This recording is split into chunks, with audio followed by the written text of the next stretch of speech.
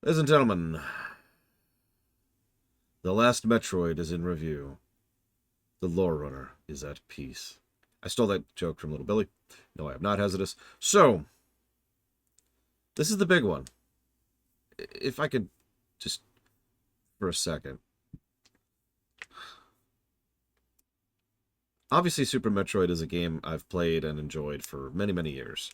But I never really appreciated or enjoyed it until I started playing it as an adult. As weird as that may sound. I mean, back in the day, I was like, yeah, it's a fun game. But it was only when I started going back and really analyzing it that I started realizing how crazy good this game actually is. Obviously, we have the guessing game. I thought about adding a second guessing game, but I realized that it was redundant because at that point it's just going to be, the guessing game again. But at a glance, I'm curious, where in the top 11 of games we've reviewed do you think this one's going to sit? Because I think somewhere in that range of 1 to 11 is at least feasible for Super. Yeah, I used to replay this game a bunch. Not as much as the other ones, though. Not as much as Mega Man X1 or LTTP or FF6 for that matter. Or Chrono Trigger. Now, like I said, this one came into my life a little bit later. No real nostalgia here. Which brings me to my next point. I've received an insult many times in my life, usually from YouTube, that I have the most boring, generic, go with the crowd opinions ever. I forget how they phrased it. There was this one person. Oh God, hang on. Let me see if I can find the comment. I find that funny for several reasons, especially since it's demonstrably not true. One moment, please. See if I can find it here. Looks like that's a no. Still no. Okay.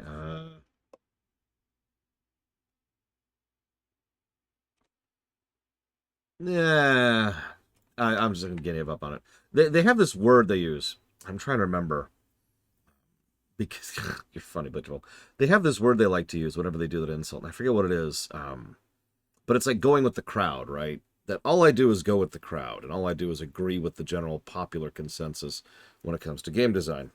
And they obviously think that because I can't stand Chrono Cross or Xenogears or Planescape Torment, and I think that CRPGs are better now than they were 20 years ago. But either way, I do find it very, very funny because whenever I talk about a game like this one or Final Fantasy VI or Chrono Trigger, someone inevitably jumps up and says, "Oh, well, you're just going with the crowd," however they phrase that. And I've always found that to be a unique type of insult because it's telling you you're lying and your opinion is not worth listening to. And I find that fascinating. I find that to be an interesting take on things because it's trying to be as diminishing as possible in a way that actually contradicts itself if you're paying attention. I just thought I'd share that because that was in my mind this morning, especially since Fusion didn't score as well as I thought it would, which I stand by the way, despite all of the comments I've been getting about that one. But let's talk about some behind the scenes. I got a little bit of behind the scenes. You like behind the scenes? Super has an interesting history leading into its creation. So it was actually a pretty big gap. There's a pretty big gap in between Metroid 2 and Super. Sakamoto was visiting Seattle, which, for those of you not aware, is here in the States and where Nintendo of America was based. So he was there, being shown around.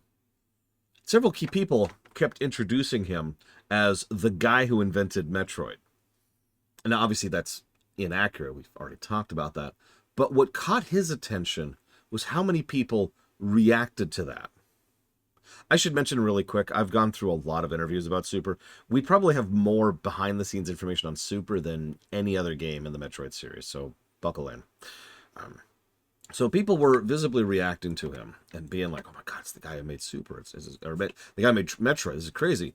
And Sakamoto walked away from this with two major thought processes. First of all, we need to make a new Metroid to capitalize on the fact that the West actually cares about it. And two, we need to make it for the West. This is interesting of a mindset and has been true for Metroid from Super onwards. But what I find most interesting is that a lot of Japanese gaming companies in the mid to late aughts would follow this exact same mindset of make the game for the West, and most of them would fail miserably at it. See both Square and Capcom for two good examples of that. But here in 1992, I believe it was at this point in time, roughly, they were thinking, we need to make a game for the West. And so this leads to this. So they sat down and they're like, okay, we're going to do it. We're going to make the game. It's going to be a great game. And they spent a solid year just learning the SNES. Not actually developing anything. Please think about that for a minute. Please really think about that in today's gaming environment. Imagine a couple of developers, or rather about a dozen developers, sit down and just learn the hardware of a new system for a year without producing anything. Because that's what happened. And it is blatantly. It was very, very smart, too. And they would go on to use this in several ways with regards to other SNES games as well. But if you've played Super, that probably tracks. Because Super really pushes the SNES in several respects. So they learned the system, they learned what it could do, and they just cranked into it for a long time. They also had to cancel production, and they're vague on the numbers here, at least 3 times. Production was canceled completely on Super Metroid because they just had issues. They just had problems trying to figure out how to get to work, what they wanted to do with it, how they wanted it to go, etc. This was an interesting rejiggering of roles. Gunpei Yokoi, the gentleman I've mentioned a few times now, who was pretty much the genius behind the first 2 Metroids, he is shifted up to the overall supervisor of the entire staff team, and they moved Makoto Kano over as producer, and Sakamoto came in for the first time as the writer and director, handling the story side of things. So, okay, cool. They also did something I want to mention, because every interview I've seen, in fact, 2 specific interviews come to mind immediately here, talk about how they crunched. They don't call it crunch because the term crunch didn't really exist in lingo back then, but they crunched really hard on this game. I actually have 2 specific examples I jotted down. First of all, they had tatami mats, I'm probably pronouncing that wrong, in the office so that people could go lay down and sleep on the mats in like the break room and then get up and go back to work. They also had the boss going out and getting boxed lunches so that people could work through their lunch break. They were also working through Christmas, and several people were actually reportedly getting upset because they'd paused in the middle of development and watched TV and saw other people having fun on Christmas and like, why are we doing that? Again, all of this is told as if it's a good thing, like they're proud of it, which makes sense because they're Japanese. Nevertheless, there was a lot of crunch that went into this game, and I do want to mention that. They had a really interesting idea. They would take home test copies of segments that they had just finished, and they would have people at their home play them. Sakamoto himself mentioned several times that he actually had his wife play through several sections of Super Metroid. And that may sound like, what's the point of that? But the whole point of that, the brilliance of that, is it gets the mindset and perspective of someone who isn't working on the game and who isn't a gamer. It gets a different eye, a different set of eyes on things, a different lens on things. And that's extremely invaluable when it comes to this sort of a project. So they'd go through and they'd be like, okay. And they'd see, did they spot anything? Any issues, any problems? Yeah, it's exactly. Outside the focus group, testing. So testing from over here. And I think if there's one reason Super is going to score freaking well, it's the fact that it is polished to a shine.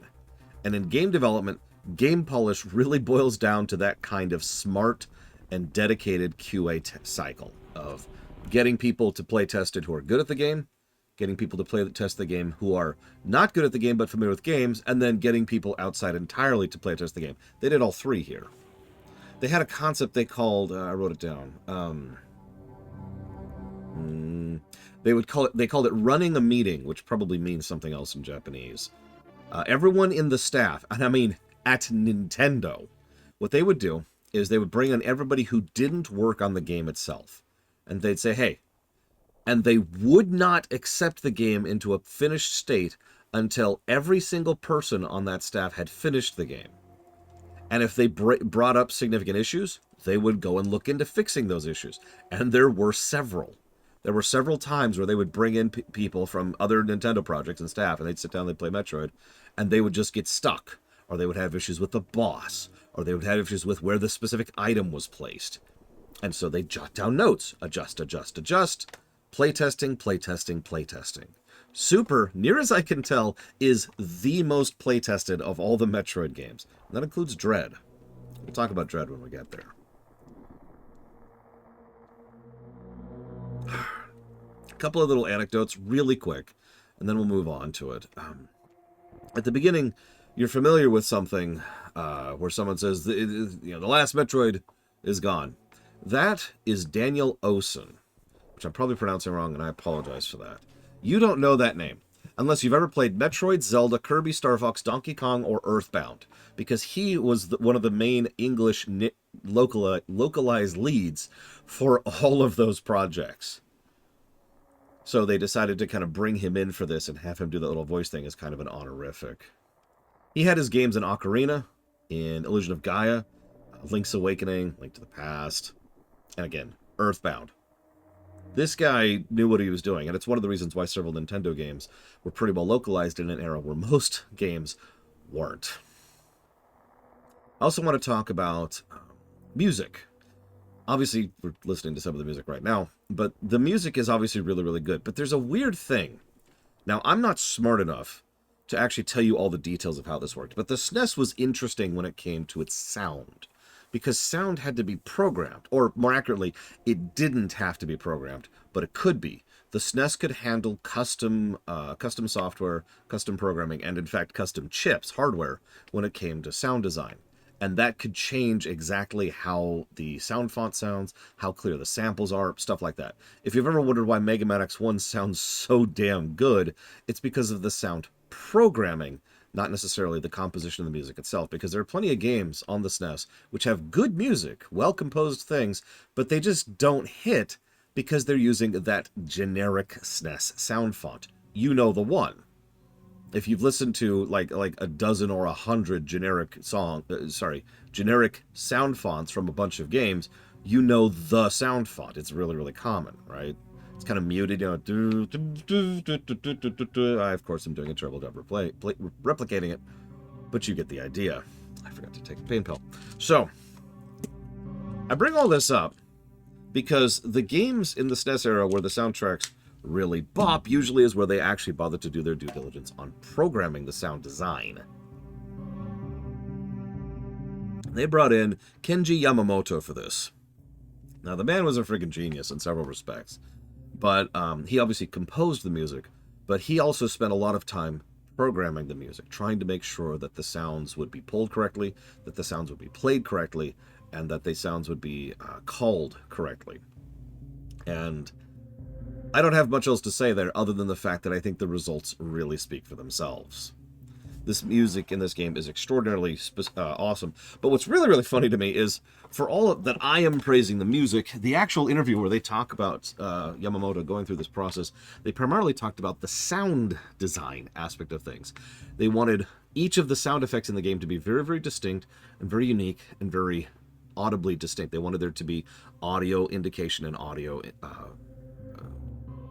I don't know what to call it. They wanted it to be a game that had a specific degree of punch to the audio design so that you could understand what you're doing while hearing it, not just looking at it. That's what I wanted.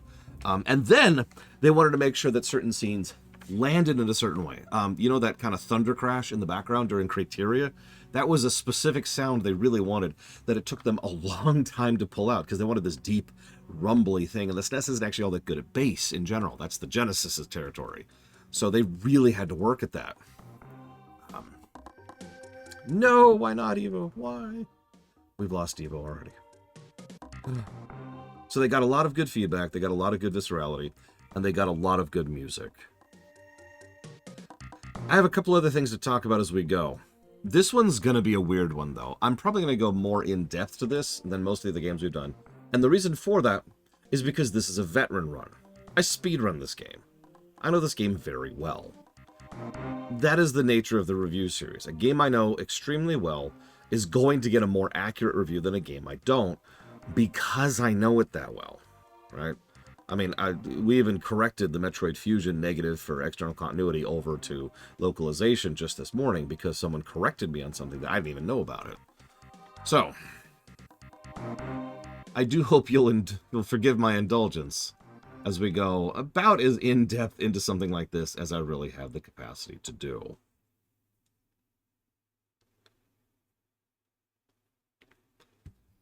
It's funny you say that, Cycloud. I did a preparatory lore run for this just a couple months ago and allowed them to be, backseating. That worked out pretty well. But for now, that's why... Oh, right. Before we get started, let's start this review in the way that all good reviews should start. By giving negatives immediately. So we're going to start off with 5 negatives right off the bat.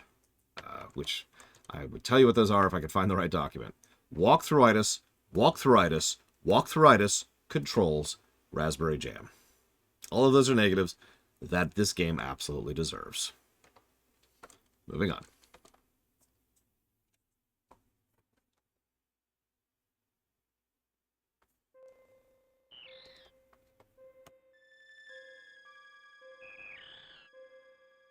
Ignore those, Darker. Those are just notes.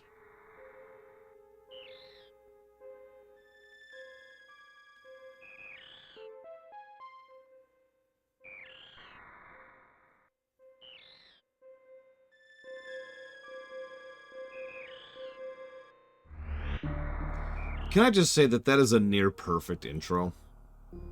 So much is said so quickly with so little. The Metroid being one of the only things that's moving on the screen, and distinct, glowing whenever it chirps, periodically. The slow pan over the corpses and the blood. The low, dim blue lighting. And the not quite heartbeat of the music. And then it builds into the slow, breathing, deep music we've got going on here.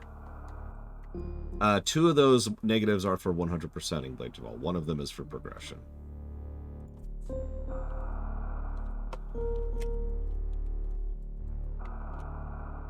So then we've got this section, in which Game Geek is trying desperately to interrupt me. He's succeeding wonderfully. As with the previous game we just covered, this is technically info in-game. The opening crawl obviously gets across a bit of a hint and ideas about exactly what's going to be going on. But it also is a tutorial. This gameplay demo teaches us several aspects of game design, like how the grapple beam works, how many missiles you use per door, how the dash can allow you to get through certain types of things. General combat. It also gives away a couple of things like how the charge beam works and the pseudo screw attack. Even shows it off right there. And indicates that you can aim up and down, which were important things since those were new inventions for this game.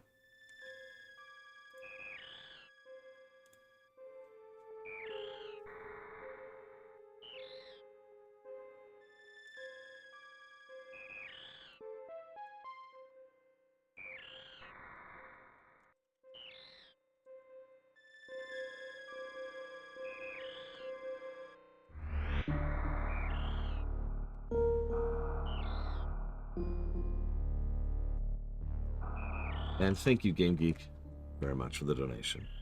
I'll put that down for Factorio. Jesus Christ, what? Factorio, Winx Club, and Third Birthday. Hello, Melkor.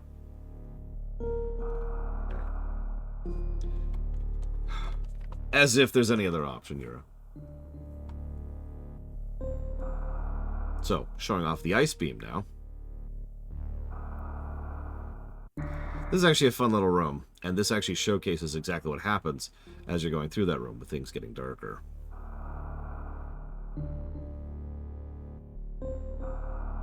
Door opening, just to make sure you know how that works.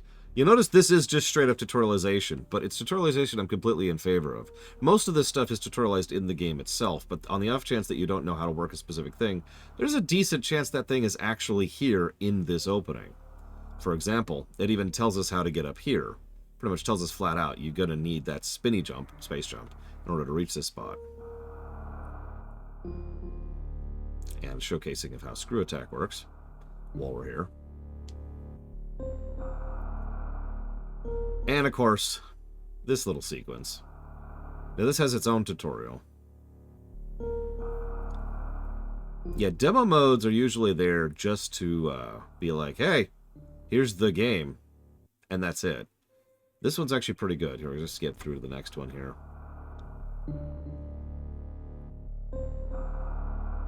Oh yeah, by the way, this game, the only game that might beat this in terms of graphics quality, I think, is Fusion and Zero. And Dread. So, Diagonal Spine Shark.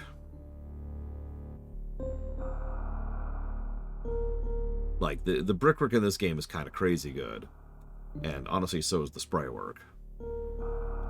I've actually been using, this is not a joke, I've been using Super Metroid sprite work as a standard by which to gauge some of the other games we've been reviewing for, like, the last several months at this point. And by months, I mean, like, probably almost a year at this point, because it's, like, May.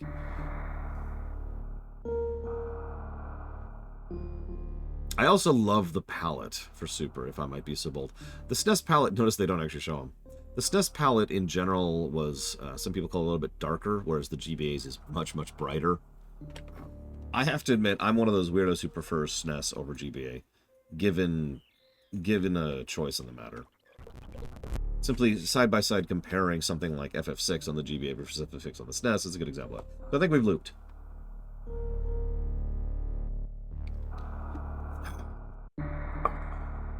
So, hang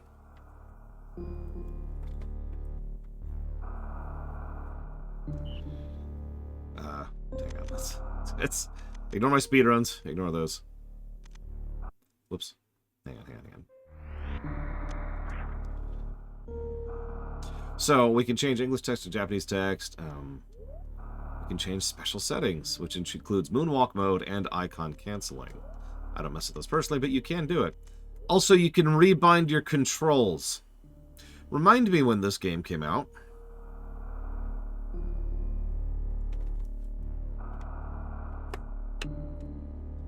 So, the controls in this game are going to be pretty good in general, but they're definitely getting the, hey, you can rebind it boost. I gotta be honest, I probably wouldn't enjoy this game half as much as I do if I couldn't rebind it, which of course we're going to.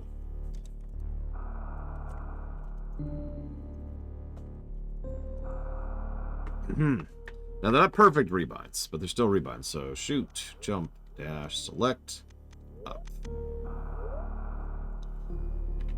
Wait, did I... Oh my god, did I... My announcements not go up? Am I recording? Have I hit anything? Am I alive? Am I speaking right now? I think I actually didn't send the announcement out.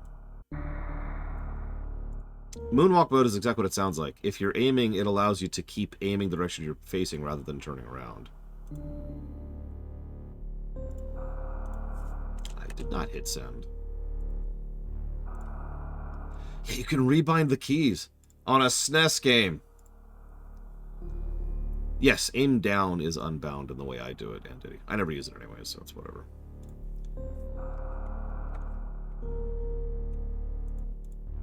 Like I said, they're not perfect rebindings. But I stand by my statement. They're rebindings.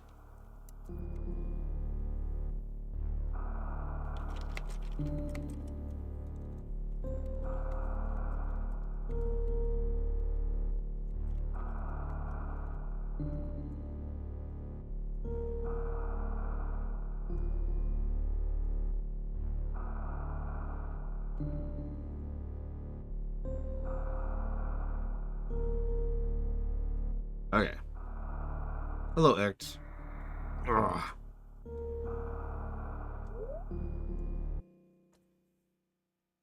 The last Metroid is in captivity.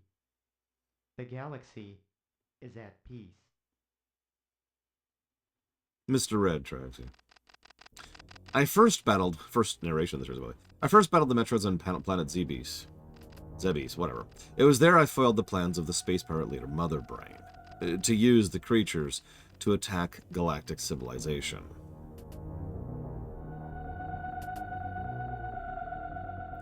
Is anybody else having issues with the audio? I next fought the Metroids on their homeworld, SR-388. I completely eradicated them, except for a larva, which, after hatching, followed me like a confused child. Alright, hold up. So, everybody complains that this NES is too loud, so I turned this NES down. And now you're complaining it's too quiet. So y'all suck. This is half volume.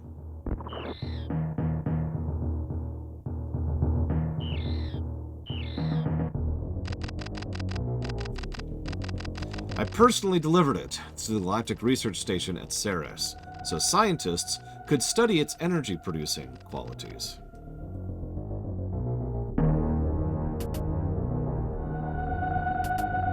I like how, and this is a continuous touch, the only thing that's animated in these cutscenes is the baby.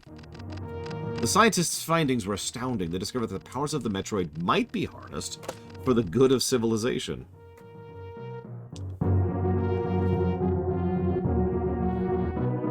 And again, the only thing that's animated. Satisfied that all was well, I left the station to seek a new bounty to hunt. But I had hardly gone beyond the asteroid belt when I picked up a distress signal. Ceres Station was under attack. And of course this makes more sense considering Ridley just fought her at the end of 2.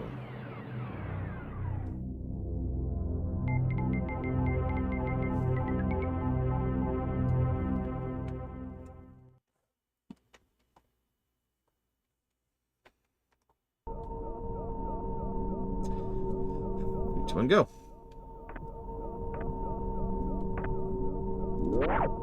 Left and right, and also down. We get an immediate tutorialization on how exactly we can move, as well as the general presentation of what the game expects of you. This is also then further emphasized by this sequence. And then we have the scene from the intro. Notice they have blood. This is before the ESRB. Great background, by the way.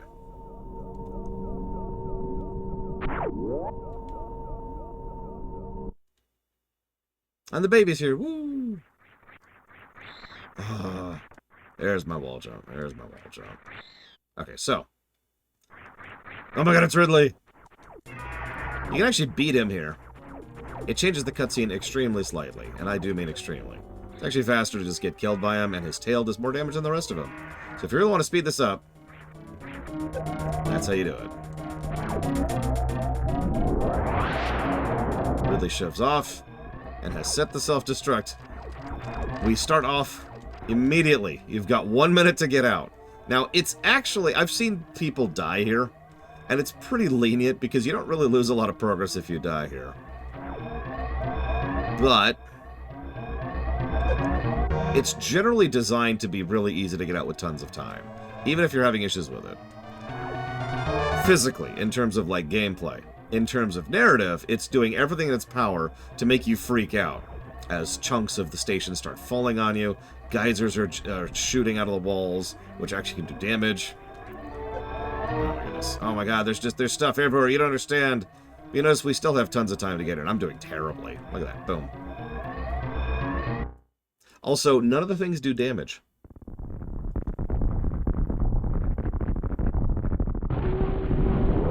That is a tight opener. Quick, efficient, wonderfully paced. It starts off quiet, smooth, ominous, corpses, empty station, and then you fight Ridley, and it hits tilt, full tilt, for the entirety of the escape. And every single sequence, as you're leaving, escalates slightly up into and including the final shaft, where it's actually doing the literal tilting, going back and forth like that. Just holy crap. And then you'll notice that we go back to a quiet period. Surface of Criteria. Surface of ZBs. This is also one of the very few missions Samus takes under her own initiative. Most of the time she's doing a mission for someone else. Here she's just chasing Ridley to get the baby back. So, yeah, that's already a bucket of positives, to be quite frank. We've got... God, I don't know where to start. Oh yeah, by the way, this is the end of the pirates right here.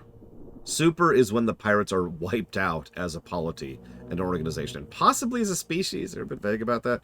And I just point that out because I find it hilarious that Ridley was like, we've got to get the Metroids back. We've got to use the Metroids. And that leads to the total destruction of him and everything that he is a part of. Because Samus just on her own initiative decides to wipe out the space pirates and destroy the planet. Yeah. Moving on.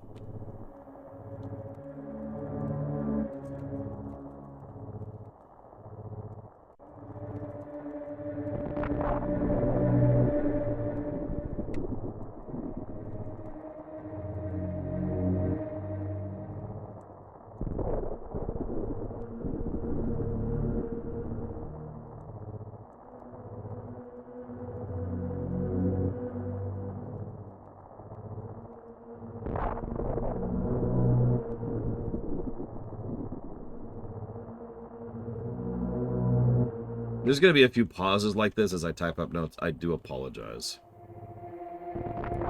But, you know, what do you want from me?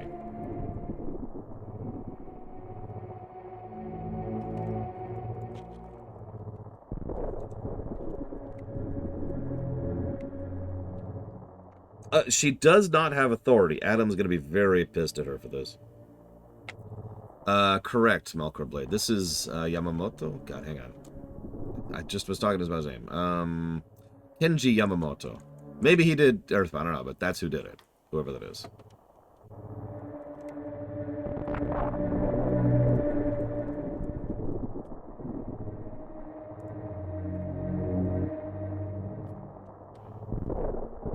No.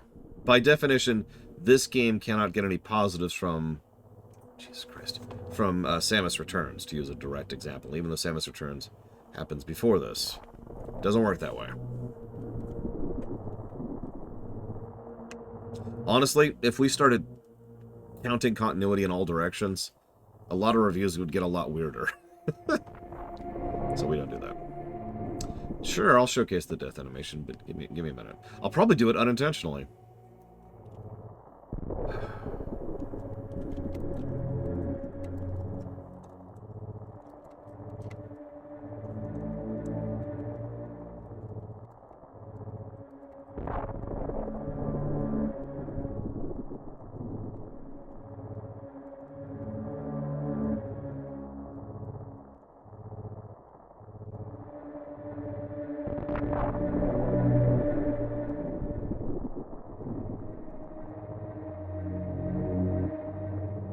Yes, we must add more to the evil of the world.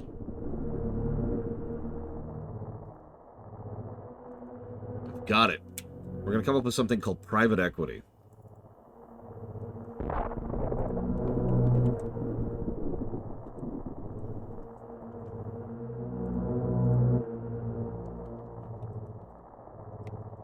Oh, I have no idea, ask me. I'm not familiar enough with it to speak to it. Another thing I didn't say out loud, but I do want to comment because I just commented on it in my notes. Did you notice that the fight against Ridley is specifically designed to encourage you to aim up? They're doing a lot of things to try and get you into the mindset of being able to add this to your arsenal. Nice little tidbit like that. Anyways, so, moving on. You know, fun fact, I don't know how to do the Crystal Flash. I speedrun this game, which means I usually am pretty low on E-tanks and missiles and power bombs and all that fun stuff. So I usually can't do things like Crystal Flash. We can look it up. We'll figure it out. But I don't know right now how to do it. 2, 3, 4, 5, 6, and we're down. Notice that we're pretty deliberately going right back through the last section of Metroid 1. This is kind of awesome in its own right. It's also completely devoid of anything. And in fact, when we leave Turian, old Turian, it plops us down right here. A spot that any Metroid player will recognize immediately. In fact, the ball is in the same spot and in fact uses the exact same technique to force you to be stuck in here, although you can get out. It's worth noting. But let's ignore that. Ignore that. Wall jump doesn't exist.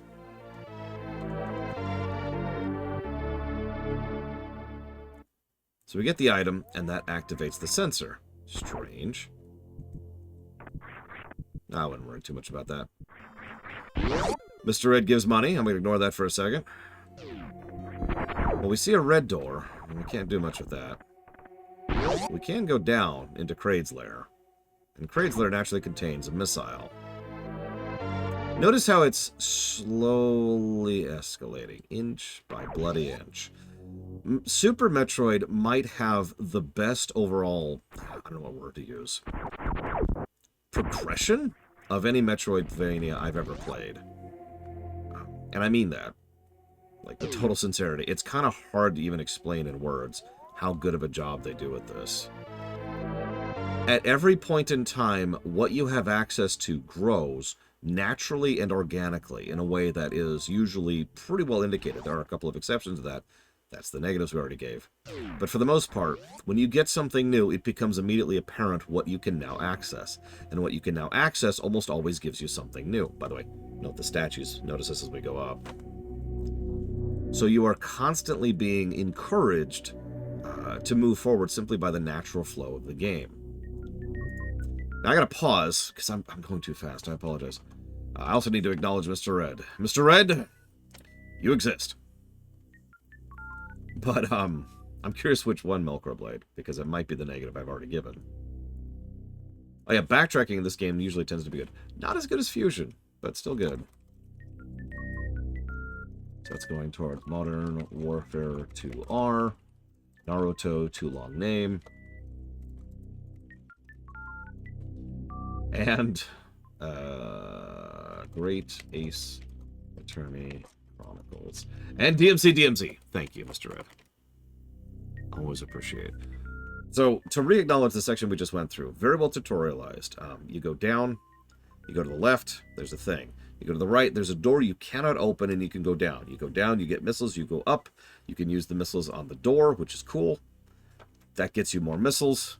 And overall, the whole area is still empty. No enemies. That whole section, it's a safe zone. It is probably actually the most tutorial of all the tutorials in this game, and there are many. It is very, very clearly designed to be, okay, we threw a bunch at you for the intro.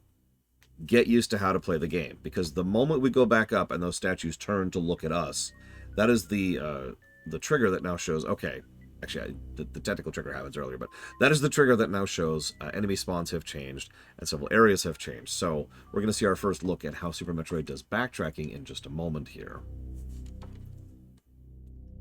Yeah, Mr. Red's joking, Evo, as am I, in fact.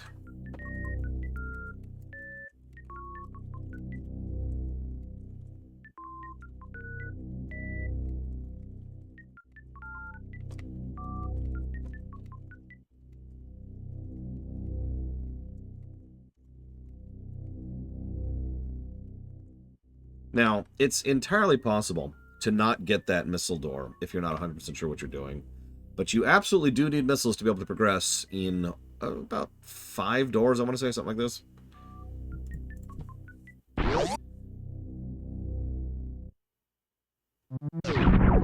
Now, these are pirates. Woo! So, confirmation positive that the pirates are here for people who've played the game before. And for people who haven't, well, who knows who or what these things are. Point in fact, I believe this might be the first time we ever see this look of the Space Pirate, aka the canon look of the Space Pirate, that will be used for the rest of the game henceforth. Then we do this. This isn't great. I feel like this is primarily here for a sequence towards the end of the game. But at the same time, as much as I mock this section, it is here to get across a very specific idea. How exactly do you do more precise platforming? Up until now, most of the jumps have been honestly easy jumps, the kind of jumps you could see just about any kind of platformer. This is trying to get you into the idea of doing the more precise jumps that are required for a game like this one. So, I still think it's too long. It's not super praiseworthy. But I do still think it serves a purpose, other than just the narrative one. So now enemies are here. And we're in normal space. We could use our missiles to go through there, but that would be stupid. We're not going to do that. That's silly. We're going to go up here. Wait, what's that? I shouldn't sequence break? But how do you not sequence break? Is that possible to not sequence break this game? Okay, fine. I will go see what's in those doors. I'm actually not even sure. As pathetic as that sounds. Boop.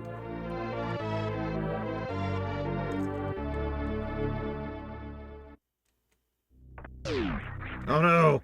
So this was actually the first game to introduce red doors to the concept of the setting. I know there are actually gray doors in this game, but it's the same concept. I did in fact play this game when it came out.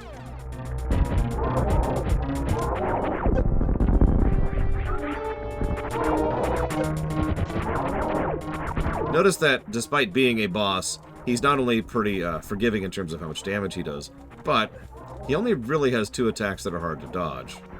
Hell, I would argue he only has 1 attack that's hard to dodge, but that's just me speaking. He also gives you a lot of items which you can destroy in order to get a bunch of refills.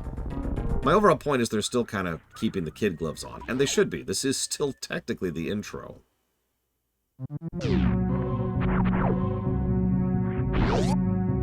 My first impression was that this was a good game. As I talked about earlier, although I'm sure you missed that. This was a game that I didn't really realize was probably going to be one of the best games ever made when I was first playing it, because I don't know, I wasn't thinking about that. I wasn't appreciating the nature of what this game is and could be. So let's go ahead and go down. Let's see what was down here. What is this? What is this? I literally don't even know what's in these doors. I don't remember the last time I've been in here.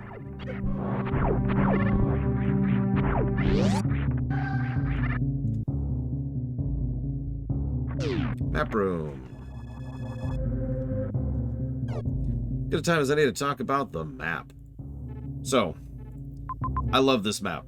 I've seen better maps in this very franchise, actually. But I do absolutely think that this is a good map, and for several important reasons. First and foremost, the obvious. It just has some of the basic good functionalities of a map, and that's cool. Indicators where items can and should be, save point, your current location, map, Samus, save, etc. Cool. But what's really cool about this map is how indicative it is. They bother to go out of their way. Yes, also explicit grid, which also shows you that's a good point. They also go out of their way to kind of indicate. Criteria is not a great example of this. You'll see more of this in Brinstar. But there's little tidbits that kind of give you an inclination. I've talked about this before, and this is something I really enjoy in the series, and in this game in particular. If you're not 100% sure where to go, there's probably something on the map to help you get there. Not necessarily, but usually. Because usually there's something like, in this case, we see the Brinstar thing over there. Now that's disconnected, but it's over there, which means something in that direction leads in that direction and enables us to progress forwards. It gives us an idea of at least the direction to search in, rather than leaving us to be completely blind. And I do appreciate that. We also have the mini-map, which is pretty much the bog standard. Also shows the grids and just shows the nearby area where we happen to be. While we're here, we also have this stuff. We can actually turn off features, which may sound like a weird thing, but I do appreciate that it's there, especially since it does help with some very, very specific things later on, and enables us to switch to what type of beam we want later. We'll also get energy supply later, because we can actually have battery backups on top of our energy tanks, which functionally, is just another E-tank on top of our existing E-tanks, but I appreciate it. I like that it's there. It also changes how it works slightly. Oh yeah, this also means that you can do it for challenge modes, which is very, very nice. So all of this is cool. And while we're at it, the HUD is really, really simple but solid in pretty much the exact same way that games like Zero Mission and Fusion were. So HUD. And, where do we put that?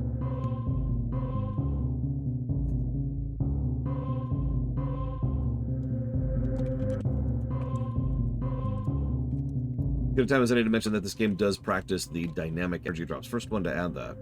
We already talked about that many times. I will not repeat myself here.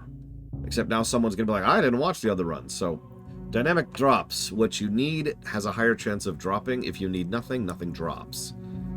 Both of those things are awesome. they also tend to that's already good in its own way, but the design about what things drop what throughout the game is very specifically and manually crafted. So higher level stuff almost universally drops higher level things. That is to say, health being the biggest one. So that's cool. This here. Yeah, the fact that the drops were programmed in 1994. Again, they spent a year learning the SNES. I'm pretty sure a lot of this ahead of its time stuff is because of that.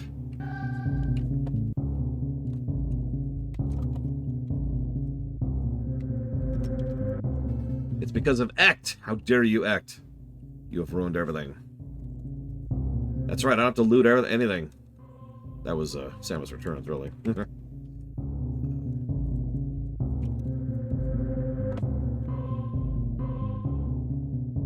Thank you, Ect. Ooh, very much. Always wish. No, I hate this game. This game sucks, Yura. I spit on this game. You know why? Because everyone else likes this game, and I want to be special. I want to be different. I want to be so cool. Like, I want to be that cool kid over the side. Everyone's like, hey, come have ice cream. And I'm like, I'm too cool for ice cream. I desperately want it. The ice cream sings to me. It calls my name. But no. I've got to be cool. I will put that towards MLP G5. Streaminations. Something else. Gravity Falls. Streaminations. And GTA 6. Listen, we have to be cool, Plutonia. Yeah, I'm not going to do this because screw the post-stream ruminations. But if I was doing one about this, you know what I would do? I would actually do a post-stream rumination which is titled Super Metroid Isn't As Good As You Remember It. And it's just me praising the game for like 40 minutes. Thank you, Cycloud. Very, very much. Do they even have ice cream where you are, Eva? It's even better. Yeah, it's just to be a dick about it. Or I could do a short. I'll do a short. And there'll be a cat for no reason. This game sucks at being bad. No. Yura, you get to choose. Choose. While you're choosing, let's see what's in those other rooms, shall we?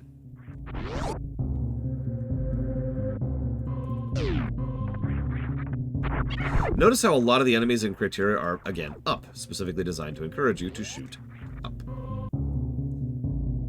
I hate to keep pointing that out, but remember, that was pretty new at this point. The idea of doing that, especially in a Metroid game. But even in games like Mega Man wouldn't get the ability to shoot up until, what, the Game Boy Advance? Or PS1, whichever one was first. I guess PS1 would be first there. Whistle up, woo! Oh my god, what is with you and giving me money? Quit it! Quit it!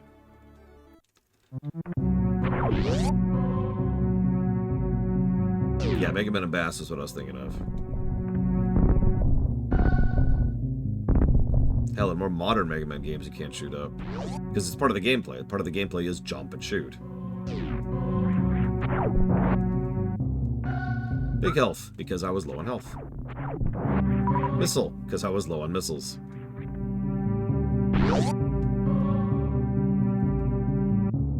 Oh yeah, save points. Whee. Go ahead. Please. Hang on. I think I canceled by accident. Notice they don't let you save until you come back from Brinstar. Well, it used to be Brinstar, by the way.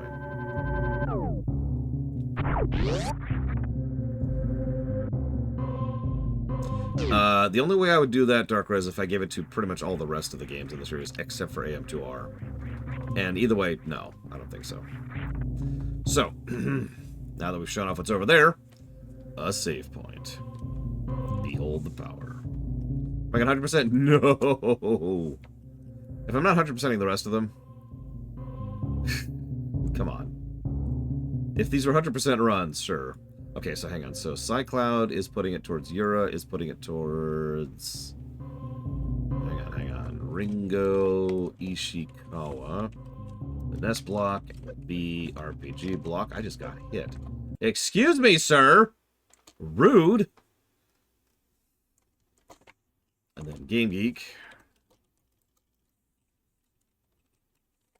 putting that towards Undertale Yellow, Kaiser Reich, and the PMD block. Nobody cares about Metroid tracks. There's a very solid rule when it comes to these streams. The only streams that people show up for are the games I have no interest in. Anyway, so... and Starfield, which for some reason there was a lot of people during the Starfield streams. Alright, back over here, back over here. Pause. Onwards.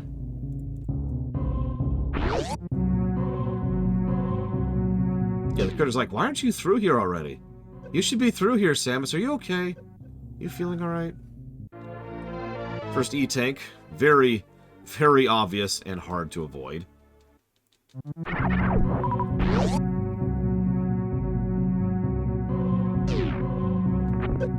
More pirates. Aw, I appreciate you even. Red door leads to future. We'll come back to that later. I know what it is. Behold the power of our... This is actually technically our first refill spot right here, as you can tell. There's actually several refill spots and a couple of refill types in this. But no, we're going to go on to Area 2. That's officially the end of the intro by all accounts.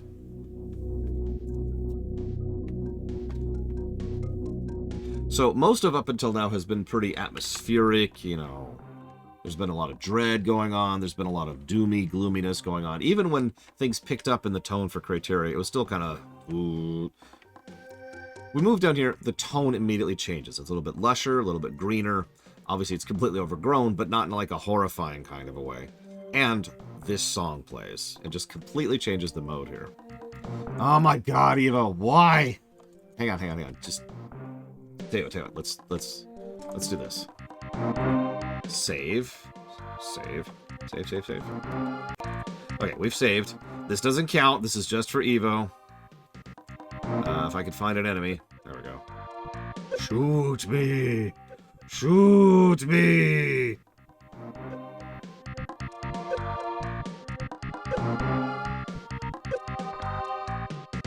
This is for you, Evo.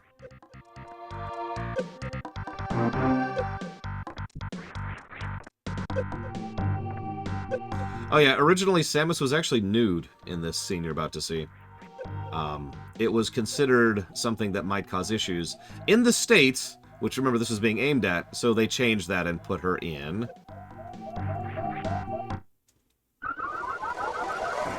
To that, instead. Okay, so, as I was saying. Because someday, God willing, I will kill League of Legends and save the world from its nightmarish torment. Alright. I'm dead serious. The original artwork was... She was nude. That was how it was originally designed. Like, she didn't have nipples. She was just... you know how it is, right? They've got that nude look, which is supposed to resemble purity. So... She was just... It was just skin. And then... Yeah, Barbie doll anatomy, exactly. I couldn't remember what that was called.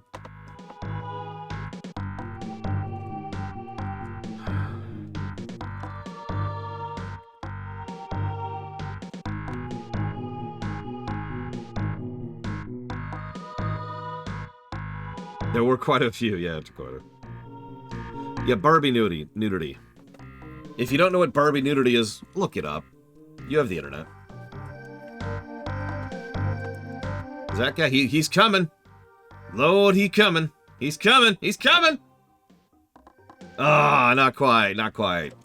Poor guy.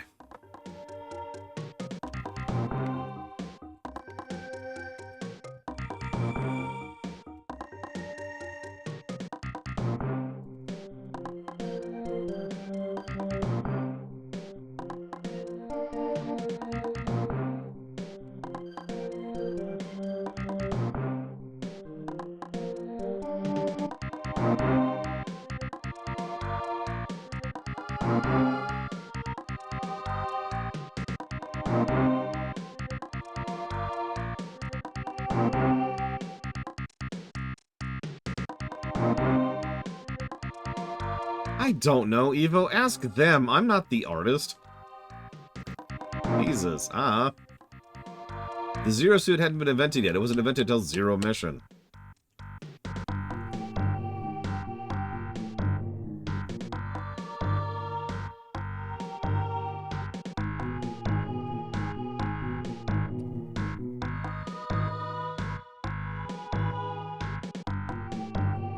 Yeah, functionally speaking, she would probably be like a burned corpse. Like at the beginning of Breath of Fire 3. You know, when you burn all the corpses. In the intro...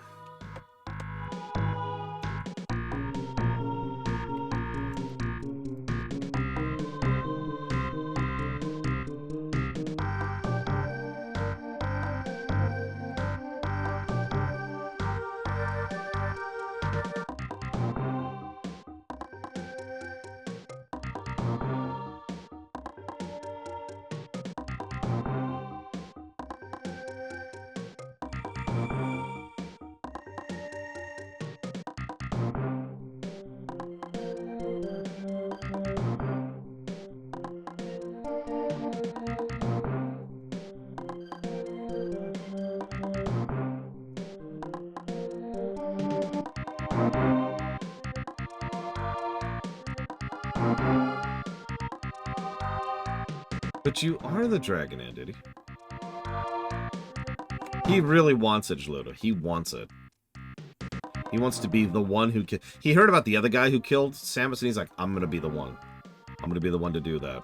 It's gonna be great. You watch. You watch! I'm gonna kill Samus Aran someday.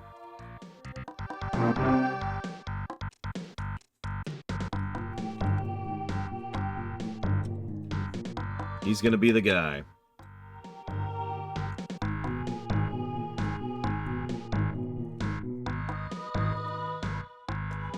Okay. Pull back our time here. So, now we're in Breadstar. Tones up, and it's supposed to be kind of a relaxing thing, even though the beat's higher. The concept is supposed to be... it's not as bad of a thing now, right?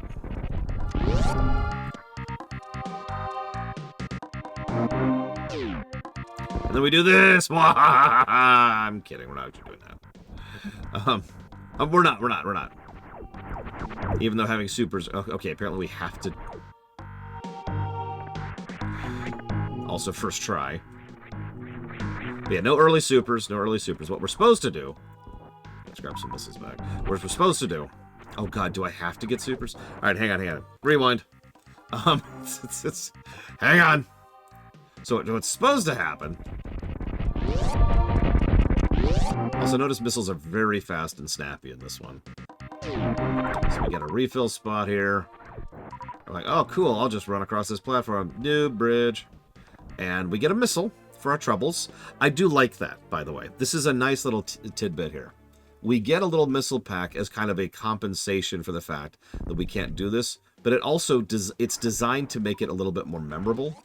So we have a higher chance of actually remembering to come back here later. And we're supposed to come back there quite a bit later after we have Dash in order to get the super pack that's in there. So, we're already seeing... You'll notice I'm going a little bit more in-depth than I usually do when it comes to design here. That's because there's just so much to talk about here. And it's all very, very, very, very, very dense. I'm actually using a slightly different method of even keeping track of the time. Because of I was worried that literally half the time would be spent just talking about the game and not actually playing it.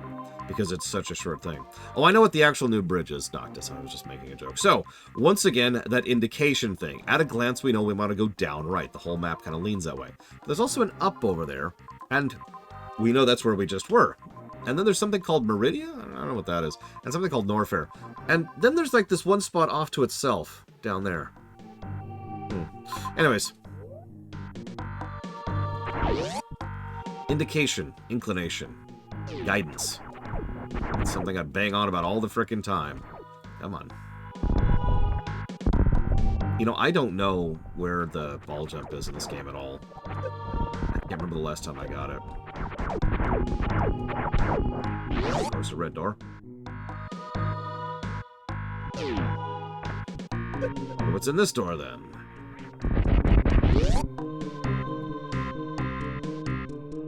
Save point. God damn it. It's the second time I failed to save. Whatever, we'll just do it. Save state. Whatever. Scratch. So it's over here. The only thing I'll change about this game, add a collectibles indicator to the map indicating how many items of which type we've gotten in which zones. Actually, I've already adjusted the thing to indicate that it's localization instead of external continuity. You can check the website if you don't believe me. So just a little missile refill spot and just kind of a bit of a tutorialization for the lighting. You can make this room quite dark if you take out everything. Shut up, Melkor Blade. Also, this is another aspect of guidance that's not talked about a lot. There's clearly an enemy down there. It's possible that you wouldn't realize that this is a platform, that's... How do I explain this? It's possible you wouldn't realize that that is space down there, and you might think it's just part of the background, even though it's kind of indicated to be space. So just to make sure you knew, they put an enemy down there that would roam down there so you could tell that's a place you can get to. Then we bomb them. When we see that weird icon, that's a power bomb icon. So one way or another, we know that means later. Okay, cool. So, and yeah, Metroid 1 actually pulled the same trick as one of the only bits of guidance Metroid 1 actually had. Zero Mission did another excellent job with this. So now we get to the Spore area. Gotta love the Spore area. Oh no! I love the little drifting bits of spore dust or whatever the hell that is just falling down there. So, what's really strange about this game, in such an awesome way, is it's so open without being open at all. I mean, it is open, and we talked about this yesterday. The routing in this game is absolutely bonkers. But, there is so much... It's like every time you progress a little bit further, another valve opens in the level design that'll enable you to go further. By the way, notice the really, really obvious blocks there, pulling your attention to that spot. So we can get Charge Beam. But what I mean by that is right now, we're actually almost completely on rails. It doesn't look like it. It doesn't feel like it. Notice there's another indicator thing. But we are still actually pretty much on the rails. We could get through here, for example, pretty easily. We run into a green door, and because we didn't do the skip earlier, we can't actually go through that yet. So we're stuck at a green door. Can't progress that way. If we were to look in the upper right, you'd see there's an orange door. Spoiler, that's a power bomb door. So that's quite a few power bomb things here. It's almost strange. It's almost like when we finally do get the power bombs, one of the next places we can reach in natural flow of level design will be this area, which has tons of power bomb openings in it. Huh. It's almost like this game practices something I love when it comes to a good Metroidvania. Looping level design. Now, that's my term for it. I don't know what it's actually called. I don't care. Because the idea is the areas loop in and out of themselves as they should. As you get a new thing, you kind of go back to a place you just were, which happens to need the thing you just got. Stuff like that. There's a lot of looping design. We'll see a lot of that in Norfair as well. Now, we're locked in. Grey door. One of the higher damaging enemies we've encountered so far. And our first, arguably boss? I mean, there's only 4 real bosses, 4 zone bosses. There's actually quite a few mini bosses in this one.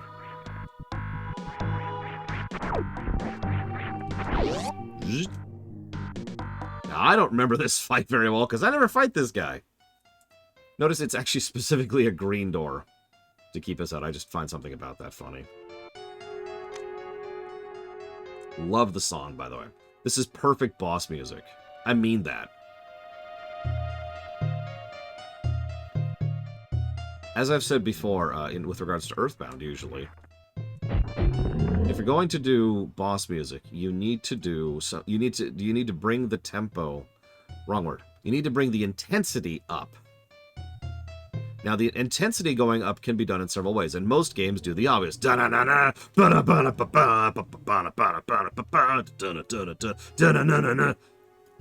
you can also bring intensity up in other ways, by making it creepy or making it horrifying. Again, Earthbound is kind of the example of this, but Metroid does this several times as well. Now I'll go silent so you can actually listen to this for a second and just process.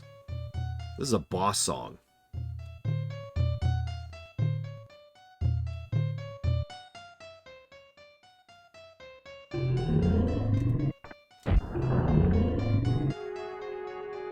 Yeah, this is Dread, and it's very effective for the sort of slow, almost surreal tempo of the fight.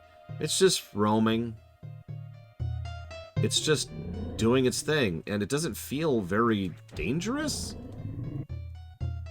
And yet, it kind of puts you on edge, right? As it's just roaming. By the way, this is your tip for beating this boss, is just staying down here in a ball form and dodging. But yes, the problem with this fight, it doesn't actually have much health. In fact, I believe it only has 1 health left. But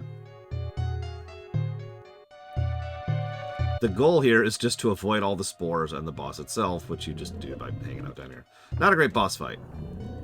Gameplay-wise, much better boss fights story-wise. And did you notice the sound effect on the boss itself, which makes it sound like some kind of big, monstrous thing? Oh, wow, I actually missed. Holy crap.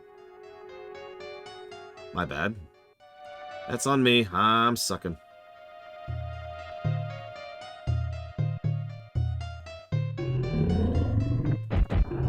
There we go. And yeah, this is a boss fight designed to teach you how to aim. Full tilt. This is how aiming works. Whole area goes dead as the boss is dead. And a reward for it, really pretty early on, all things considered, is a refill station. But our other reward for it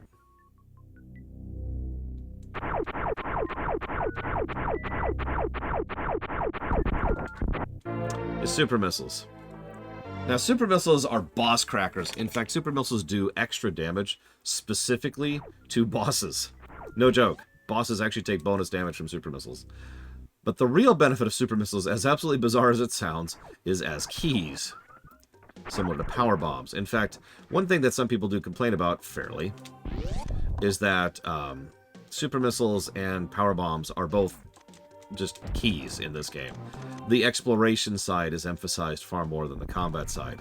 I am going to be honest with you, I don't mind that personally, but I can see why it would bother some people. So now, we already have a destination in mind, because we went down first, naturally, because the whole game was guiding us downwards. We only turned around because we had to. Now we're going to go downwards a little bit more. There's a lot of sequence breaking I could do right here. I'm not going to do. I'm just going to do a few things. Can I make that? Nah, I could probably make that. Let's not even bother right now.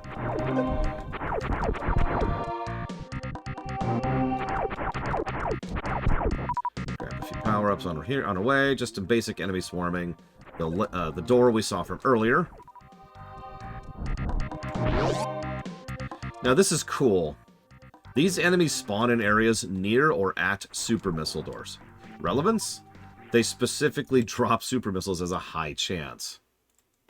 Now, hang on. I apologize. Let me just jot down some notes really quick here. This has got to be the most boring stream I've ever done. Let me just write down some notes. This is intense note-taking stream. That's what this is.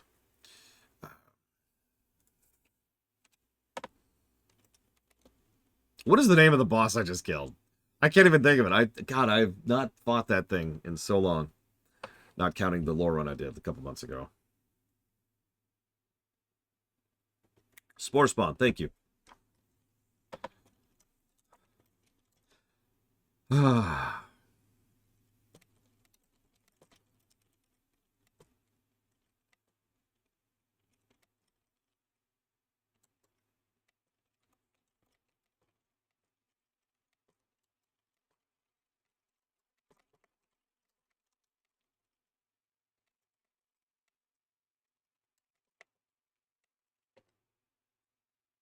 Well, let's not kill Craid in 3 seconds, all right?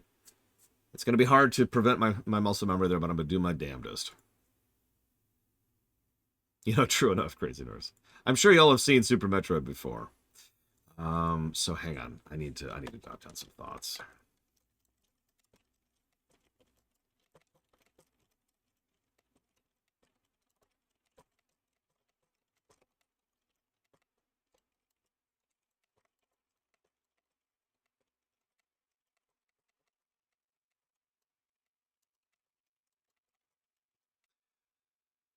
This game is absolutely bare minimum going to get 2 replay positives. A game with this much routing and this much malleability in how you play it absolutely deserves the first replay and the second replay. I've heard some people argue this one should get the third one. That's, we can debate that. We can debate that. Oh, they just patched Super Metroid. Damn it, I knew it. Yeah, Super Metroid has no golden plus. Has no new game plus. Sorry, I actually woke up early today. Go figure. I woke up and was like, I get to play Super today. Oh my god. What? It's nice to be excited about my job. Okay, what do you want from me? I've been playing Metroid for like the last week, and it's been awesome. So let me have a little bit of enjoyment in my life. Okay. Anyways, but I do think this is pretty much the golden standard. There is a reason this is one of my speedrun games. It's because it is supremely replayable. I've never gotten bored of playing Super. I'm not bored of playing Super now. You know what I mean? And I've been playing this game since it came out.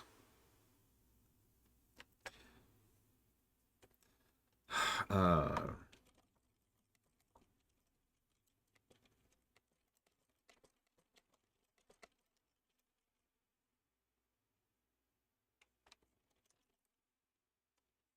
mean, I don't see any signs of stopping so far, Act. Oh, just it? Oh, no, there is no such thing. Let me give you a little bit of wisdom. This is true. This is not memeing. This is not joking, okay? Everything gets old at some point or another. Everything. The only question is how long it takes to get there. So, that gap in how long it takes you to get tired of doing something and just that one thing, that gap can be defined as how good something is for you, whether in terms of food, or in terms to like a drink, or a book, or a game, or a movie, or a board game, or playing sports, or watching sports, or a show, whatever. That gap determines the relative quality for you in how much you enjoy that. Right? Now, that's not the only indicator of quality, because life isn't that simple, but it's something to keep in mind. I love Reese's, the Reese's Peanut Butter Cups. If I eat like more than 3 of those in a row, I want to stop eating those. Those need to be an every now and again treat. By contrast, these Ginger Chews that I have a giant bag of on my desk, I can just go through these, you know. Even though arguably the Reese's are better, the Chews have longer decay time, for lack of a better way to put that. I've heard Axiom Verge is pretty good. I've actually never played it. Not on purpose. It's just slipped under my radar.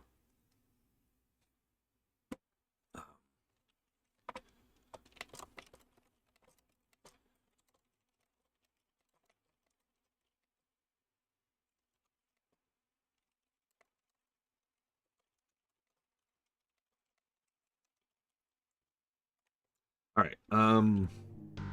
So this is Noob. This is Noob Bridge. The actual Noob Bridge, not jokingly. So we'll just go across here and up. So Noob Bridge is once again tutorialization. A lot of this game is tutorialization. Noob Bridge is here to teach you how to hold down the sprint button, because not every player knows that even just before you have the dash button, holding down dash goes faster. And you see how you just stay right ahead of it. So cool. And of course we got this. We're now in Brinstar 2, or what I like to think of as Brinstar 2. Forgive me for my own nomenclature.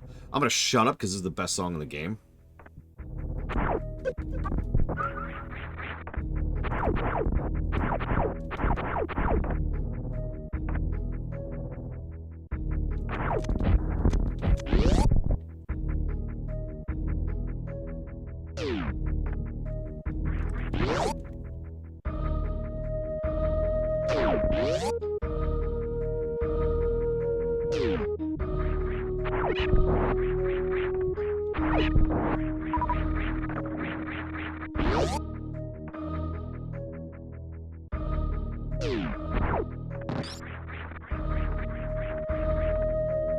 I mean, sorry. We'll be back to that. I think you need high jump to get that normally. I'm not even sure. As weird as that sounds, I'm not 100% sure how you get that normally.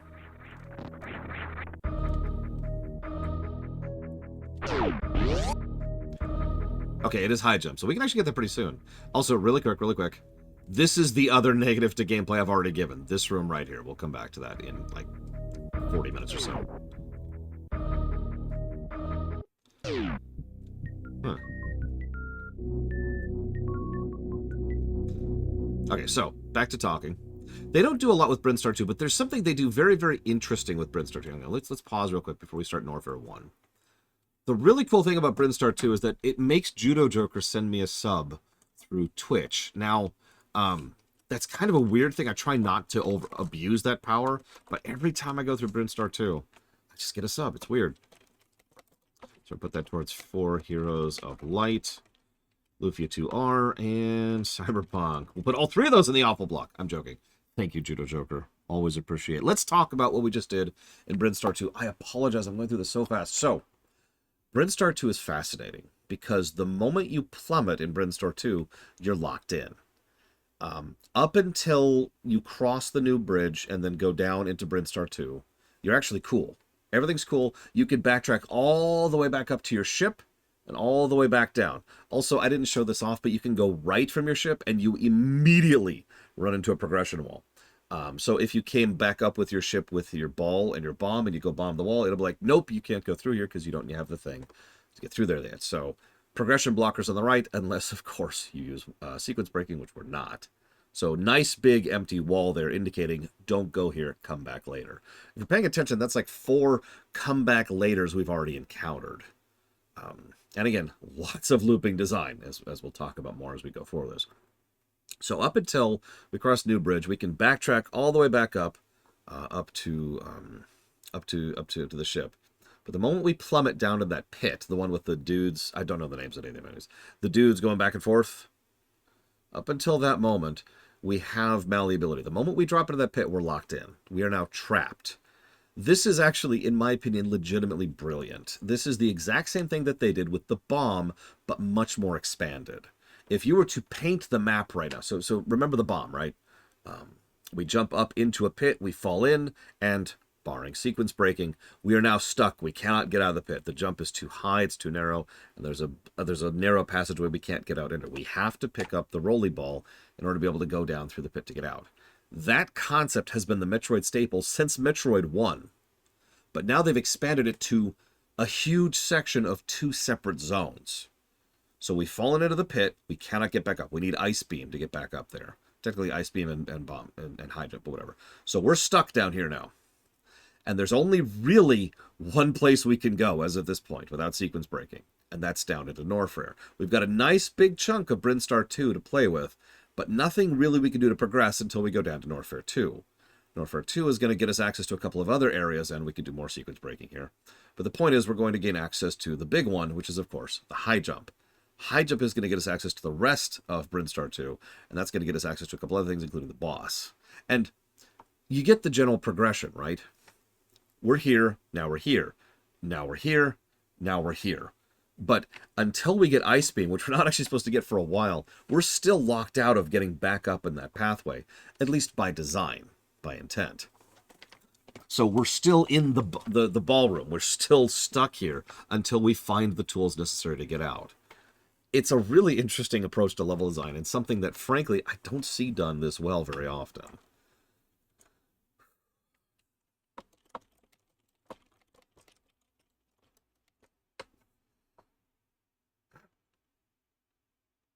I mean, Soten's a damn good game. I do think this one's going to beat it, but, oof.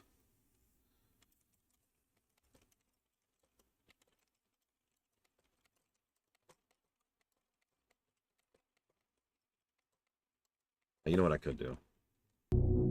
Yeah, there's a lot of grapple beam stuff we're going to see pretty early on here. Yeah, cool.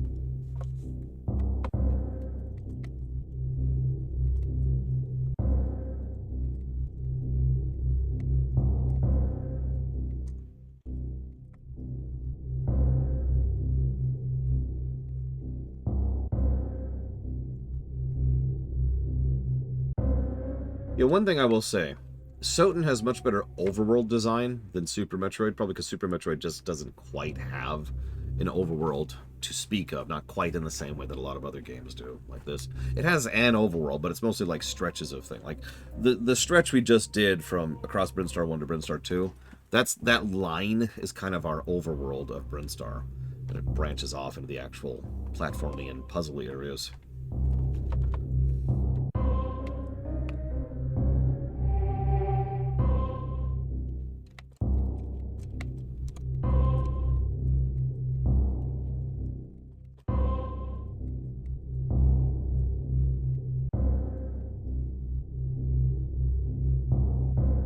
Okay, so reload.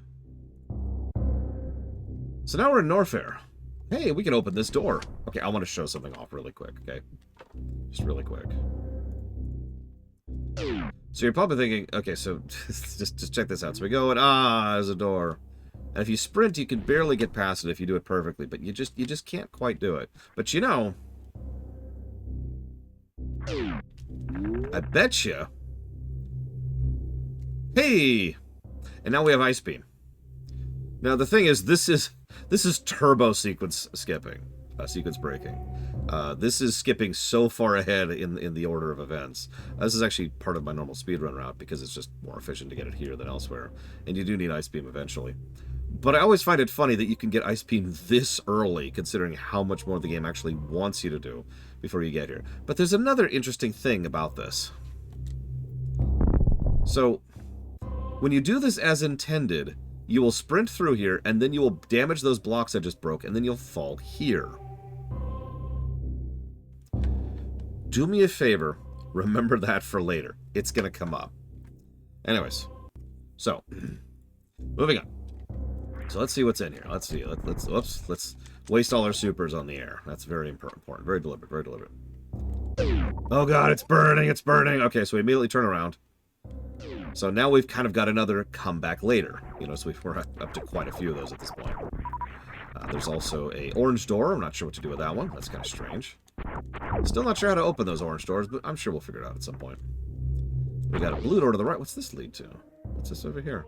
Oh, a save station. Right, of course it would be something that I never use. Let's see what we got over here. Oh yeah, so there's nothing in here. It's so strange. There's just a wall and some enemies I can't get rid of. Huh. Ah, well, I wouldn't worry too much about that. Anyways, by the way, that's our Norfair overworld we just were poking our toes into there. We can also go down, although this also doesn't avail us super much if I'm remembering correctly. Yep. Another death room and a door we actually cannot progress past. So, cool. So if you're paying attention, once again, it's pulling the same tricks on us. It looks like we have access to several areas, but we don't. We can only really go one place. And that's here. We get the energy tank, but it shows us that enemy down there. Once again, there's that all-important guidance. I missed it. Love that guidance, because now we know we can come down here. Interesting. And this is also kind of cool. We could loop back out, but we can't. We can't quite make that jump.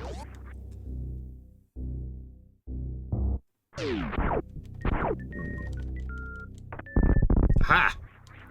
But as usual, we cannot make the jump back out, because high jump. I wouldn't call this realistic, but it's definitely more grounded? You're probably better at making words for that than I would, Hero. Oh yeah, we're also locked in until the enemy dies. That's another thing. Speaking of which, we're just going to do that really quick. So now we can get out, and we're rewarded. High jump, missile, and E-tank. All of this is right in our path and getting across some of the ideas of what we can get, how we can get it. And it's also rewarding us for paying attention. I'm sure you've caught on to that, too. There's a lot of, hey, you're paying attention, right? Now, what's interesting is this doesn't really unlock anything new in Norfair. This is the first time the game flat out tells us, go back. Well, that's not true. This is actually the second time the game flat out tells us to go back. The first time was in Brinstar 1, when we had to go back up to fight Spore Spawn to get the green super missiles in order to open the green doors. But that was a really short jaunt. This is telling us to go back to a previous zone. So now we can go back to a previous zone, and I'm going to, like, pause here for a second, because this is an interesting thing. I know exactly where to go, of course, but if you don't, This leads to one of the reasons why this game got 3 walkthroughitis negatives. Because not really a lot indicates where you're supposed to go. You can backtrack a bit more, and again, the game just told you to backtrack. So you might be inclined to really backtrack, and you think, well, what's up here? See that gap up there? Oh, there's a thing, but I can't quite reach it, and there's a green door up there. Huh. Well, I wouldn't worry too much about that. But if you're paying attention, there's the one thing right there, which indicates that you can go up here, which indicates where you can get the spazer. Notice the tempo of getting items is really good in this game, too, by the way. It does slow down at a certain point, but still. So now we have spazer. Damage increase, range increase, and combat has just improved drastically. Because now we've got the all-important spread fire. Boom. Cool. Sweet. With this newfound power, we'll just head to the left and bomb this and head over here. Everything's cool. Now I gotta keep an eye out. And surely there's gonna be something over here that'll help me to indicate where I'm supposed to go next. So let's go back over here. We already went left. We know that didn't give us anything. So we've got the high jump now. We can't do anything with it. Like I said, we're locked in. The metaphorical door has closed. We cannot go up this passageway. Now what? Now, this is both good and bad. It's good because the game is kind of guiding you in the way that it should, but bad because the actual way you're supposed to go, good freaking luck in actually noticing that that's even there. I will freely admit that when I was playing this for the first time, I actually had to look up how to progress to the Craid fight.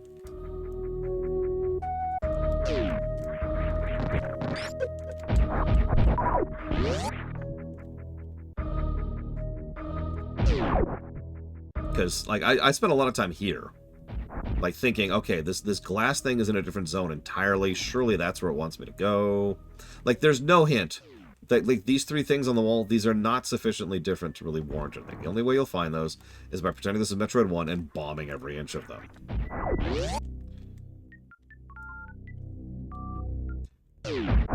Now, I've seen worse. Lack of guidance than that, but that's not great. Anyways, that door's locked up. But since we were just inclined to bomb every inch of everything, which is absolutely what this game wants you to do, we'll go ahead and do that.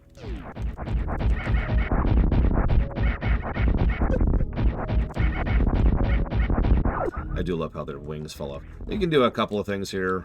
I actually forget where it is exactly, but we're not going to do that. We're going to go to the big crack in the ground. Pretend this is Metroid 1 for a second.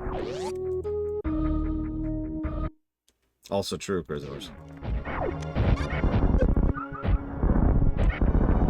And it's the Craid fight! Oh my god! Oh, he's dead.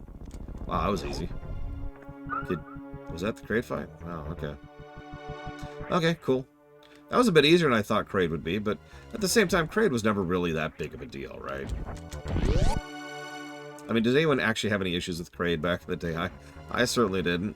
Oh, hey, a full refill of health and missiles.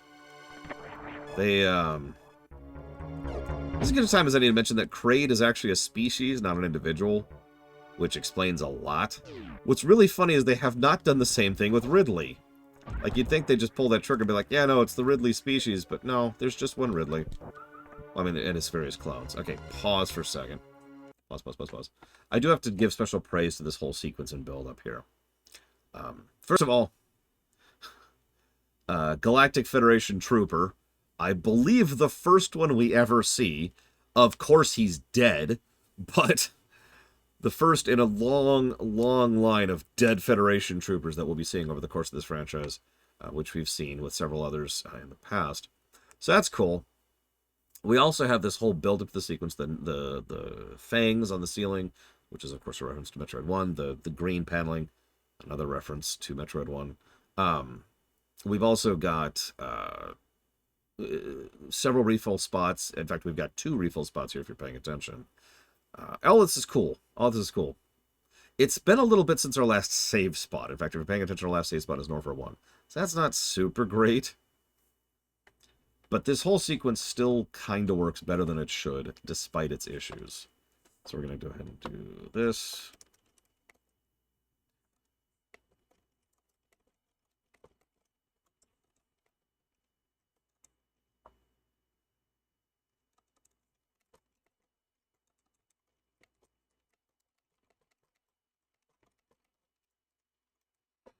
don't know what you're talking about, Trafen.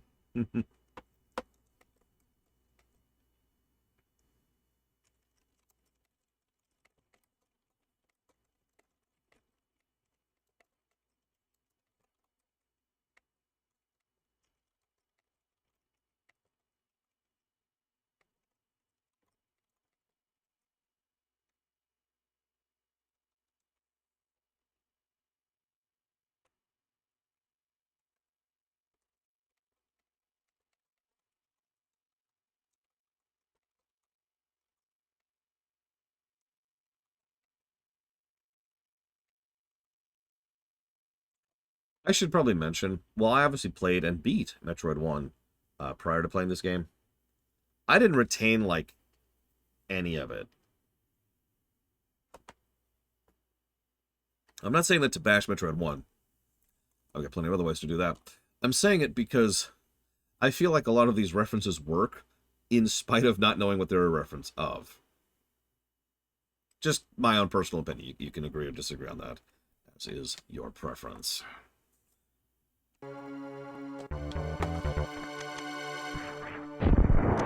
And I don't know why there's eye doors. I don't know why that's a thing. Huh. Well, the door closed behind me, so I gotta fight something in here.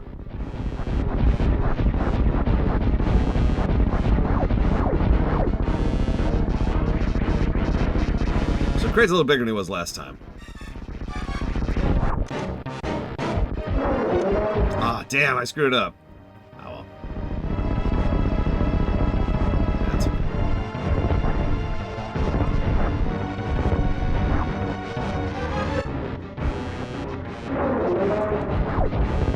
Oh yeah, Godzilla sound is obvious.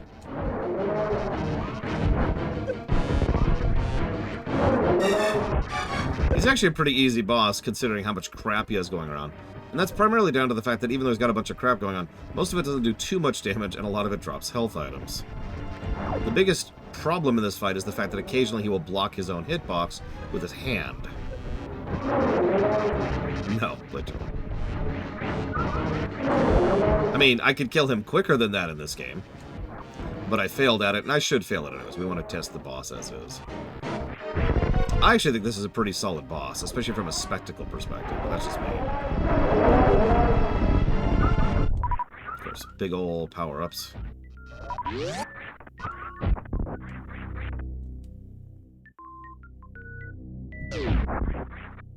And various suit. I will admit a stupidity thing here. I didn't know for a really long time that the various suit reduces the damage you take. And the gravity reduces it again.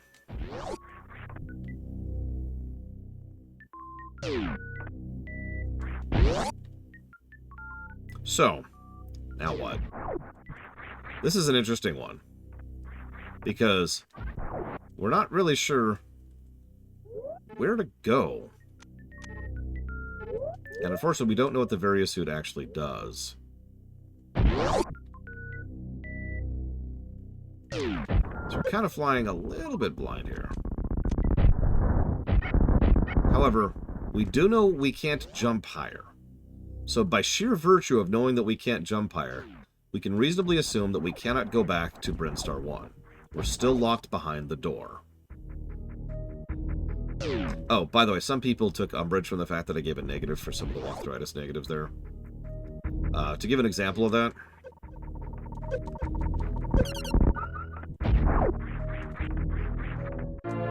How are you supposed to know that's there?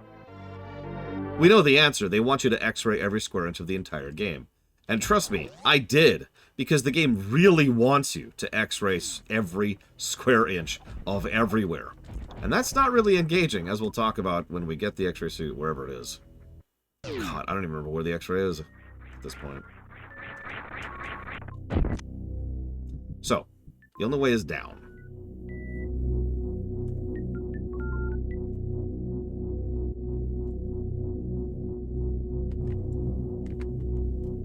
That's true. We do know the heat was there. It's really our only hint. I'll admit as a kid, I didn't do this initially because I was like, oh god, heat. But we're good for heat now. This is actually how we progress. It's also, if you're paying attention, the only way to progress. Once again, even though we have the illusion of mobility, we are still very much on rails. This is the only path that's actually open to us without sequence breaking. All of the paths are locked behind something that we can't have access to yet.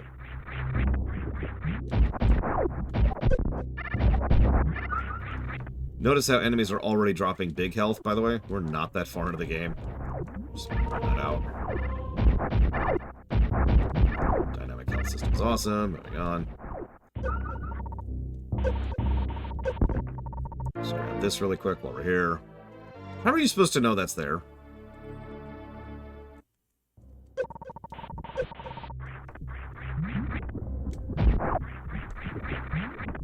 That's another thing.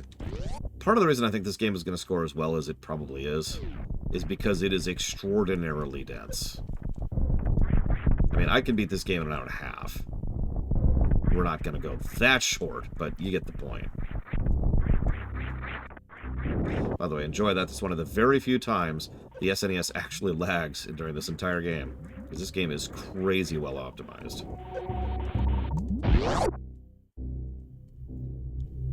So, then we get to the first of the, well, the green room, the bubble room. Now, this is an interesting one, because there's like 5 paths out of the bubble room, and all of them can be taken and should be taken at some point or another. Our primary goal right now is up right, which I could just jump to right now.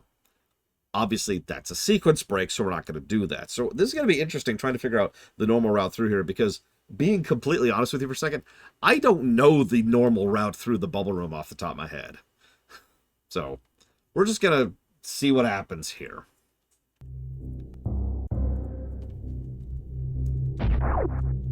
Usually I have the ice beam already, by the way, at this point, which again is a turbo sequence. Okay, so we fell to the right. Okay, that's something we can do. We can also, I know we can go down here because I go down here later. I believe this is a save room. And I only know that because I go in here to set up for a jump. Grab save.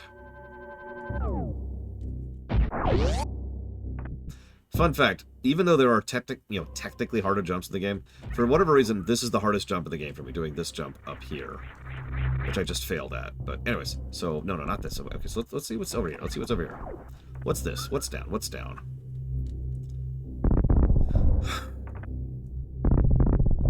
Yeah, you wall jump to get up and just skip whatever lower loop that is down here. Oh, missiles. I'll take missiles.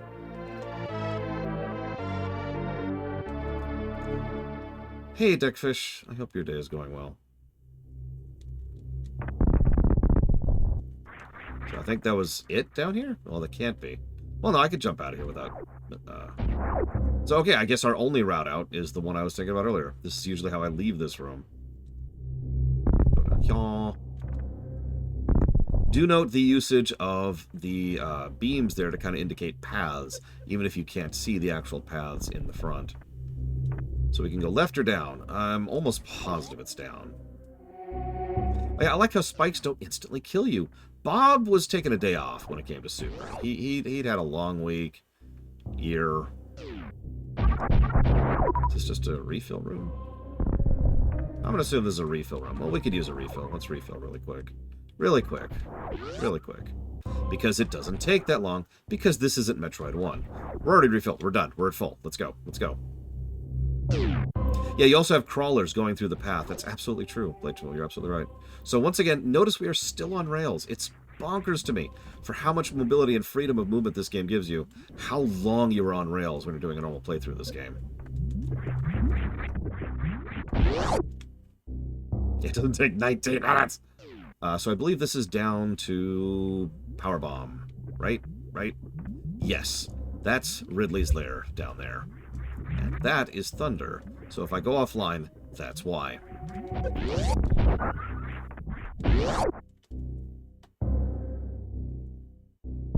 So another shaky room. Slightly different terrain challenge than last time.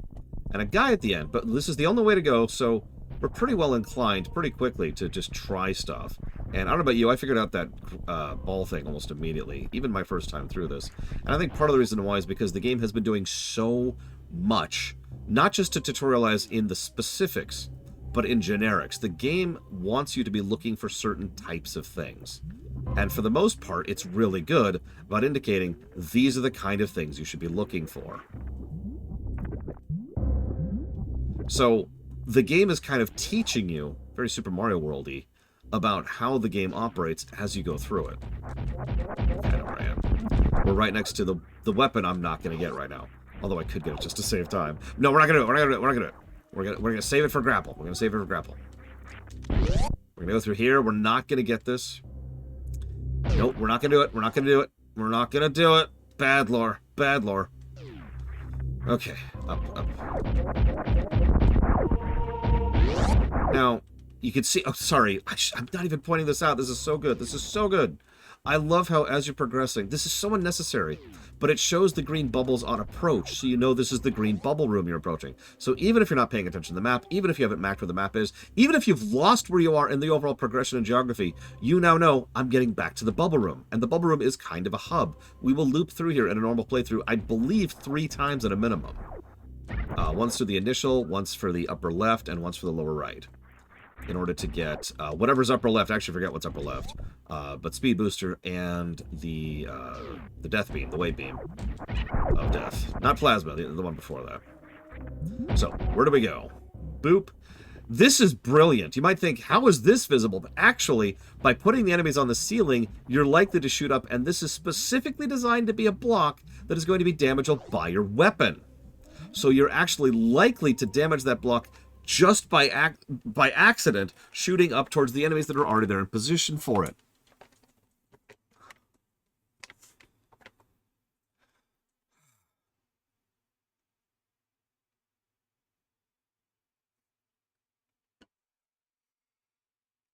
I'm talking a lot. I apologize. Let's jot down some notes. Listen, David Yaffe, or however you pronounce his goddamn name, is not a Metroid player.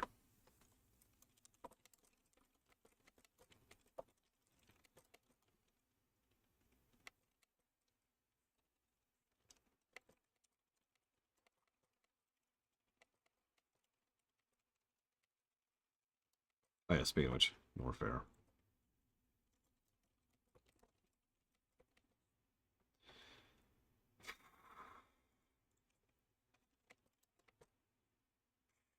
Excuse me.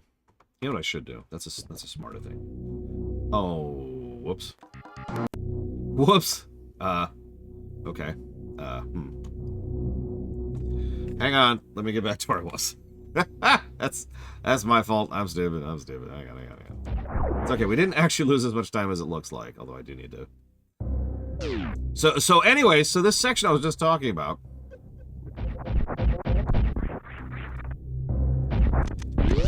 Yeah, this will not take long.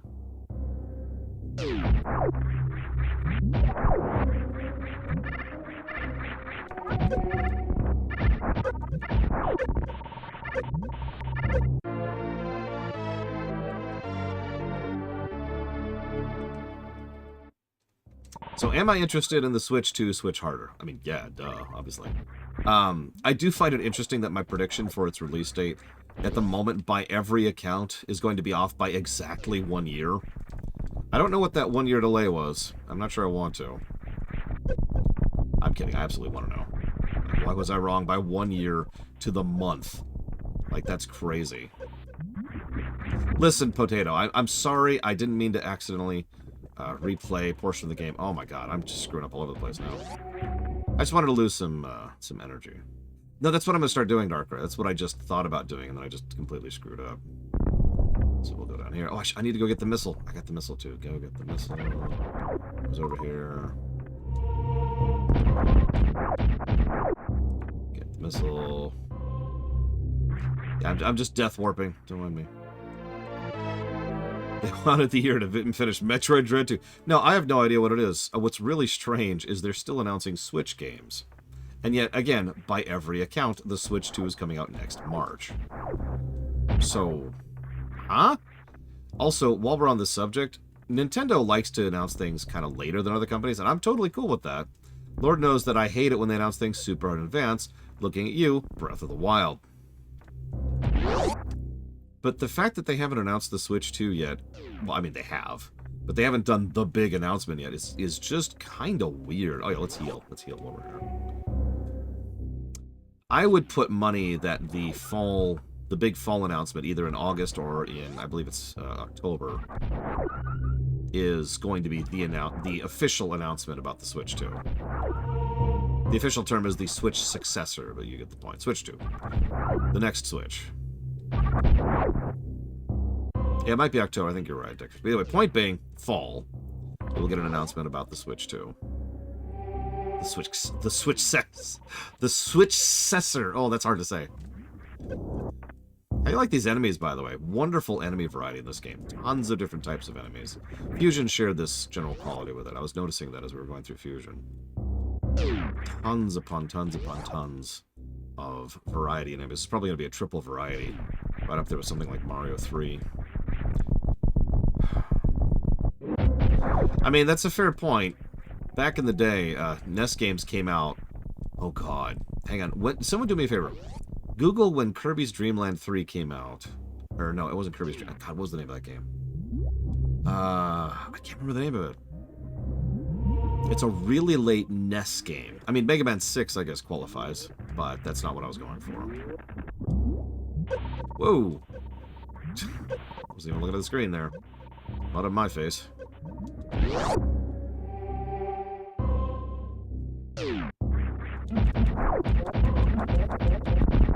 No, Kirby Superstar is actually for the SNES.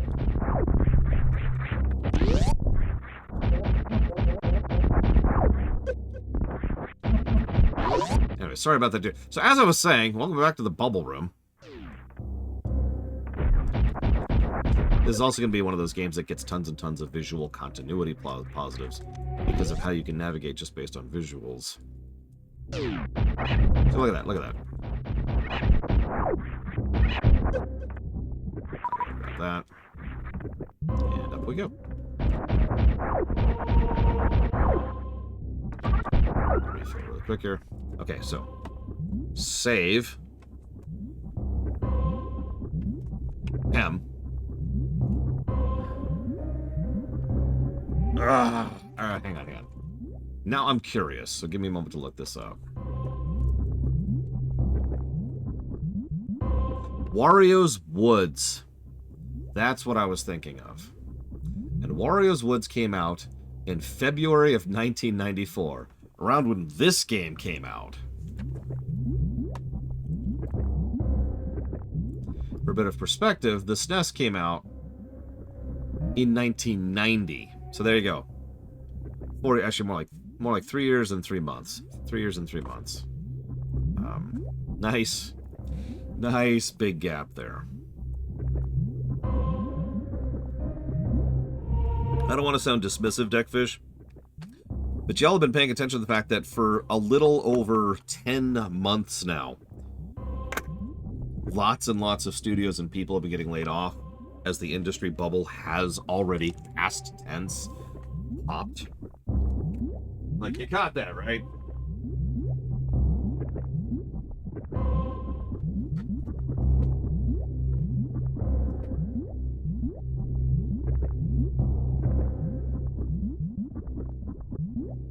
I heard some people being like, oh man,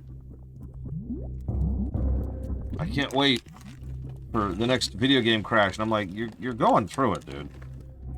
I've said for years that any new video game crash isn't going to reflect the way the one happened back in the 70s.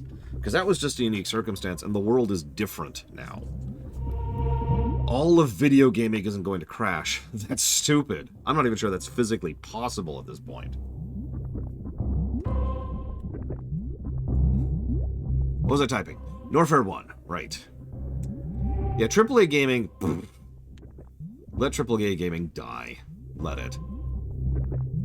I'm sick of it. I've been sick of it. We've all been sick of it. Let it die. God. And can we kill mobile gaming? Well, just all of it. Just let's throw out the baby and the bathwater on that one. Hey, TSP. Sorry, Yura. I'm putting you out of a job. No, it didn't. Japan was doing completely differently back then. That's right, we only have one quadruple A game, and it went... Alright,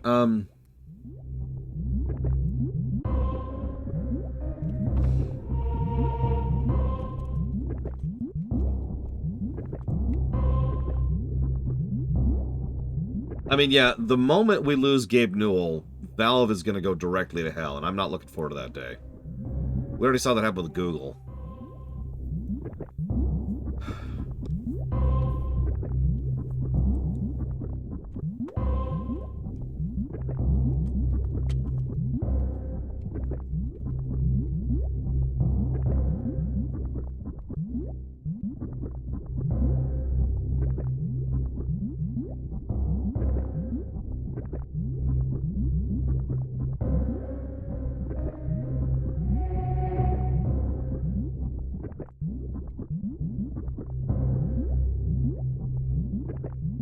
Okay.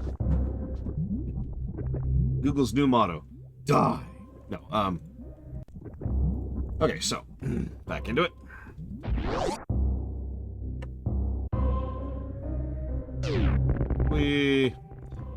I'm gonna just keep pointing these out as we go. Like, I should almost make a game out of it. How many of you knew that this was here? I know it's here because it's part of my route. It's very on path, so it takes very, very little extra time to pick up that little missile. And you do need several missiles in this game. And now we have Speed Booster. This is cool. So Speed Booster, first of all, the broom starts to fill up with lava as you're sitting. Now, it's fairly slow, but it's a nice guidance thing. It's a nice, hey, this is about to happen. Now, this lava is actually kind of tracked to your horizontal progress. So the faster you go out, the faster the lava rises. Also, that neatly tutorializes how the Speed Booster works. The damage it does, which is very important, and the way it can work. And yeah, that's a mini escape sequence on top of everything else. So, still can't go up there. There's nothing back there. So there's only one way to go at this point. Literally. You'll notice we're still kind of on rails. Only a little bit. But technically speaking, now that we have the Speed Booster, we've just opened up actually several new areas we can go to. And we're going to go explore one of them because at the moment, once again, there really is only one option for progression. From here. That's going over here. Now, if we went here earlier, we would run into this wall fairly quickly. We'd go down, and it would say, hey, do you have the wave beam? And I'd be like, no, I don't have the thing to get that. So you're stuck. There's nothing here. Cool. Nothing over there. You know what there is over here? A path you couldn't get through, which might look familiar if you came in from the other side. And there's our first overworld sequence in Norfair, and we're all the way back over here at the beginning of Norfair 1. God damn it, I keep not saving on accident. Whatever. Hang on. I don't have a real save for a while. Let me grab a real save. Come on.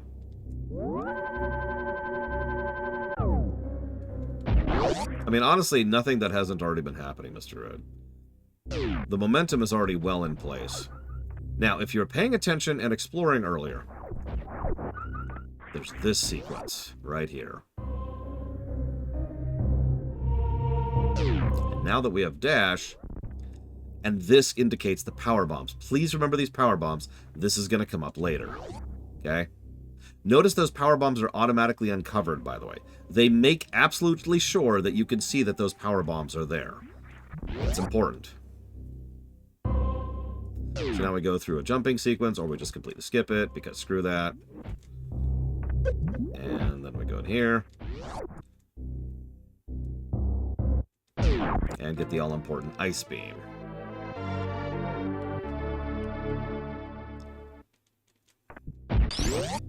Now, how mandatory Ice Beam is depends on which run you're doing, but for a normal playthrough, Ice Beam is considered one of the mandatory upgrades. So we scooch through here.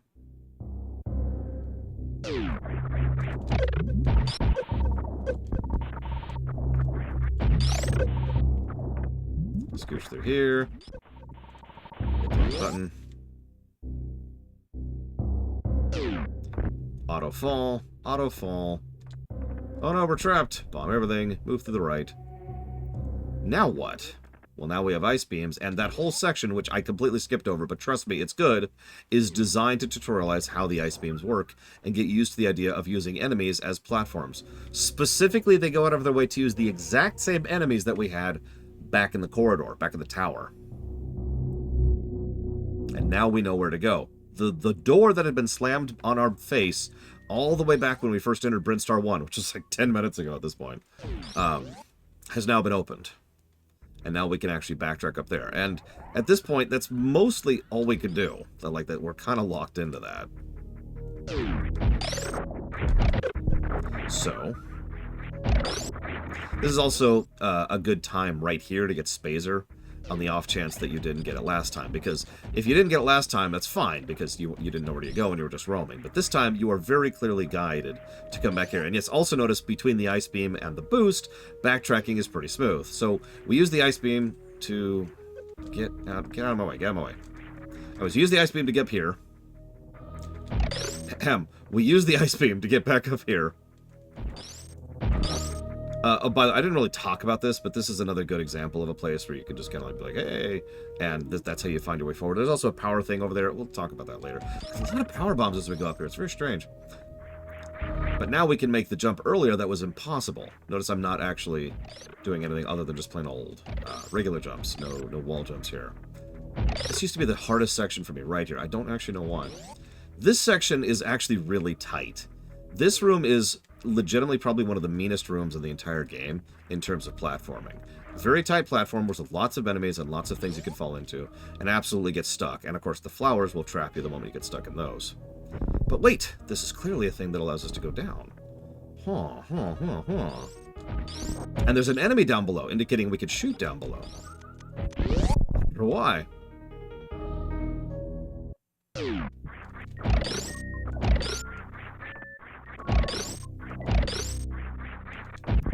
Power bombs. Notice the icon. And notice the tempo of this. We just got Ice Beam 3 minutes ago. I've got a timer going. We just got Ice Beam. Also, starting the trend, power bombs get you new power bombs. It's actually a missile here, but whatever. Anyways, we just got the Ice Beam, and while getting the Ice Beam, we saw that icon. And if you look in the upper thing, it's the same icon on our freaking HUD up there. I'm only pointing that out because I think that's one of the reasons that particular bit of guidance actually works. Because that bit of guidance is the most previous thing we did immediately prior to this. We got the Ice Beam, and in the doing, we saw the power bomb icons, and now we're here. Now, I'm not saying that's perfect. I'm not trying to say that that's amazing or whatever. I'm just saying that it exists, and that's important for something I'll tell you about in a minute. We're not there. I'll get there. I'll get there. All right, so we do this. We're gonna get a couple more power bombs while we're here. I have to actually take these out because great ore. Excuse me.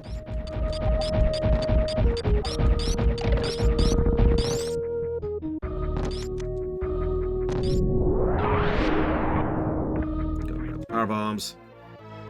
If you're wondering how you're supposed to find that, there actually is a very small indicator. This particular flower is obviously the only one that doesn't have that thing in it, but it also doesn't have the teeth on it.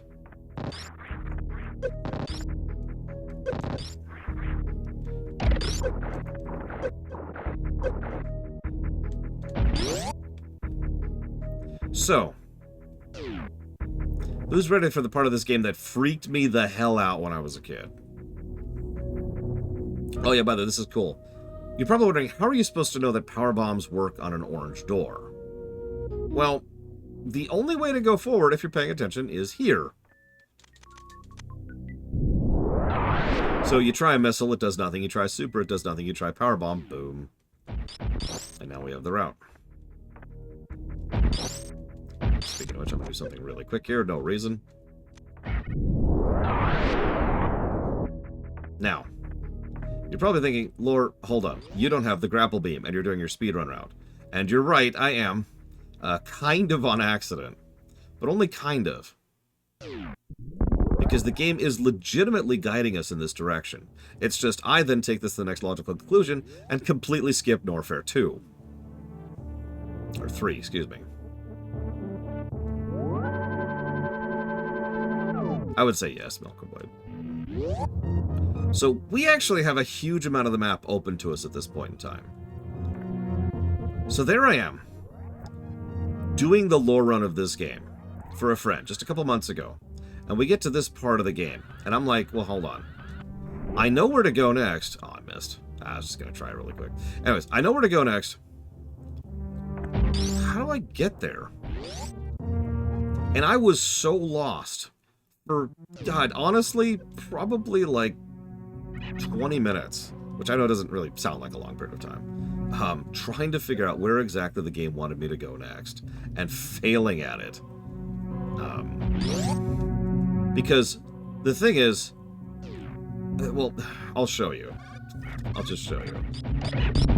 But there's a part in the game where you pretty much need the wave beam to progress. But you can't get the wave beam, or you're not supposed to get the wave beam until you have the grapple beam. So, how the hell am I supposed to get the grapple beam without the wave beam? And for the longest time, that baffled the crap out of me. If you know my speedrun route at all, you know this is the route I take after defeating Phantoon. That's because there's actually 2 loops that lead out of the wrecked ship. The one I'm in right now, which you're actually supposed to do before you fight Phantoon, and the one after, which actually goes through Meridia. I'll show that off when we get there.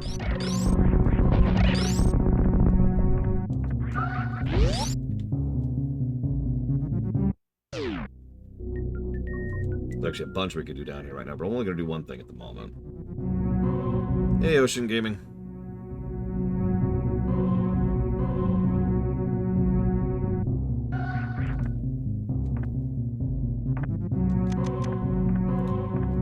Don't mind me.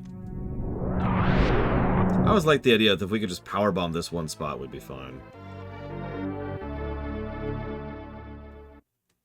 Well, the thing is, there's a specific reason for it, Melkor Blade. That's the really sad, I don't want to say pathetic part, but the reason I'm not going to give that negative, because the game does tell me where to go next, I just never realized it, because I never got the ice beam legitimately. Oh, come on, I can make that.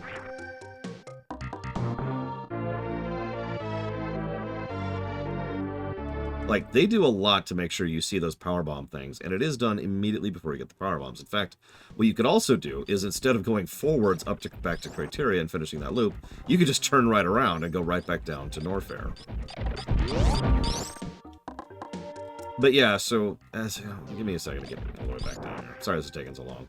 I'm so bad at this game! Ugh!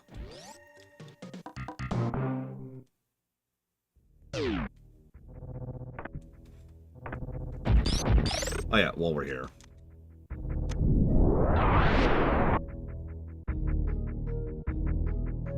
This leads to this wonderful room, which we can't actually do anything with until we have the grapple beam, but I just want to show it off really quick. Just while we're here. Notice we already have more power bombs than we do super missiles. Just keeping that trend alive.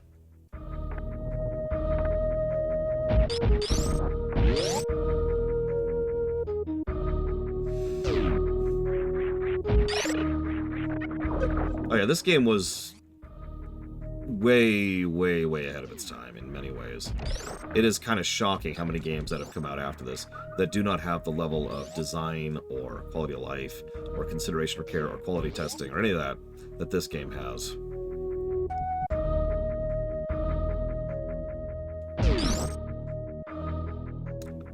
So, we're going to take a little journey here, okay?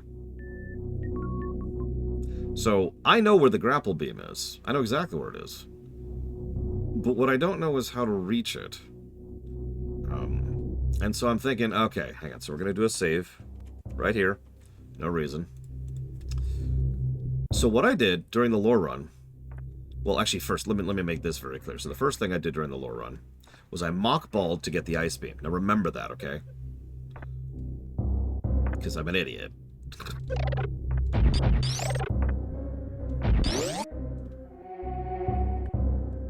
Whoops. So first of all, I saw that. That's actually the way you're supposed to come back out of the grapple loop. Wrong area, wrong area.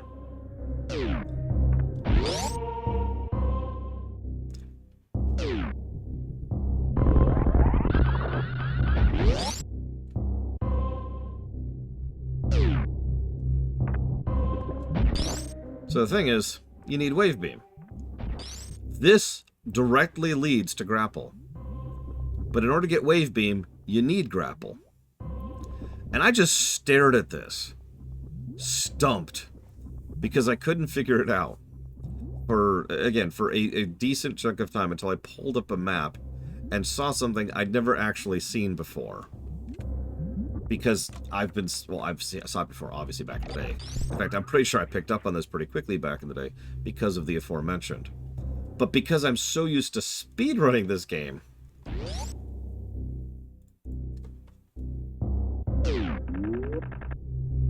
I hadn't noticed this. This is actually the path forward. And you notice they put it right in your path, and they do several things to make sure that it absolutely is something you are going to see. Now, again, I do think that could be better. I'm not going to give it a positive. But I do think it's interesting how much effort they put into that, because I guarantee you that the reason they put that much effort into that is because during one of those playtesting sessions I mentioned, someone somewhere was like, huh? And couldn't figure out where to go next.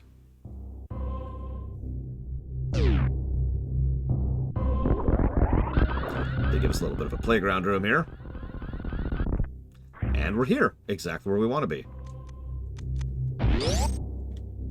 On the other side of the door I was just pointing out.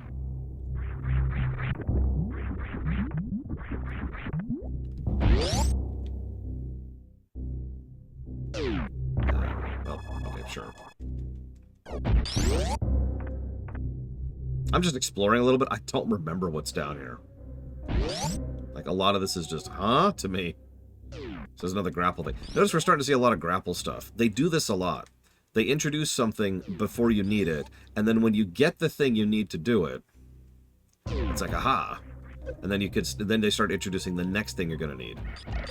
And then give you that thing, and then so forth and so on. That's going to continue for pretty much the entire game, honestly. That continues into Meridia, which is functionally the... Well, excuse me, I confused it in Norfair. Excuse me, Ridley's lair. The continues in Ridley's lair. So here we go. We're right back where we started. This is how you get back out of this. So... Sorry, I'm just derailing just to show that off really quick. Don't mind me. You'll see once again the loop, though. And I hate to keep using that word, but I don't have a better word for it. It's such a great word to describe the level design of this game. The loops that the game encourages you to go through and dovetails into itself so brilliantly. Because it's not that Norfair is a level. That's why I divvy it mentally up into Norfair 1, Norfair 2, etc. Oh, here's something here's a guy I haven't seen in a while. What's up, my man? Oh, I haven't killed you in forever.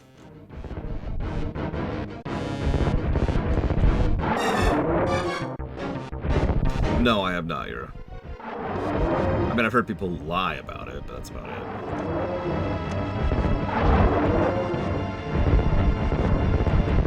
Yeah, no, there's no stage logic. There's loops. Each loop is the closest thing we have to a traditional stage. And even that isn't really a one-to-one comparison.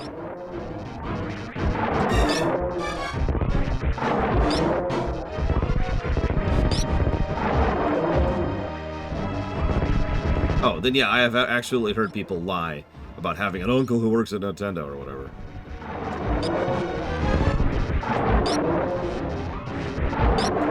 Now remember, we have to watch him. We have to watch. What did you learn?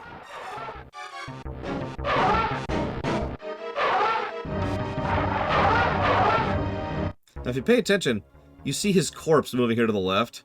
That's actually the trigger that activates the next scene. You see that?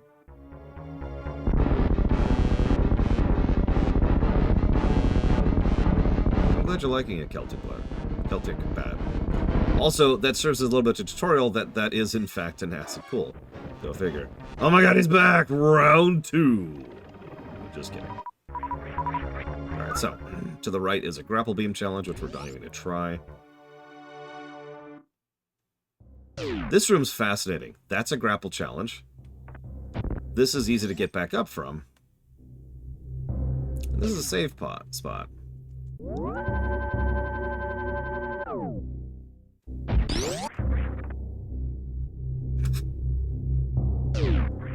I mean, if you think about it logically, there probably are quite a few uncles that work at Nintendo. So then we fall. We're not supposed to be able to get back out of here. So this is another one of those door closes behind us situations.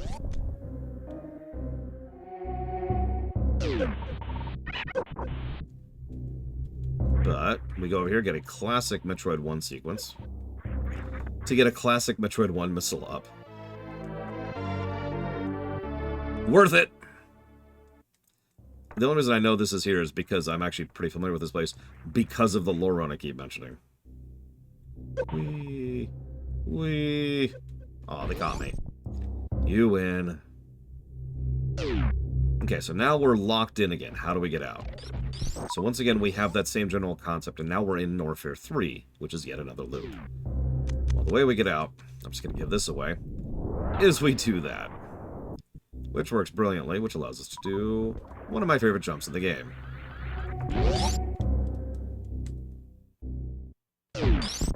Grapple. Now, I'm sorry, I'm going through this way too fast. I apologize. Let's take a moment. Let's talk about everything that just happened. The previous area I was just in, the debris that prevents the dash is easily bombable. If you do, it'll show the indication for the power bomb. There's enemies just north of there which have a higher chance of dropping power bombs. So, cool. Lots of indicators that you should power bomb there. 1 second. Ah. Then, the ramp is long enough for a dash, clearly and indicatively, but it also has the ramp going up.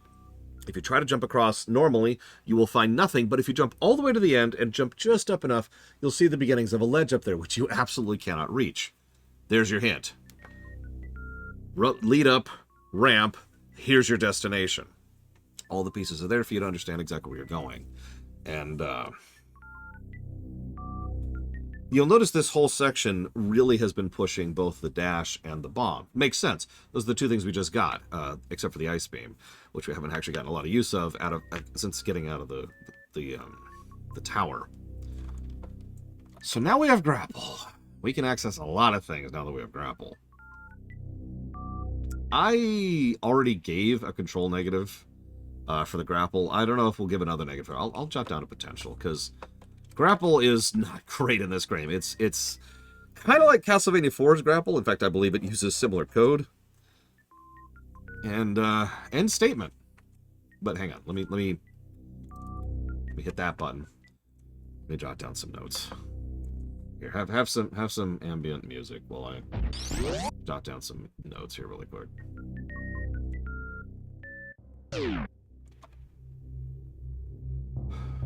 Okay.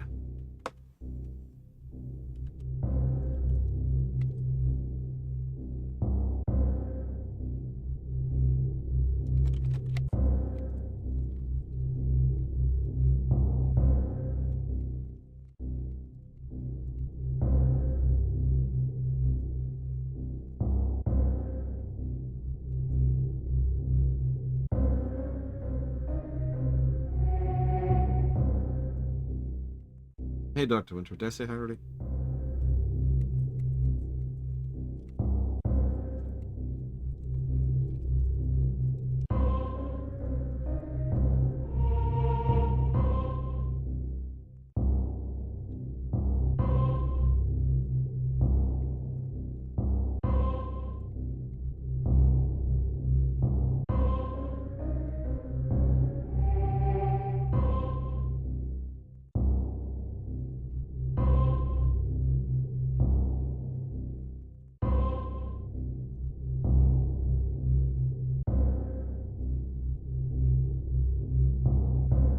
I do not know Melkor Blade. I know they never made one of those, like, the full strategy guides like they did for Mario 3 or Final Fantasy 1.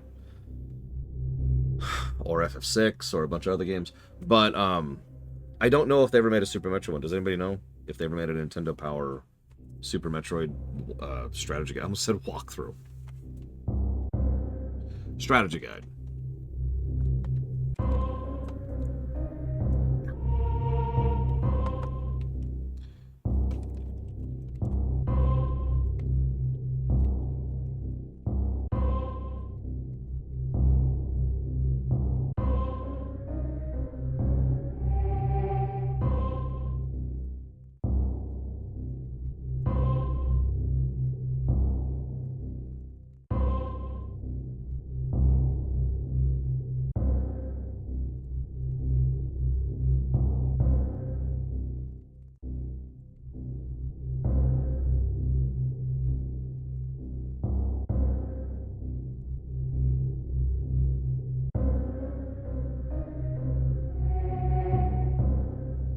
Thank you, King Malekith. Yeah, I didn't know that one.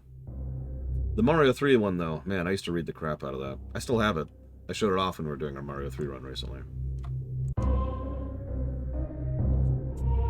Is that silly that I used to reread a strategy guide for fun? In my defense, it was a really good strategy guide.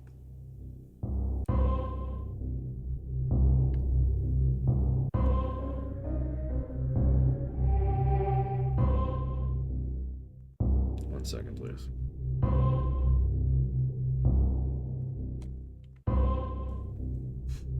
You know, I used to do the same thing to Quota. I, of course, was moderately well off as a kid because I had access to video games, and I understand that being poor is a gradient. But the idea of being able to afford Legos as a kid was way out of my field. So I used to look at all those Lego models and just kind of dream, you know? Like, because I love Legos. I love building stuff. Obviously, I guess if you've looked at my gaming kind of catalog. And a friend of mine, one friend of mine I had back in 4th grade, actually had access to Legos. And I used to go over to his house and we just build stuff with Legos. It was great. The one kid. Anyways. Let's see. Okay, so that was Norfair 2.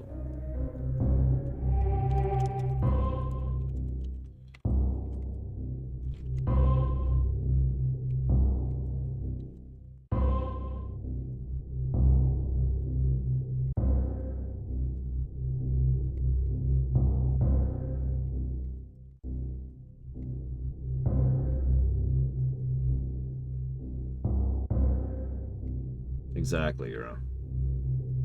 I used to look at Transformers, too. Could never afford those either, way out of my price range, but... Man. Well, I say out of my price range. That's kind of a lie. Some of you know, if you paid attention to me at all, that I used to work as a kid, and then I used to use that money to buy video games.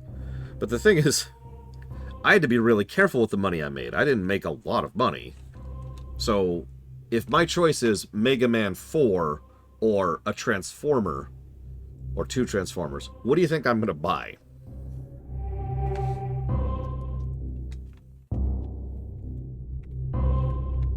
Anyways.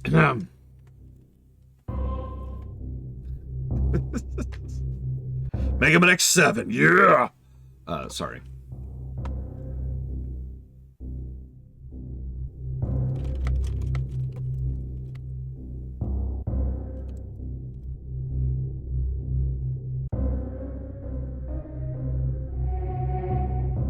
I mean, I did get Quest 64 and regretted every moment of that. No, Rex. No. No, just...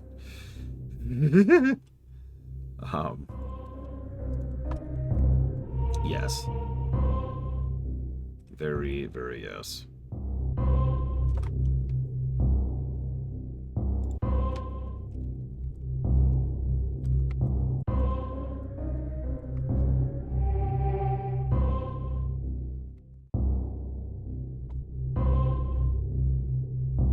I mean, fair, try to.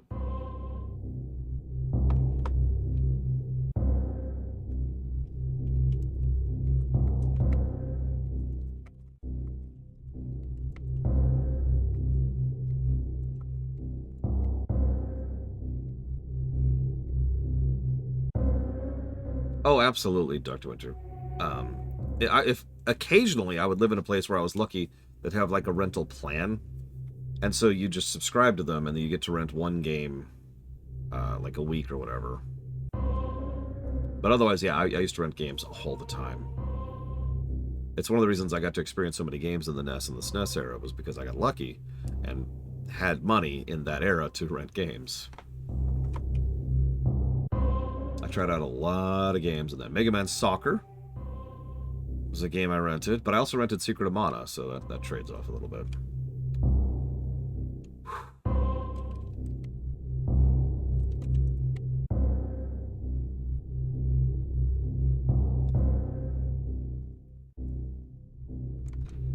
Final Fantasy IV, Crazy Norse. Funnily enough, I wouldn't own a copy of FF4 for quite some time. It's almost a year. Even back then, it was really hard to get a hold of. Because they didn't do a big print run of FF4 in the SNES.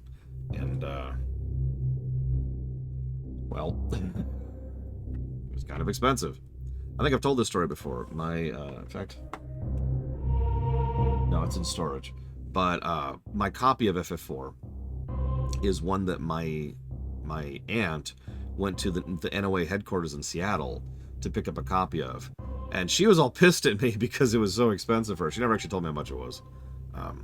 But she picked up that copy, and that's the copy that I have signed by Nobuo Uematsu that I've shown off on camera a couple times. It's in storage right now in preparation for the move, but that's that copy. Anyways, okay, so reload so we don't lose time. All right. So, we could have done this earlier. What we could not have done is this. Grapple. Grapple kind of sucks. About 9 years ago, Plutonia. It's the simplest way to put it. Grapple is not super great. I'm used to it. That doesn't make it good.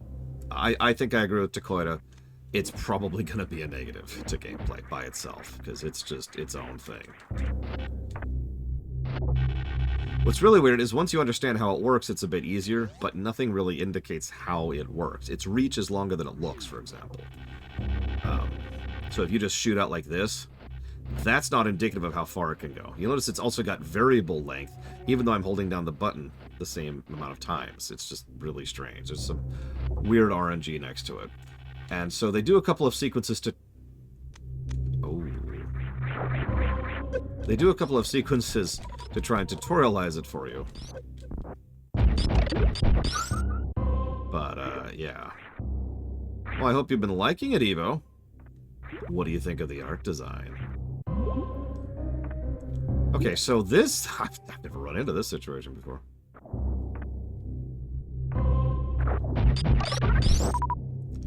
Let's, notice they put a refill station right here, because they knew.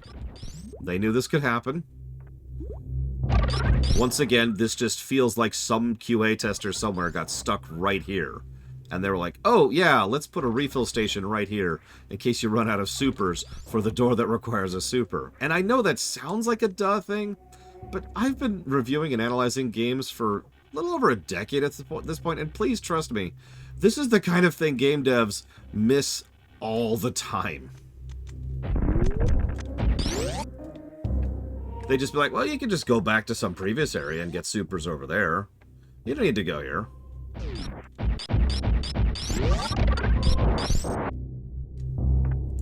So, I mentioned this earlier in passing, but this is to tutorialize that you can use some enemies for that as well.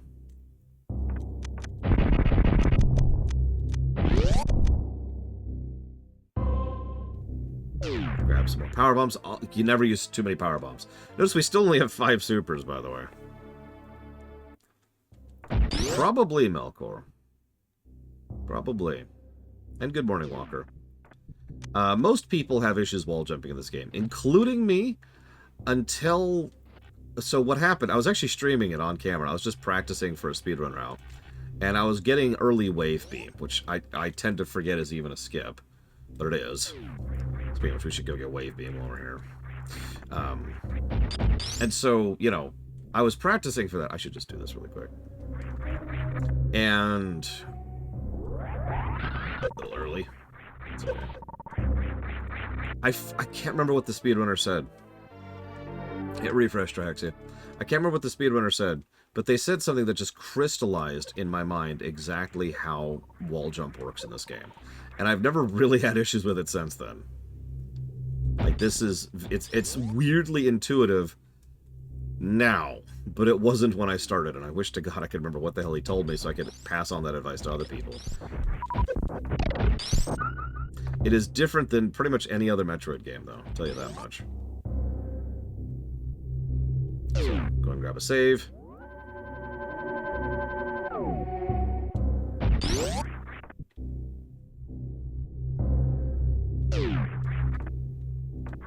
Now, I know where this leads, so we'll go and do that.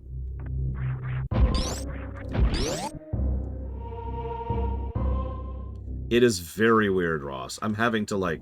I have a really, really good mental map of this game. Except for certain areas which are... Oh, God damn it, Lord.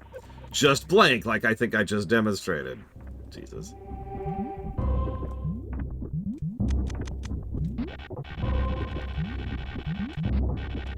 The biggest problem with Grapple, by the way, is your momentum when you leave Grapple is kind of weird. I mentioned this earlier. This is how you're supposed to leave the Grapple section. So, we open this gate, and guess where we're where? Once again, loop. We have now looped right out of the Grapple section, and we're ready to go on to the next area. Now, if you've been paying attention up to this point in time, and if you've been exploring at all, then you have. There are 2 major areas we can reach right now, which are important, which we haven't. There's actually more like 5 areas we can reach. The amount of areas we can reach right now is actually really, really big. Most of the map is open to us right now. There's only one major section that isn't, and that's Meridia. And Ridley's lair, obviously. We'll just do this. You'll notice, however... Yeah, exactly, Takoda. So, from our knowledge of the game map right now, most of the game map, in fact, all of the game map, is open to us. You'll notice, by the way, that getting back to the wave beam from where we were is very quick and easy. This is something I kind of mentioned briefly, and I do need to give a positive for this. It's essentially for the overworld design and how a lot of these loops connect quickly and seamlessly with each other once you have the kit in that loop. So, you'd think going all the way back over here is this huge endeavor that takes forever, but no, this is a really quick and easy back trip because of the way that the loop was designed and the fact that we have the speed booster. So we just zip right back and we're effectively here already. We could have actually taken another route too, now that I'm thinking about it, which would have been even faster, but I'm an idiot and didn't think about that.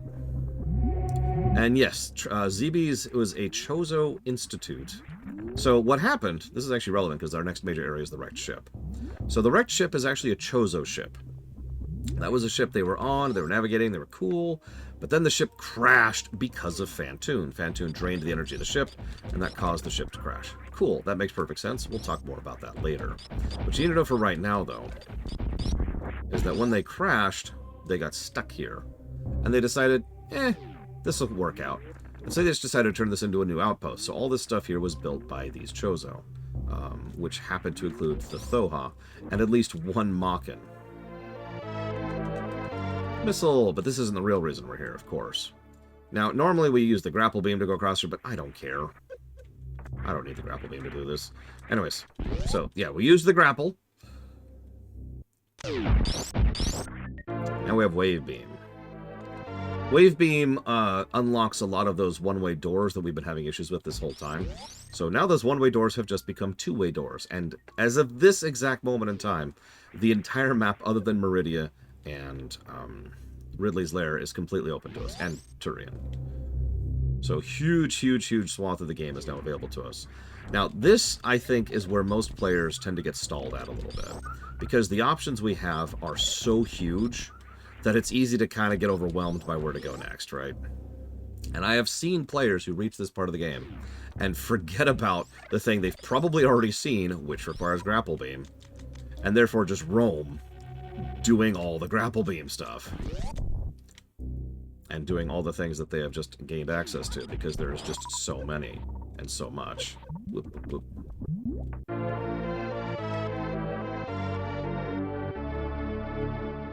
Now, is this the room? It's been a while.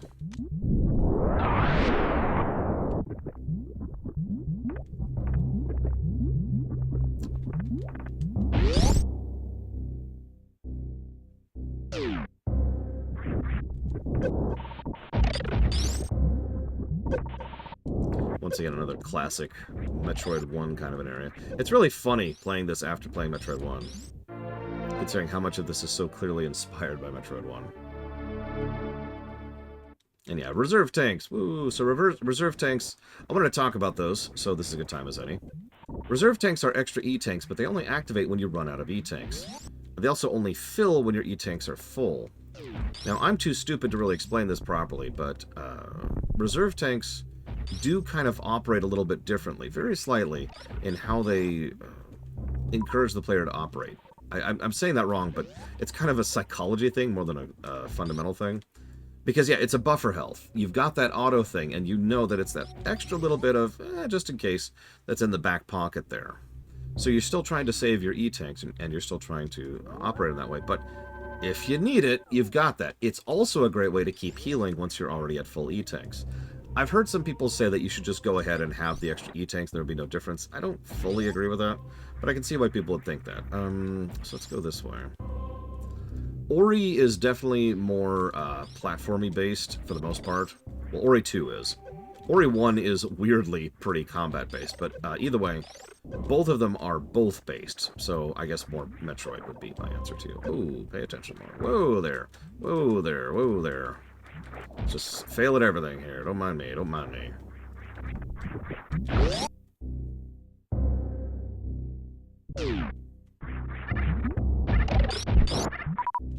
Yeah, what's funny is it's completely wrong, Trihexia. It's just right for all the wrong reasons.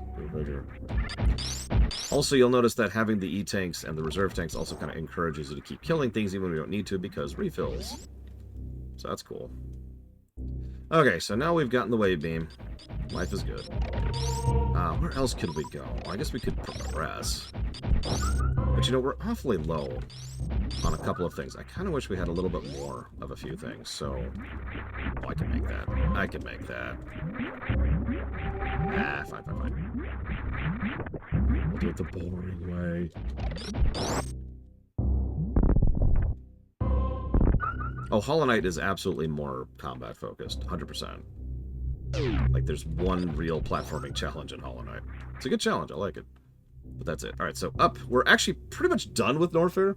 There are a couple of other things we could get here, but for all intents and purposes, until we're going for Ridley, we're done with Norfair, so we can just walk away from that now. As you've been paying attention, that's true even on the map. We've pretty much swept it. Same thing with to the right here. There's nothing on the right side of the screen, with one exception, that we actually care about or need. So, it's Brinstar time. Now, there's a couple of things up here. We're going to do this in a weird way. A little bit different than normal. Not that I need it. I'm used to beating this game with a lot less than we currently have, but, you know. They really rely on automation. Raven. Like, if you ever play Factorio, because that game should just be named Chozo.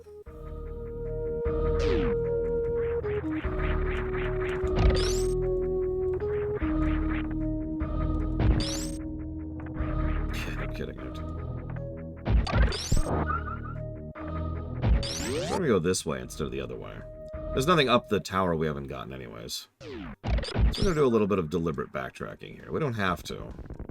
But there's a few things we didn't get on our last path through here. And of course, we have the wave beam now. So we have access to this. Sorry, that was the door I mentioned earlier. The literal door. The one that slams in our shirt. So I guess it's not a metaphorical door, it's a literal door. I actually forgot about that, so that's on me. We could also go up here, but we've already been through there, so there's no reason to. It's another loop, though. Chose Torio. I like it.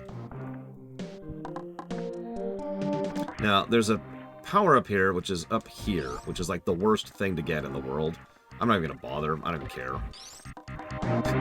It's probably the most irritating jumping puzzle in the whole thing. But speaking of irritating jumping puzzles, they knew that it's very likely that the first time you'd come back to here is with the dash.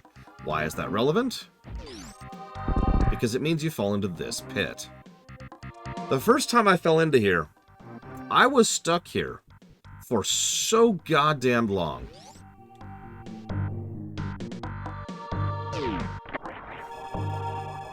Because I just could not figure out what it wanted from me. And you notice, they bought, this is again, QA testing, they bothered to put this thing here, just to indicate how this works. It even crouches. However, don't worry, this isn't actually the worst part of the game. In fact, we don't even do the worst part of the game, because I'm not even sure where it is, functionally. Like, seriously, I don't remember how to get in there.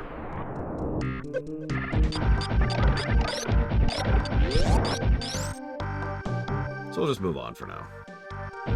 Oh, it's down here, isn't it? Yeah, okay, so, because remember, we saw those blocks last time we were here. You had to tutorialize they were down there. We saw the blocks. Cool. Yeah, sorry, I did the same thing. I was thinking of the wrong inescapable pit. I was wrong. I'm dumb and stupid. Don't mind me. God, I'm not used to having to tap X twice to get off of the grapple beam, because I'm used to not having the grapple beam there. Oh, well, this... Alright, frame perfect trick. Let's do this. Oh, right.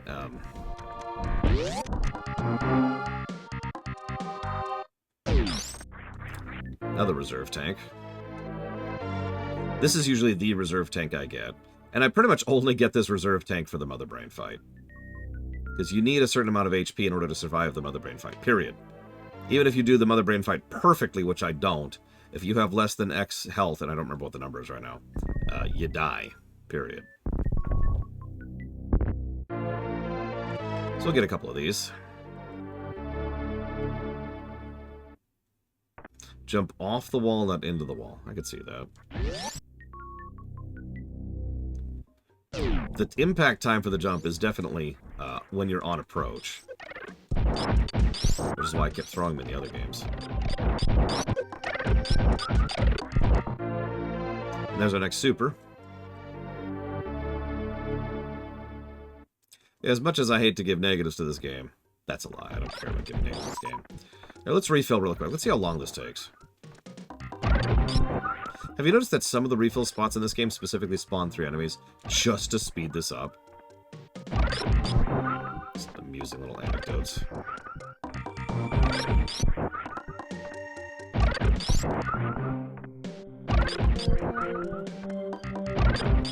Oh, absolutely, Evo. I mean, I live in my Star Destroyer. Not that I have one.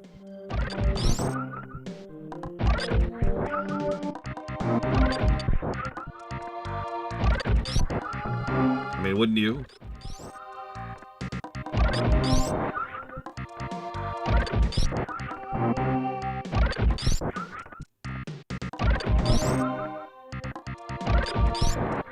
And we're full. That took a little longer because we had to fill 2 batteries, 2 reserve tanks, but, you know. Alright, so down then, as the saying goes.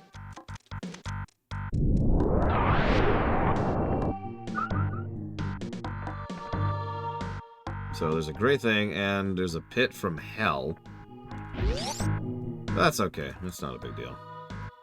We got these jackasses, who we've already dealt with, so we know how to.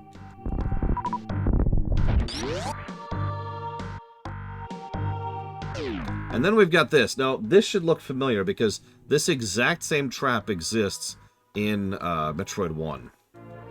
There's a pit right before that E-Tank. And you're supposed to fall in that pit. That pit sucks. You know why that pit sucks? Because this pit only has one intended way to get out of it. If this is the one I'm thinking of. I could be misremembering. Please forgive me if I'm misremembering. Ooh. It's actually a little bit... This is a good time to turn off high jump, if you haven't. This kind of stuff, but we're not going to do that, because we don't need to do that. So here it is, the way out of the pit.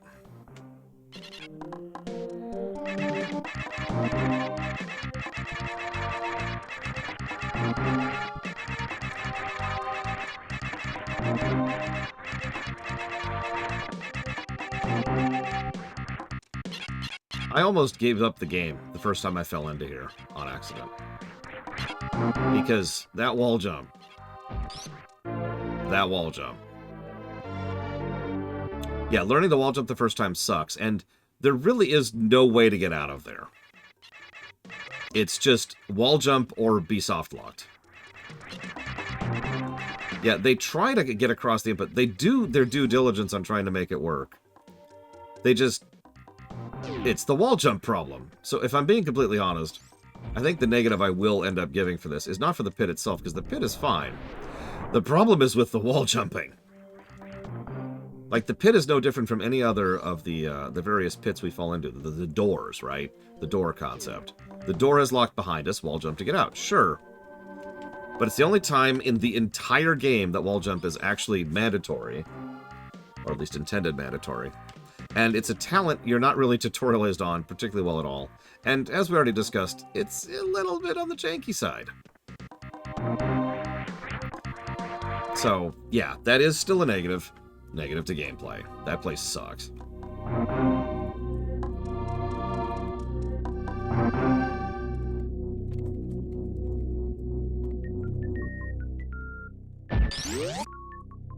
So we can do a bit more stuff right now, but, you know, I feel like going to a hellscape. anyone else want to go to a hellscape? Anyone else getting that vibe, you know?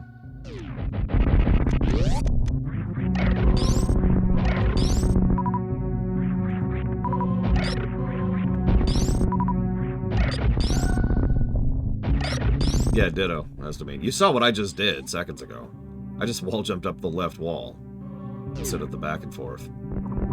Even to this day, I think the left and the one wall is easier than the back and forth.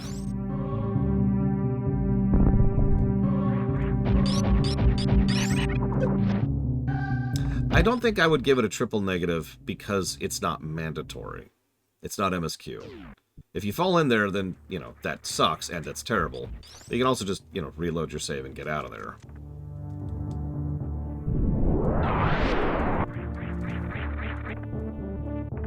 Don't mind me. See if I screw this up. I'm not really familiar with coming up here. And yet, you actually... This area kind of sucks. Because you absolutely... Wait, can you save down there? Oh my god, if that's true, then yeah, that's easily double negative territory. That's terrible.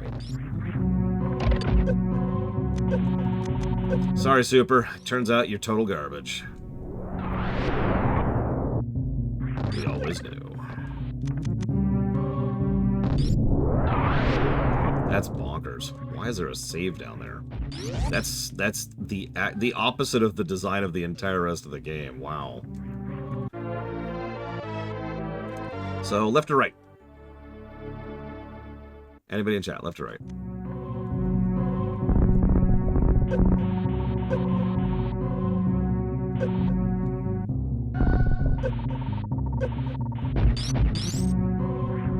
Yeah, that is a bonkers level of oversight for a game with the level of polish this game has.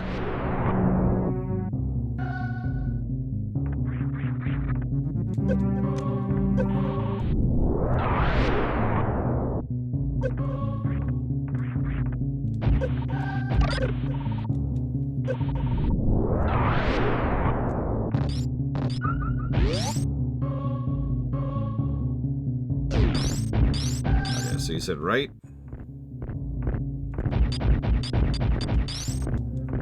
Well, we get neither. Woo! Wait, hang on. I can make this happen. Ah! I can make it. There we go. What?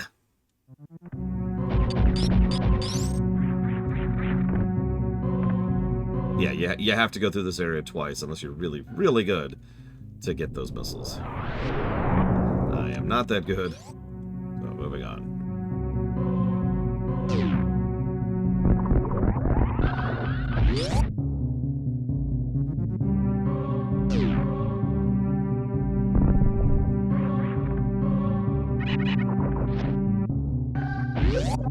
I wonder what our item collection is going to be. It's going to be a lot higher than I'm used to. I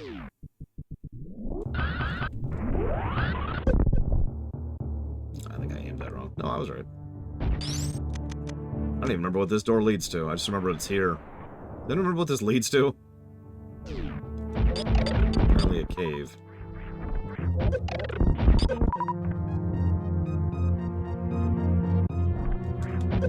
Ah, power bombs! Of course it would be power bombs. What is with these games and giving us way too many power bombs?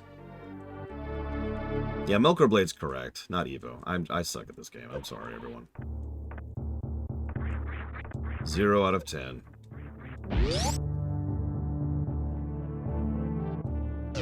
Power bombs, Jesus.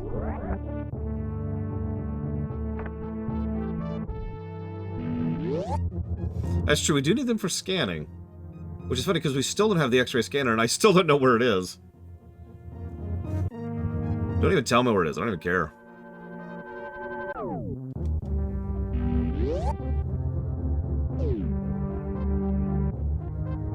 Oh, I'm sorry, Ocean Gaming. I was so terrible, I knocked Ocean Gaming off the stream. I really don't know where the X-ray is. I'm not actually joking. I do not remember.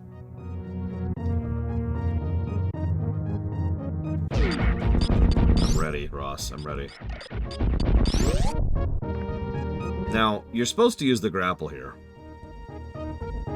But screw that! Come on, I can do this. That's 2 tries. Oh, I completely screwed that up. 3 tries. I am sucking today. Whoa, okay. 4 tries. Jesus. There. I've never done this badly at this. I am so terrible at this game.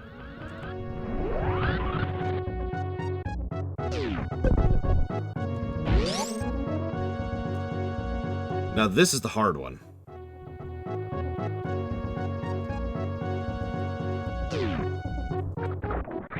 I'm going to do it too. I'm going to actually go for it because this is the hard one. This is what I consider to be the hardest trick in the entire game right here. You have to walk in, not sprint, hold sprint during the transition, duck right there, jump up at an angle, hit up and then forward inside of 2 frames, then release.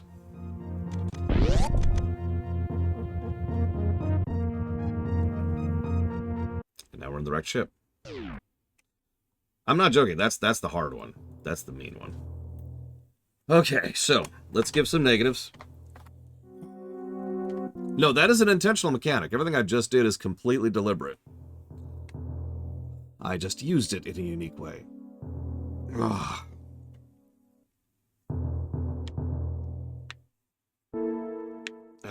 Okay. So hang on, let's take some notes. Let's take some notes.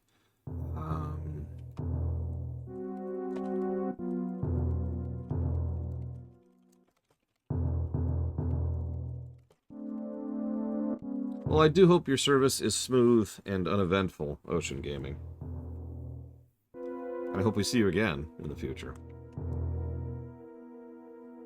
You know, not because you'll be alive. I mean, just because, like, my stream is worth coming back to is kind of the vibe I'm going with here.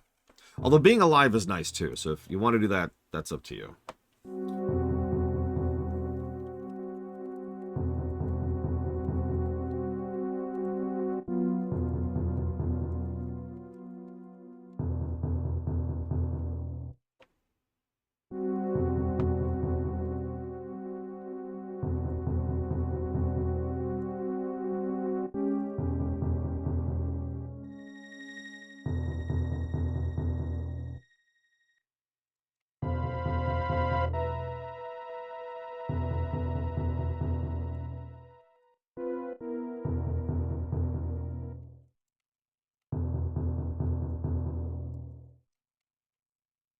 You around, Ocean Gaming?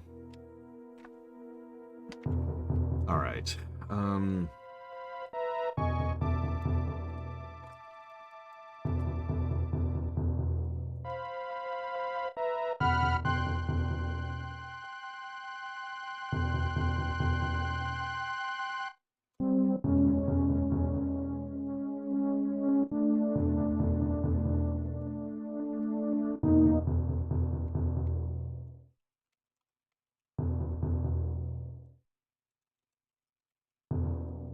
Yes, Milko Blade. This is the first theme for the wrecked ship. It only plays at this portion. Once we restore the power, this song doesn't even play for the rest of the game.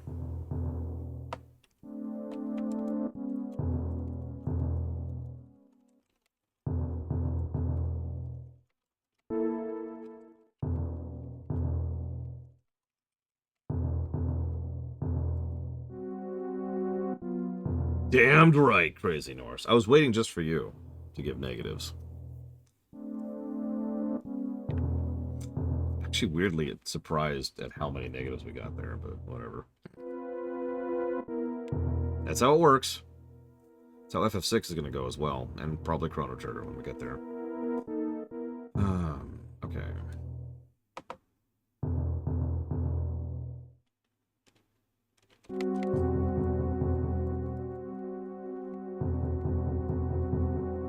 I know where Spring Ball is, I think. Where is X-Ray? Could someone tell me? Where is X-Ray? I really don't know. I have no memory for that. I think I know where Spring Ball is, which I also never get. That's in Meridia, like Meridia Southeast. But I don't know where, I don't know where X-Ray is.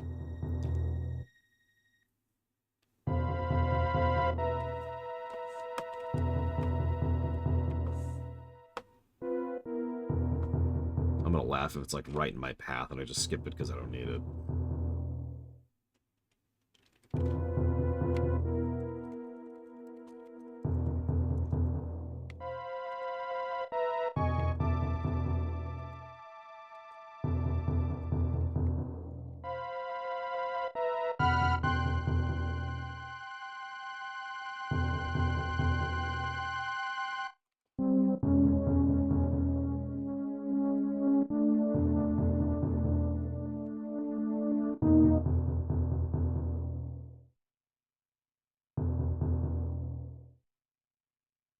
That could be Melkor Blade.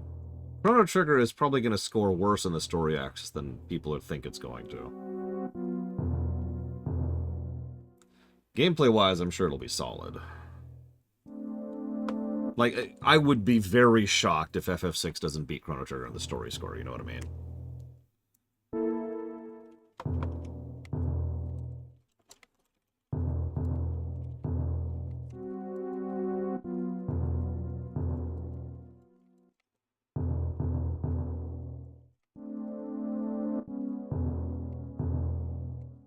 Yeah, CT is extremely dense.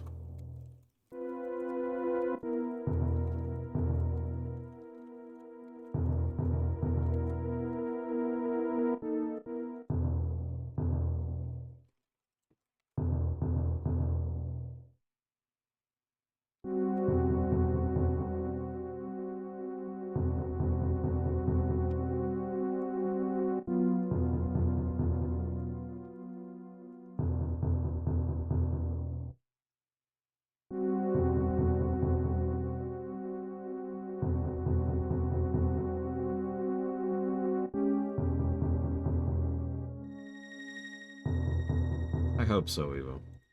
But weirdly enough, I don't think it's actually my decision.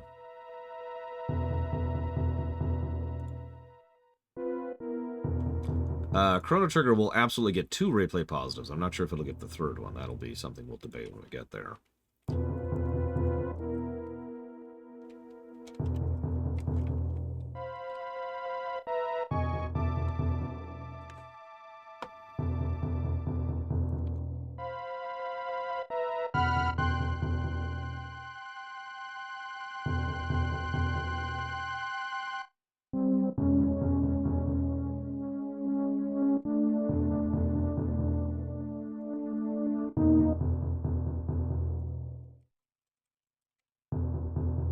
Good morning, Dark Day.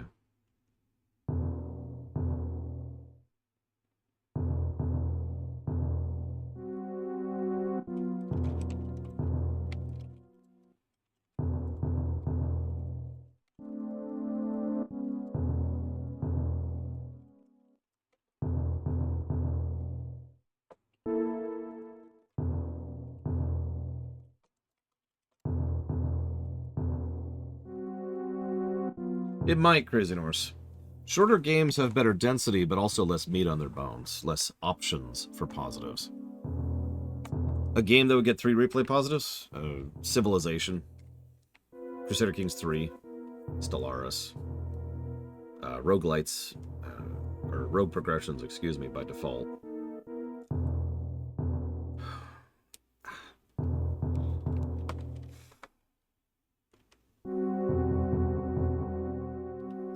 I believe Diablo 3 did as well. And yeah, Good New Game Plus is a really big boost for that kind of thing. Alright, so.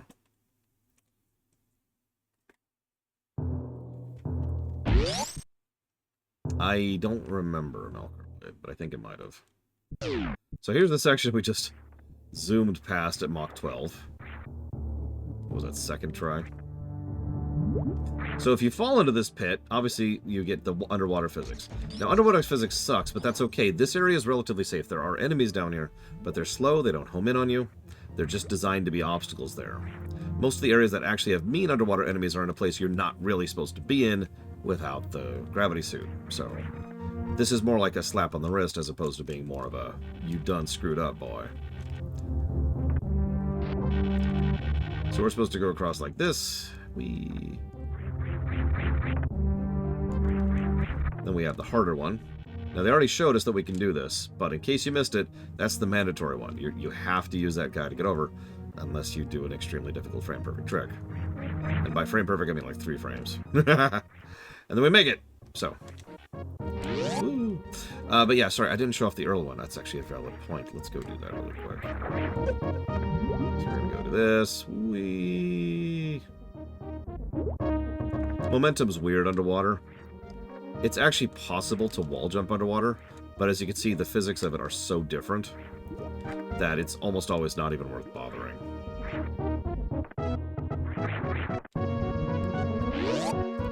Less surface tension or whatever it's called. So anyway, so we're here. We're on the other side. So in order to make it across, we have to make this little thing. Now this pretty much mandates doing a couple of these, but these ones are breakable. So if you're sitting here swinging for a while, it just breaks and you're back in the water.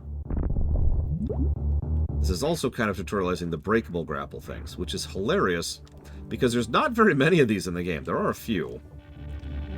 There's only a few. Yes, by the way, speaking of which, here's my own personal pro tip. This is how you do grappling quickly. Don't even bother with the swing. Just boop, boop, boop. And then we get across.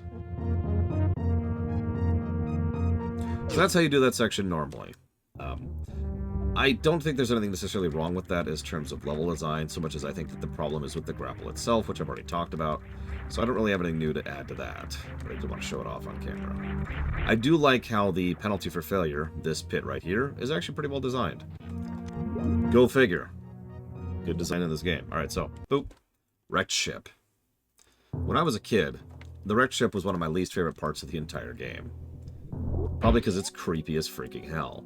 And, well, there's only really one enemy in the wrecked ship. That thing. It's just some skulls, rotting and dripping. And what's interesting is you can actually interact with them and kill them. Now, this is kind of interesting because the supernatural has effectively entered the setting as of this game because of this stuff. Now, we can go up. I'm not going to spoil this right. There's nothing actually worth going up for. So there's nothing really up there to go for. So, we go up. Can't go up. We go right. Okay, no problem. Right leads to a save point, which isn't working because there's no power. Notice there's these bugs all over the place, too. Also, the whole place gives this muted vibe, right? And that door's sealed. And this door's sealed. So now what? So we start bombing stuff. And we can see this whole place is just falling apart at the seams. See you around, Evo. I'm sorry your connection is terrible. You probably can't even hear me. The sound they make, too.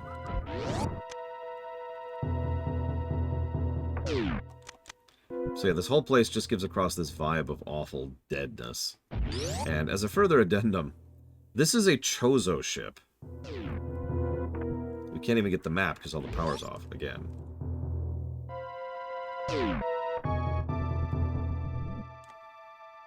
Hell, even the individual things are off. And that's, I keep pointing that out because it's a major plot point, for lack of a better way to phrase that.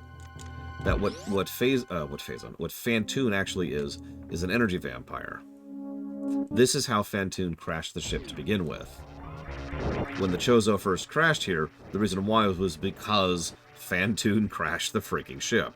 Drained the ship out of power when they were trying to come in to check out this planet.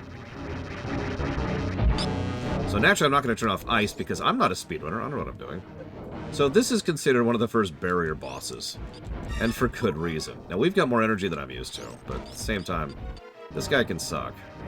He's a little bit random, by which I mean he's completely under player control. So we hit him, and he's like, well, okay. These things can be hit for power-ups and health-ups. It is not 100%. The closest save for this guy is your ship, which actually isn't that far away.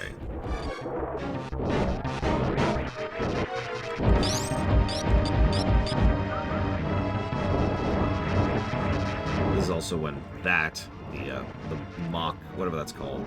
It's really useful. I should mention he does have a quirk of his AI. Anytime you hit him with a super, he enters this special attack pattern, just for the fact that you hit him with a super. Probably because it's his weak point and does an absolutely stupid amount of damage. Most bosses have some kind of reaction to being hit by a super, although it's not always as drastic as this. He enters a whole attack phase you'll never see otherwise.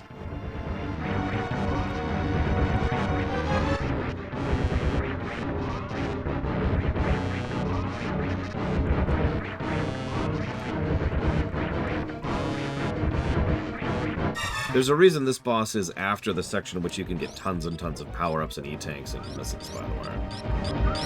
I'm not saying that diminishes the design of the boss, I'm just saying you can tell they were expecting the player to go explore quite a bit. Speaking of which, let's do a room clear.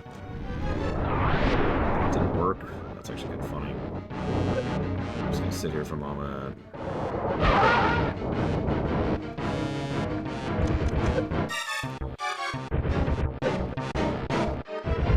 I don't think you are supposed to. I think you're just supposed to shoot it as it's coming. That.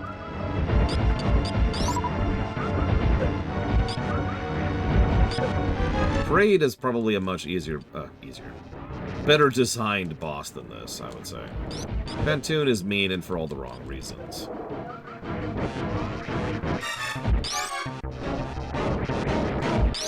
And yeah, I would agree. Phantoon is not a great boss fight.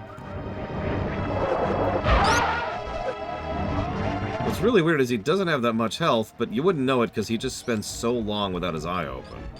And his vuln periods are really short and random.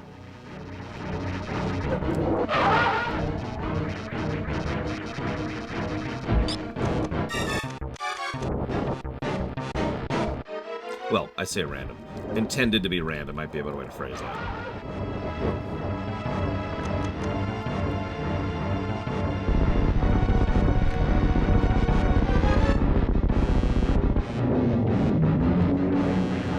Phantoon is probably my biggest quit point for speedrun. And I'm pretty sure I'm not the only person who said that. So, Phantoon's dead. Woo! Yeah, I was trying to show him off a little bit, Rex. Just a little. I think I will give Phantoon a boss negative. He is a bit too much.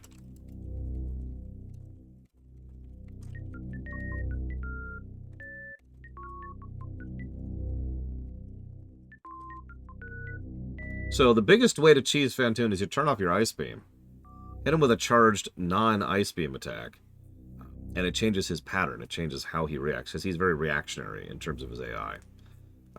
And then you hit him with like a charge beam, and he'll do a different attack, but you don't even see, where he goes off screen like this a little bit. So you hit him with a charge, and as he's coming back, you hit him with a super. He does his pattern, which is extremely easy to dodge if you know what to do. And then you do it again.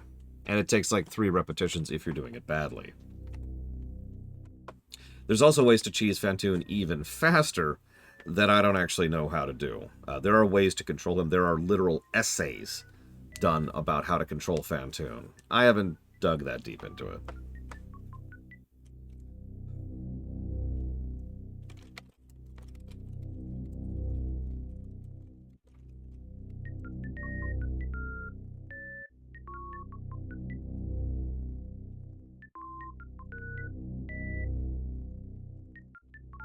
Anyway, so that was an energy vampire. Now here's the thing. Psychic powers exist in the setting. We know this because the Mother Brain has had them since the beginning. I bring all that up because, well, according to the Japanese art book, and nowhere else, Phantoon, I actually mentioned this during other, Phantoon is a manifestation of the Mother Brain's intelligence, thanks to her psychic abilities. That can line up. What that would mean is the Mother Brain, which was on the wrecked ship, the Chozo ship, manifested Phantoon in order to attack her own, her Chozo, her creators, in order to make the ship crash, in order to get implanted and start her overall plans. Problem is, that makes no freaking sense. There's no benefit for the Mother Brain to crash the ship that she is on, not being 100% sure she's going to survive the encounter. And that also presumes that the Mother Brain was on the ship and not the planet. In other words, she was built for the ship and not built for the Zebi's outpost. Now, that's a question mark. Who knows? But either way, Now, having said that, there is some evidence in favor of that. First of all, Phantoon is one of the 4 required bosses that enables access to Mother Brain, so significance. It also is worthy of note that, given that we know the Mother Brain is active and definitely using her psychic powers to control things here, it would make sense if she either was directly in control of Phantoon because it was a manifestation of her, or, perhaps more likely, it was something that she decided to take control over. I think that's more likely, personally. Phantoon crashed the ship, Chozo set up on Zebes, they build the Mother Brain takes control of everything, including Phantoon. The final possibility is that Phantoon's just doing his own thing, completely regardless of everything. You notice all he was doing was sitting here feeding on the energy of the ship, which it just kept pouring into him. The moment he's gone, the lights come back on, and you'll see in just a second how the ship is completely different with Phantoon removed. Also, another good way to increase the backtracking, or to improve the backtracking, rather.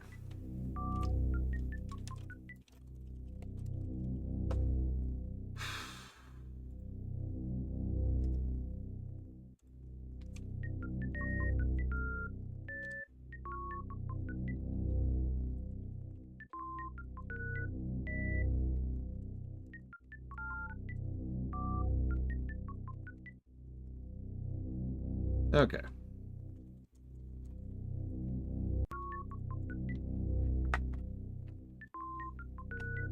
I mean, the Chozo like to build things to do things for them. That's not really unique to them.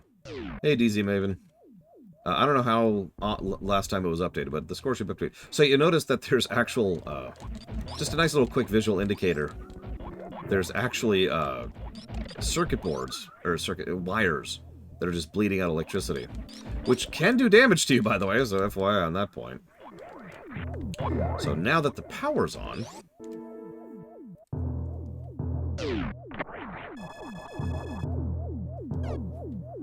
There's our map. Smallest zone by far, but I always find the wreck chip to be quite memorable.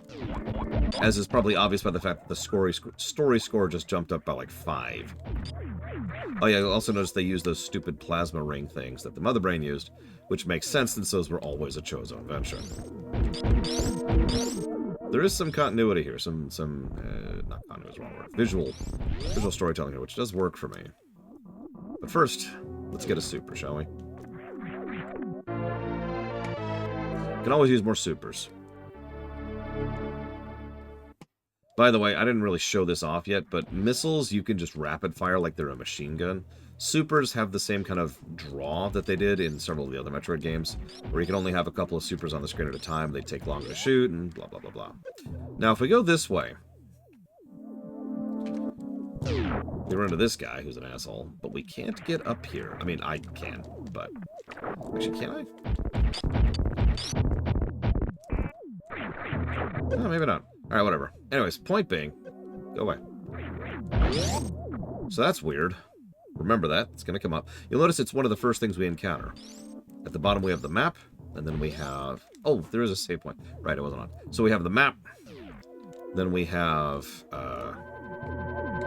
the super missile, and then we have the path forwards, and then we have a save point.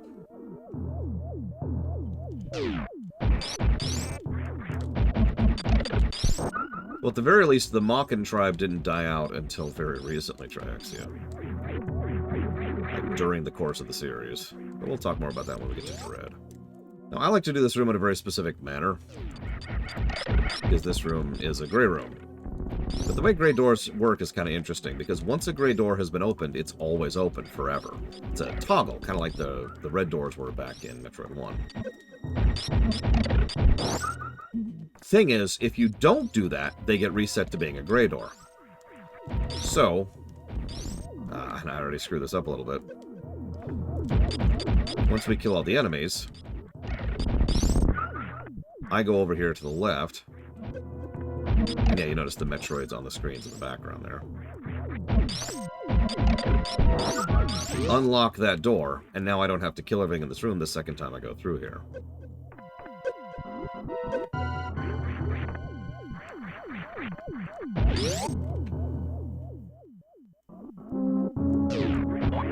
Excuse me. Excuse me. Excuse me. Excuse me. Excuse me. No, every story point agrees that there's only one Metroid in existence right now. You'll notice even the mock Troids aren't actually complete models. Oh yeah, here's the rapid-fire missiles I was talking about a second ago.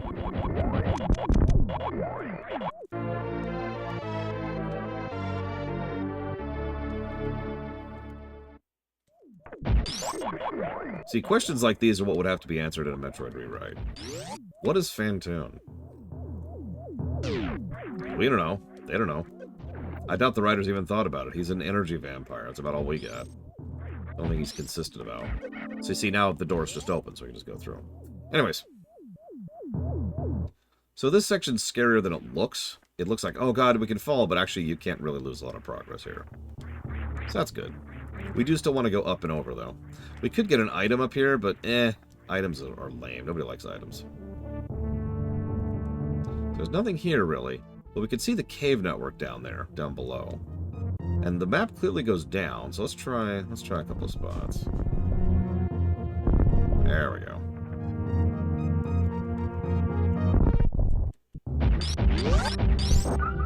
We could also refill our health here, but we don't need to.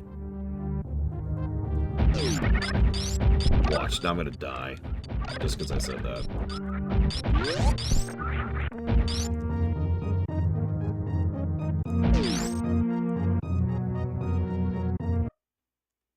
So you're supposed to use the grapple for this room.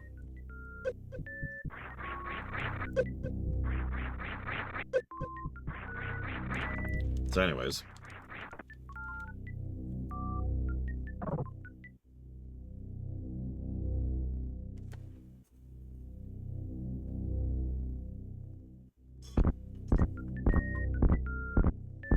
I mean, as much as I love wasting my time,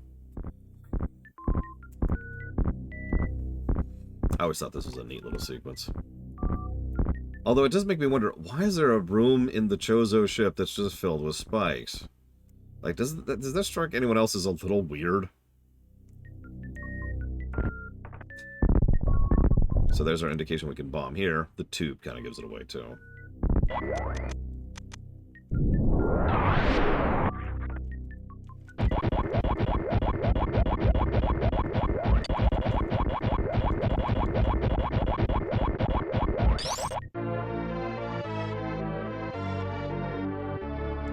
Going back to that negative, I've already gotten negatives, I should say. Nothing indicates you can do this. Just, like, nothing.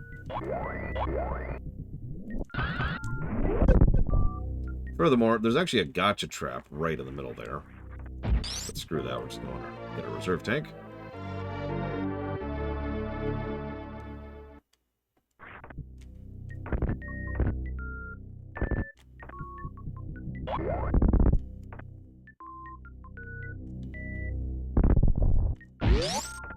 Pretty sure you're supposed to have extra before now. Well, you know what? It's even better. Pancakes.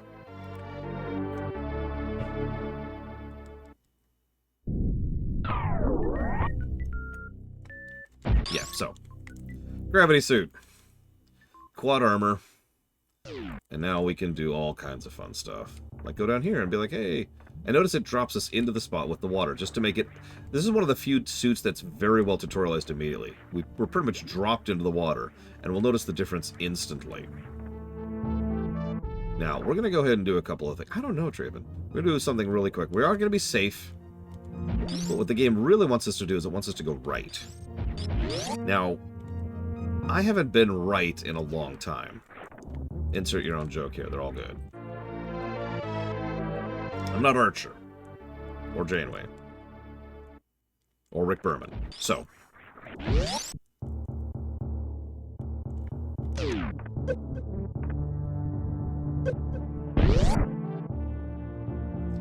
We're going to do a full save, reload, everything.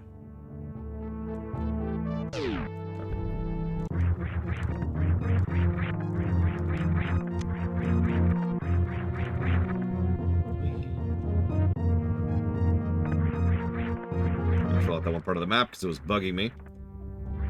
I don't have a problem. You have a problem. Alright, so. Come on.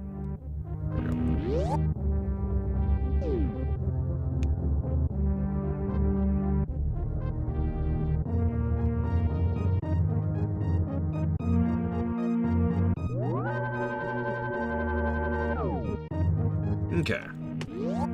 So like I said, the game does a good job of indicating where you're supposed to go next. But you actually have at least 3 routes that I know of, and I'm sure there's more, to get to the next area. So we're just going to follow the natural progression of the level. See how that feels.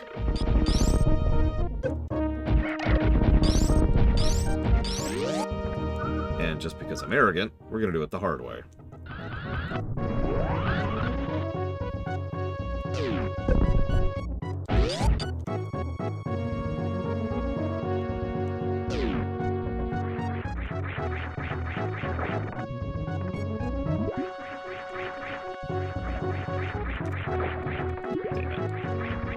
I didn't realize I didn't make the jump until it was too late. Ah! God damn it. I like how we can effortlessly just jump up here. Oh, we get to see this screen with the power on. Actually, don't come through the screen. Okay.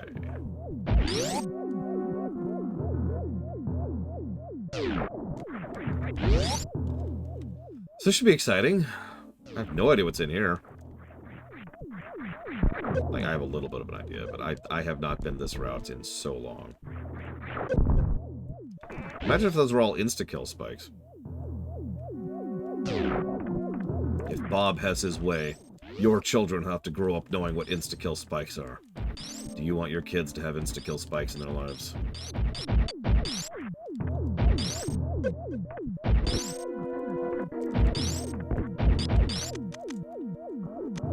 I have 30 power bombs. What in the world?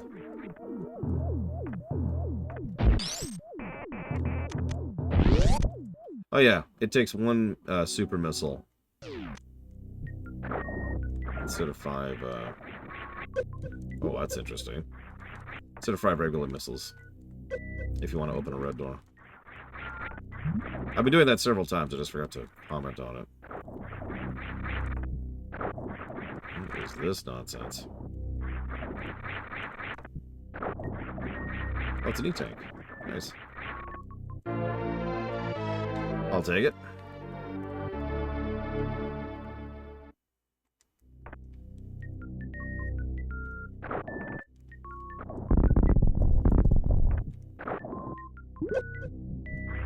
Hey, Cloden. God, I'm gonna have so many more E-tanks than I'm used to. This is gonna be weird. I think I already have more E-tanks than I'm used to. No, I think I might have exactly as many E-tanks as I usually do.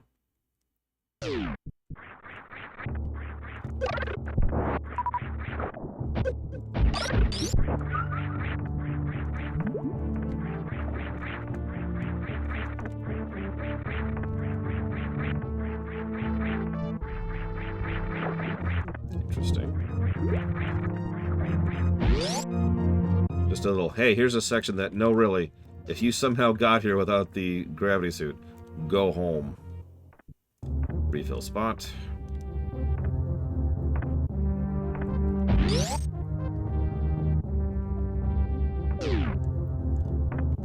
And of course, the maze.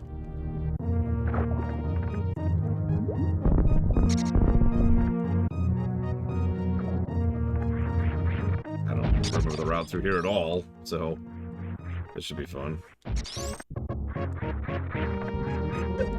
Unless I'm just done already, in which case, never mind. Oh, that doesn't look right. Okay. What do we got? I believe you can get really, really far without the gravity suit. Especially if you're willing to do the trick in order to access Mother Brain with nothing but the X-ray.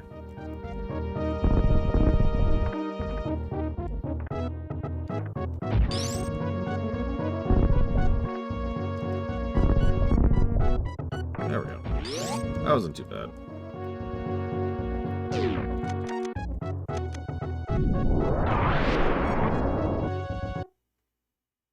I like how they did the X-ray in Prime, honestly. Just instead of. So, we're actually in Meridia now. It's okay, we have the gravity suit. Now, I'm probably thinking, well, hang on, Lore. What's preventing you from going straight to Dragon and just finishing this right now? So I read the map. We're going to play with this a little bit, but I read the map a couple nights ago while I was studying for this run. And near as I can tell, this is designed to guide you all the way back to the glass. And that's supposed to be the way that you do this, rather than actually just entering from this side. We'll see if that pans out. But I'm pretty sure that's how this is supposed to work. This is functionally Meridia 1. And although you can enter Meridia 1 from several different areas, I think this is the intended route, because it so naturally flows from the wrecked ship immediately after you get the gravity suit, the thing that, allows us to really explore Meridia. We still don't have full access to everywhere, though. There are 2 power-ups we're missing right now, other than the X-ray and the power jump, which don't matter. Okay, so yeah, this room right here. They've got a grappler in the bottom there who goes out to reach you, and it's pretty much impossible to make that jump otherwise. So that's intended to get you to fall into that pit. So by design, you can't do what I'm doing right now, but I'm really curious. Yep, that's what I thought. The door's gray. So we actually cannot go get the plasma beam right now. Thought so. So I was right. The game really, really wants us to go here.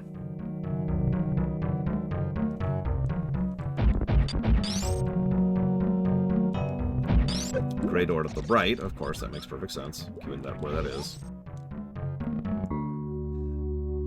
I will admit Meridia is probably the least well-designed in terms of flow of the zones, because I don't even have a good reason why. But if I had to guess why, I'd say it's the least visually distinct. Brinstar, Norfair, and Criteria, you can pretty much tell where you are just by looking around. Meridia, not so much. Also, did you see that? Because when Kidney saw that for the first time, he freaked out.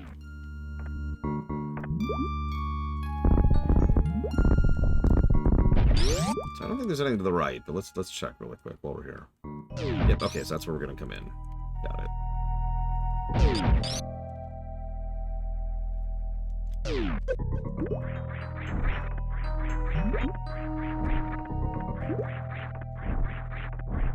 Quick jumping section here.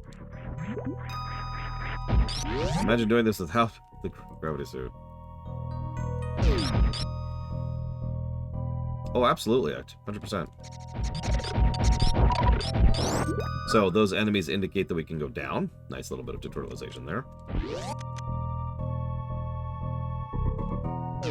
And there's our map. If I'm being completely honest, I think the map is actually less helpful than normal. Also, Meridia is huge, which is funny because the overwhelming majority of it is optional. Like, the vast majority of Meridia is, okay, so here's where we put a lot of the power-ups for the 100%.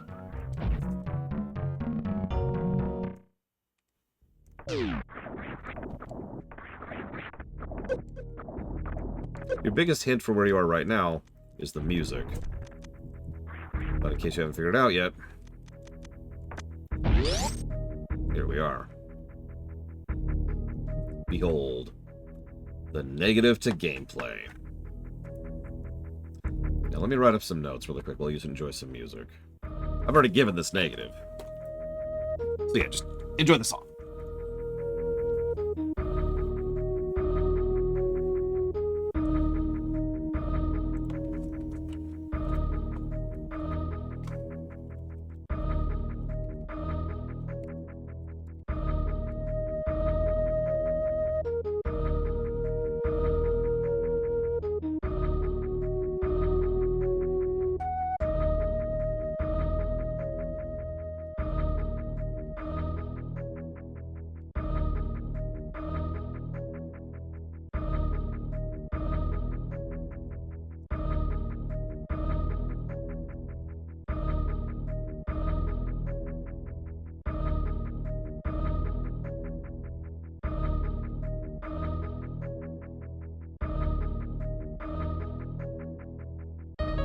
Possibly disposable puppets, but to stand on fairness, I have dinged other games for stuff like this that you can figure out, but you might miss, and miss relatively easily.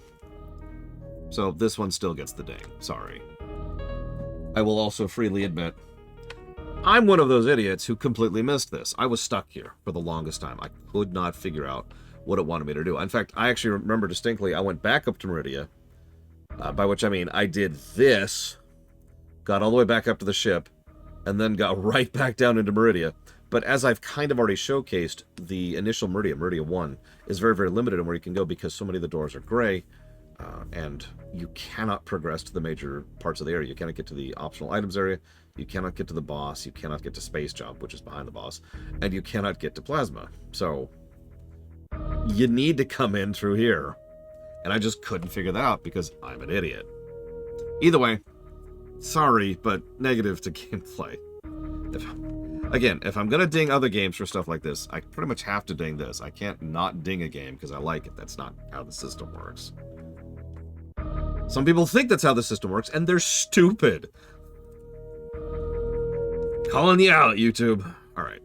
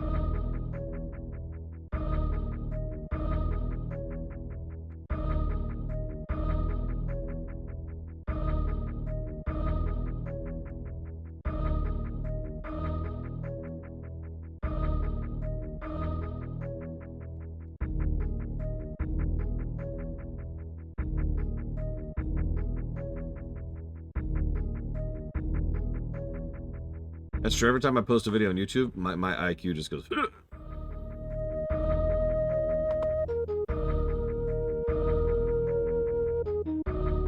I mean, if you killed Megatron, then, you know, you're going to be saving more lives than your friends. I'm just saying, Zactaft. Let your friends die like the tools that they are.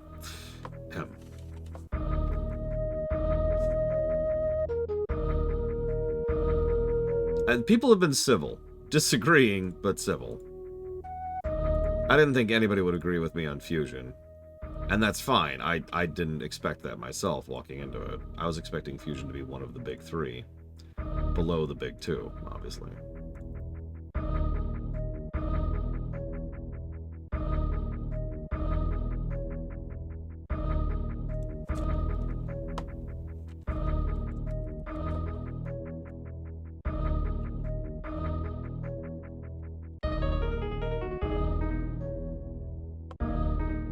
I mean, let the Autobots die. They clearly have failed the Darwin test.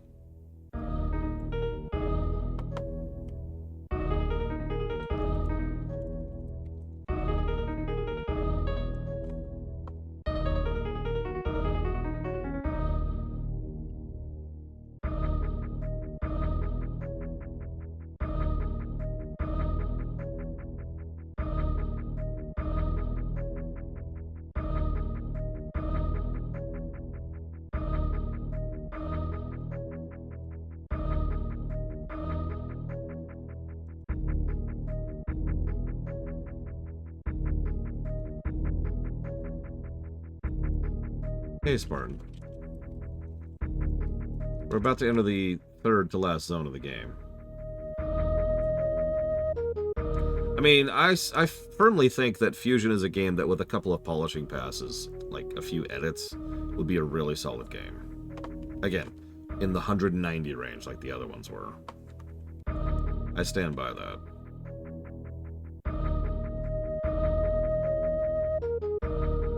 Yes, Ect. 100%. Eternal Wars are dumb. Unless it's Total Annihilation. then it's acceptable. There it is. Okay.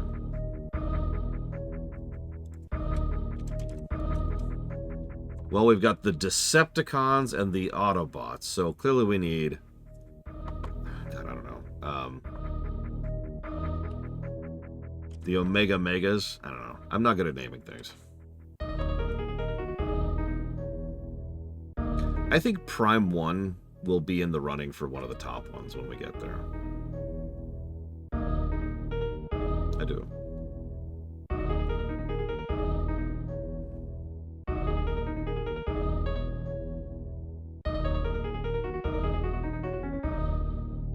Damn it, I'm getting distracted. I just had a thought and I was going to jot it down. I can't remember what it is now.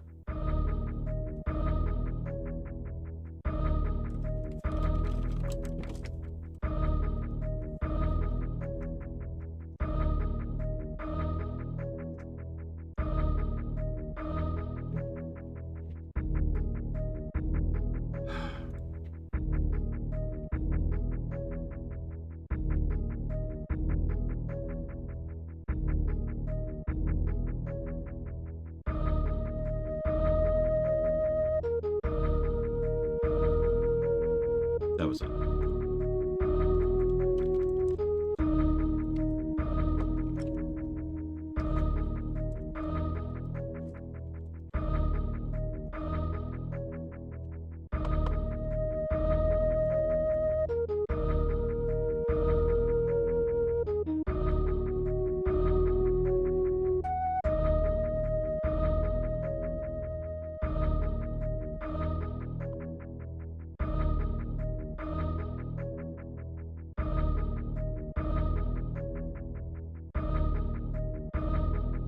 I don't see why not, Bendola.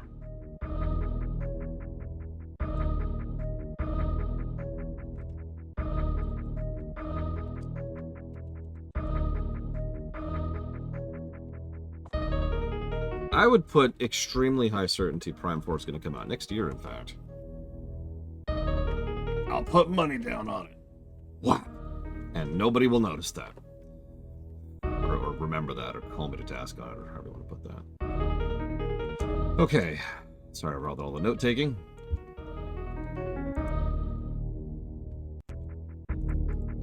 So as I was saying, young me got stuck here for a really long time. My favorite part is nothing happens until you move.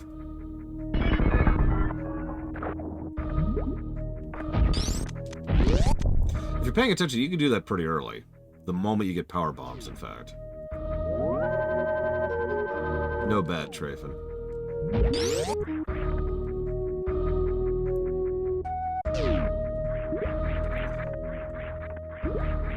Yeah, I was doing a little bit of research, mostly to see if any of it was relevant for any of the upcoming streams, which it isn't. But let's just say that the story leading up to Prime 1 is a freaking mess. Also, can I just say I love this song?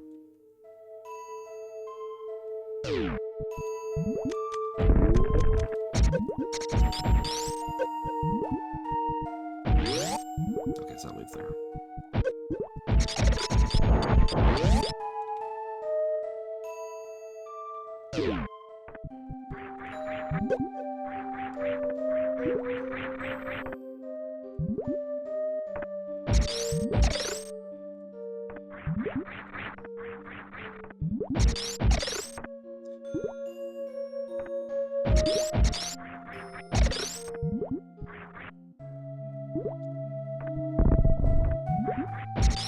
I like how there's just that missile just taunting you right there. Oh, absolutely. By the way, do you notice there's all this hardware and stuff in the background? What I find interesting is we find this out thanks to Zero Mission. But what some of the bricks, the seeds of storytelling were laid early on, very unintentionally. So this is the space pirate mothership.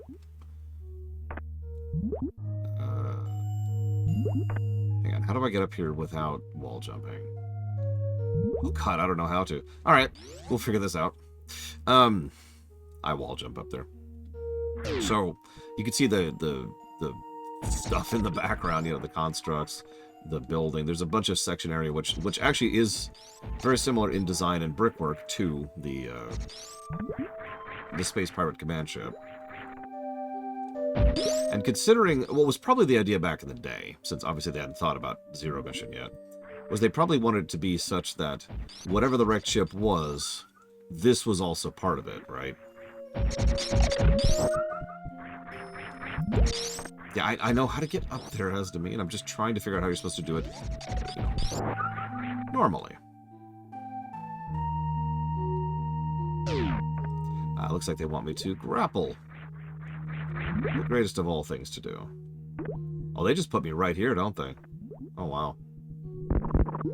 I kind of want to go down first. Well, I mean, this is the mothership, so it's huge, obviously. This probably used to be Chizodia. Starting to see some rougher space pirates here. Wait, can I get out of here normally?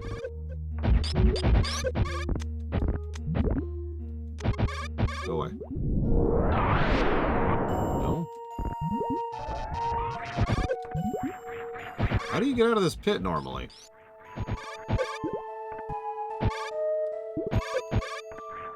Oh, whatever. How do I get out of this pit? Oh, God. This might be it. I'm going to die because I don't know how to get out of this pit. There we go. Anyway, so you get out of that pit. I guess it doesn't want me to go here yet. Jesus.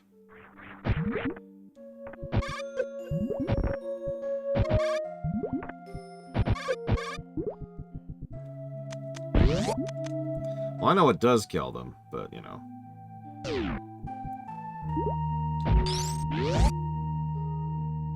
Because what kills them is that.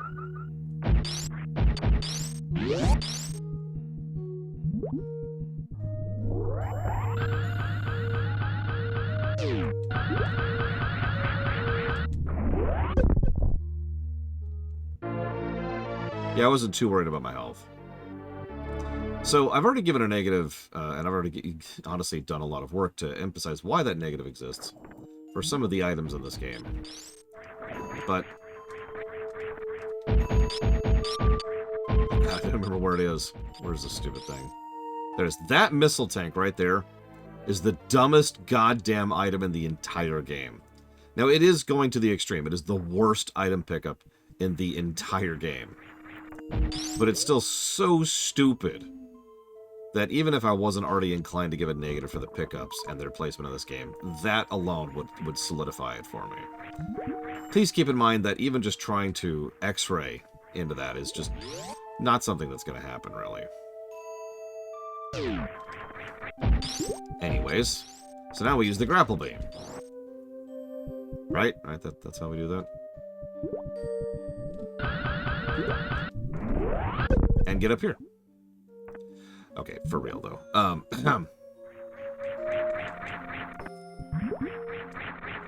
Because now we have to do this crap. No, hang on. Nope, I failed.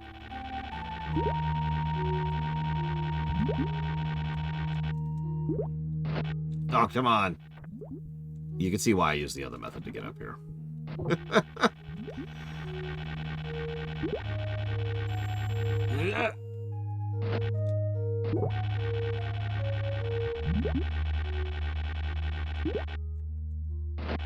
Damn it.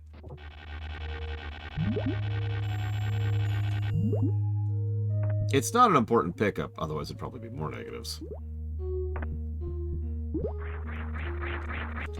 Oh, god damn it.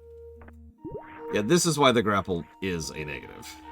Because this section, you know. I've seen speedrunners do some bonkers stuff with the grapple. I am not one of those people. I've never practiced with it. I skipped the grapple. What do you want from me?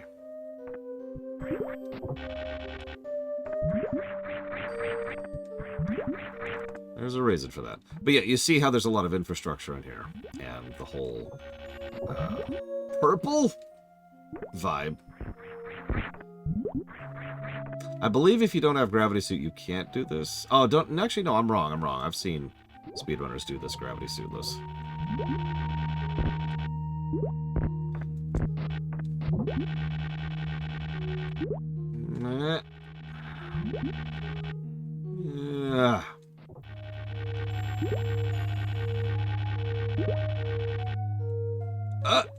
Too far. Can we just say I made it? Can we just say that? Ah! Okay, now can we just say I made it?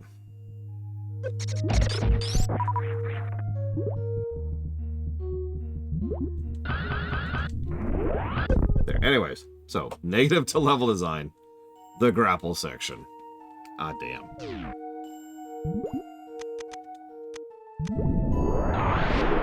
What is up here? I don't even remember. Oh, yeah.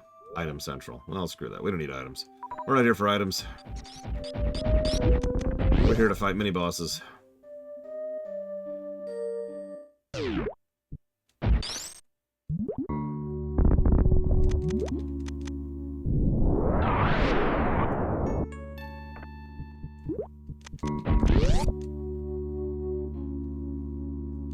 Yeah, I thought about doing a joke and being like, hey, look, I'm streaming Hades 2 to a friend of mine who really likes Hades. I decided not to. Too much trouble.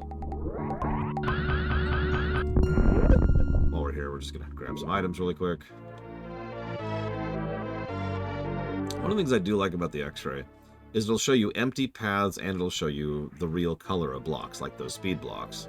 And the way they're placed pretty much indicates, oh, so I have to jump up there. And that kind of gives you something to work from, something to reverse engineer to figure out what exactly the game wants from you.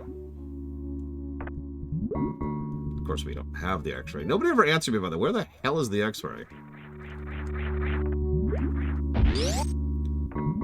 Right. Okay, so how do we get up here normally?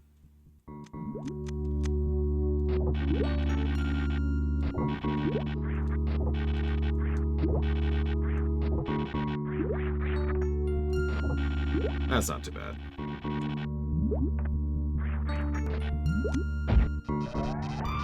Oh, I know where that is. Oh, God, that's hilarious. That's like really early on, too. Anyway, so these are the Metroids. These are the things that freaked me out as a kid so much.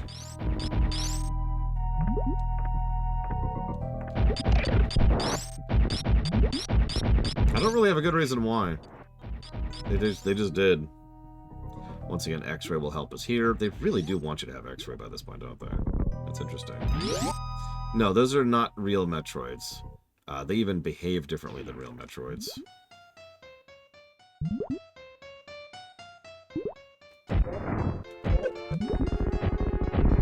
You don't deserve this music.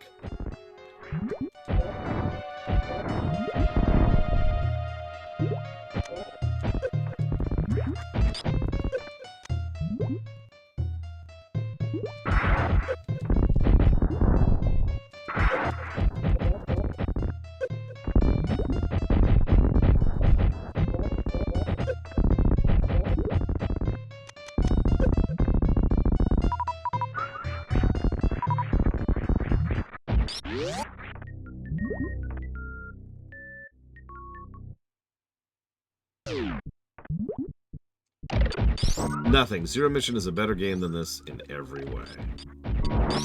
Hundreds of positives.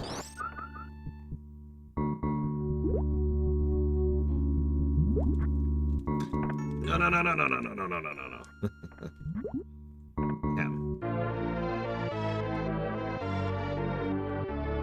You're actually supposed to get this from the other side. All I did was speed that up a little. I didn't actually cheat anything there.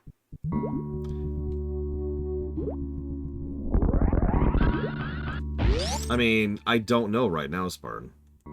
Ask me at the end of the review, I'll be able to tell you. So yeah, they just kind of do that. Really easy to get rid of. They're nowhere near as strong as regular Metroid. So you're supposed to do this. Note the gray door. We're kind of locked into this. And they really, really want you to use the grapple beam for this next room. Oh yeah, those are extremely weak. Like, you can kill them with the grapple beam. That's how weak they are. God, I haven't done this with the grapple beam in so long.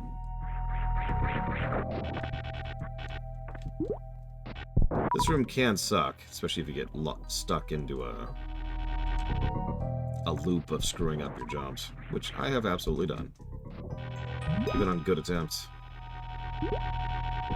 You know, actually, that makes a lot of sense, Tali. You're probably exactly right. They probably don't want you to constantly be swapping weapons while dealing with an area that's so clearly designed to be, you know, this area. Ugh. That is bullcrap, by the way. That right there.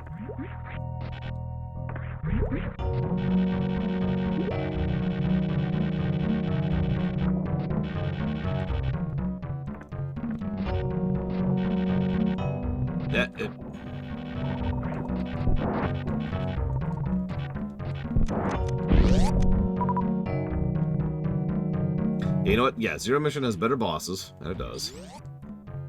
Although I do like the 3 bosses that are left at this point.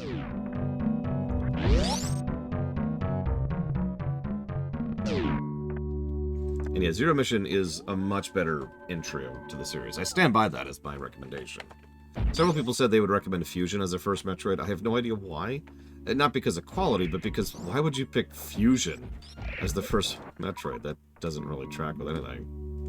So anyway, sinkholes aren't great either, while we're on the subject. Oh no, spikes! Ugh. They're not there. They're not there. They're an illusion.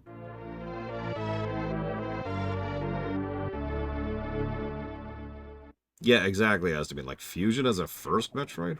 Why?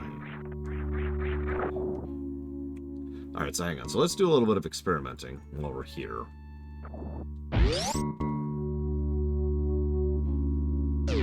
What happens if we go down? Go away. It just starts doing damage. Okay. Okay.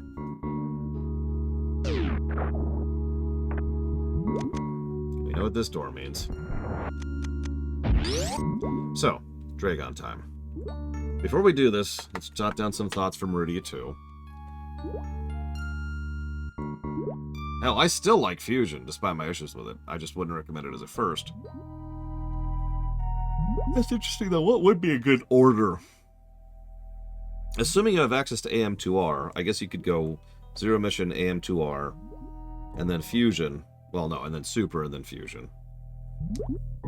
And then, you know, Samus Returns. And then, you know, Dread.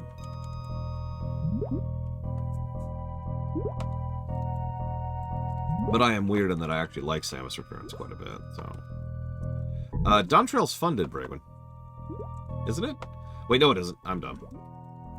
Ignore me. It's like... a sliver away, or something like that. Thank you for being part of the show, Braven. As always. Alright,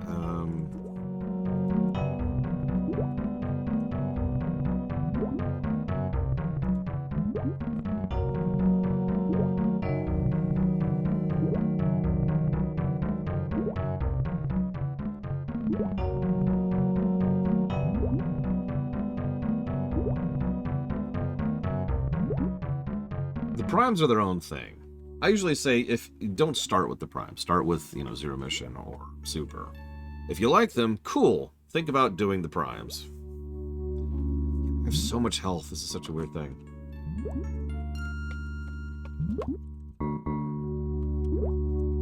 And thank you for the sub, Nimi. As Bregman points out, you can put it towards 2 more things if you'd like to, but otherwise I will jot that down at least for Dawn Trail. Don't listen to Ross. Don't do that. Don't do that. I mean, honestly, do you start Star Trek with the cage? You know?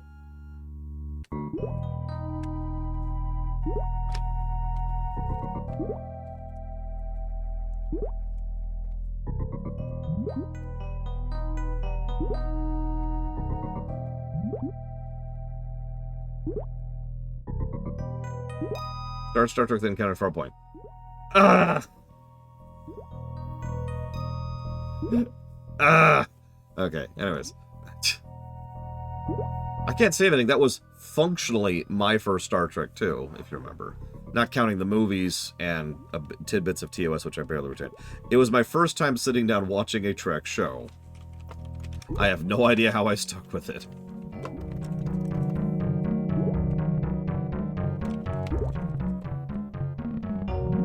No, Federation Builder.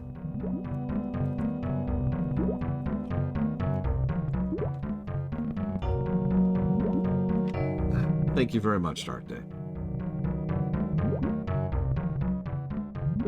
Always and ever appreciate. Thank you. I've jotted that down for Doom Block. I think it's getting close. Dragon Quest XI and Dealer's Choice.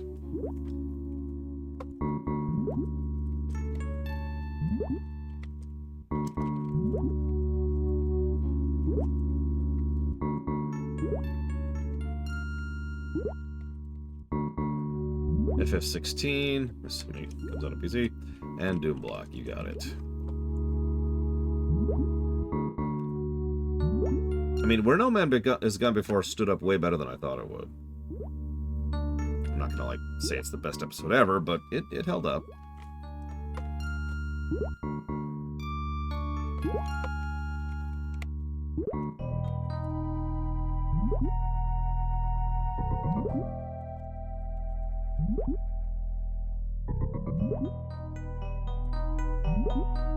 Oh, I should actually do this like this.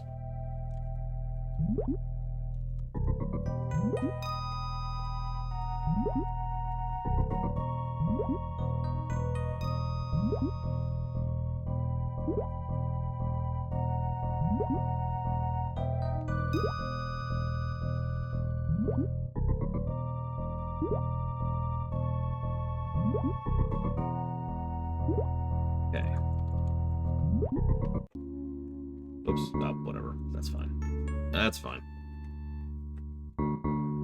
Yeah, funny considering he was a last-minute addition to the episode, as demand. So, Dragon. We'll do it the fun way first, because I'm not used to coming here with Grapple Beam.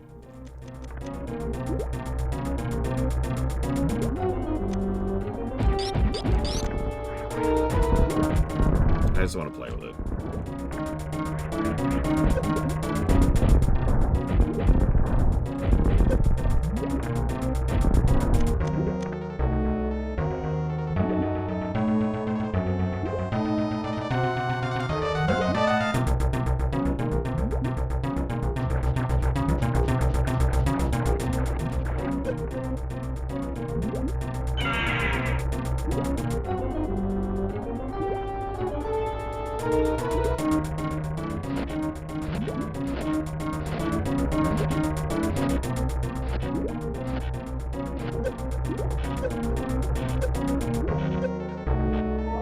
And Dragon is dead.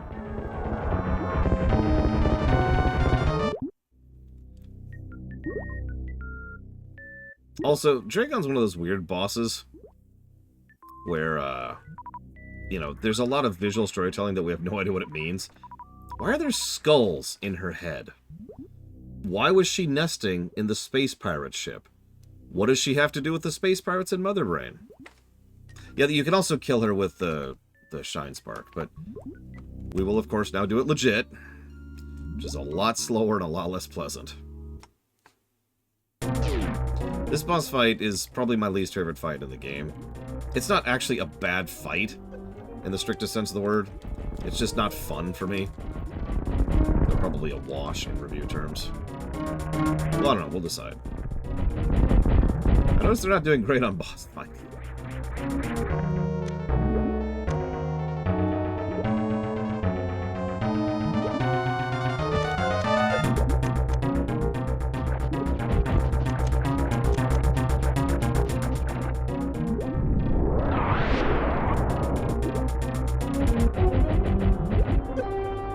The problem is, it's kind of a really, really simple boss. Like, there's two things she can do. She can swoop, or she can try to grab you. That's kind of it.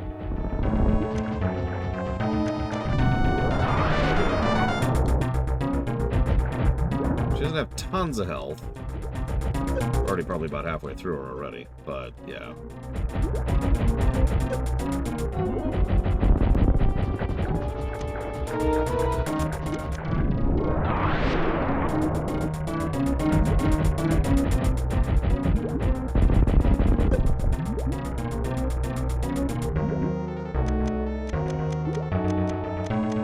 She also gets really fast during her intervening phases.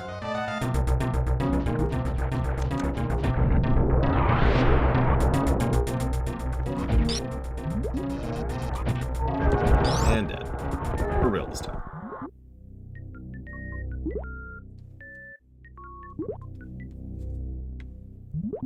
Yeah, I think Dread is actually going to win. We'll see. The density on this game is going to be through the freaking roof, so... And I haven't done the audit yet, but we'll see.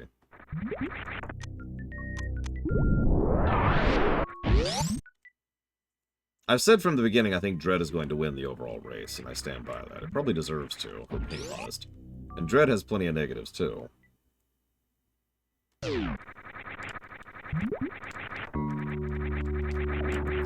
So now we have Space Jump. And the game is just kind of broken open now. No more need for Grapple Beam, no more need for wall jumping. You can just Space Jump forever.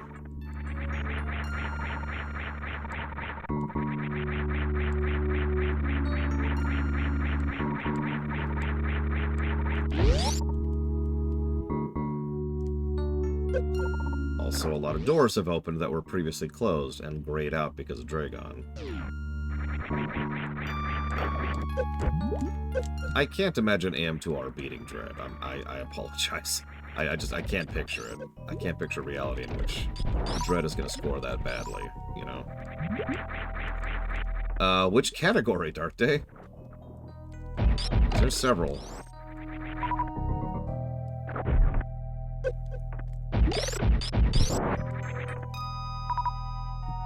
So notice how this whole section is, so you just got Space Jump. It's like a PSA. So you just got Space Jump.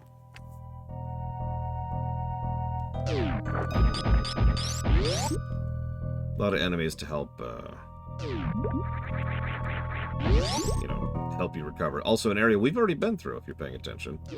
But now we have Space Jump. Minimalist, so 0%? I actually don't know what the top is for 0% in Super. Oh, wrong way. Come on, wake up, Laura, wake up.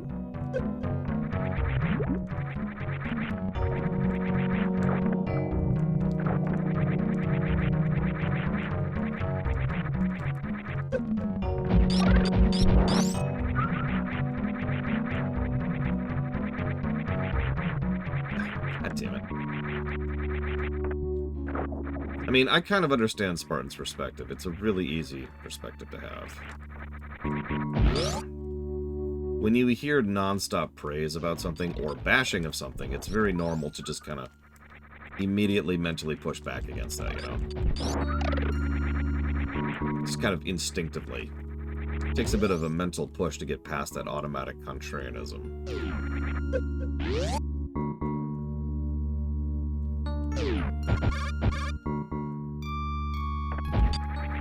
And there's Plasma. We don't actually have to get Plasma, but it'll be helpful in Ridley's lair.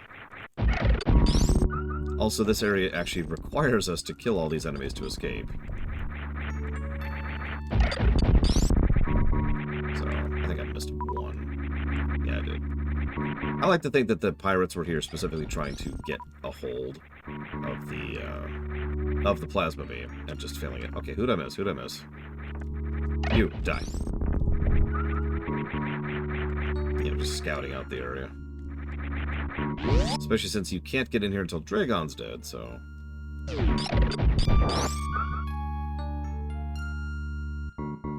which one, Spartan? I'm sorry. So, now we're just beelining for Ridley's lair. Now, I wouldn't blame you if you're playing this game and you're not sure where to go next, because I joked earlier that well, I didn't joke. We'd already hit the first freedom point, and we did, but now we have Space Jump. There's really nowhere we can't go other than Turian right now. Yeah, I already did, Spartan. And for Metroid 1.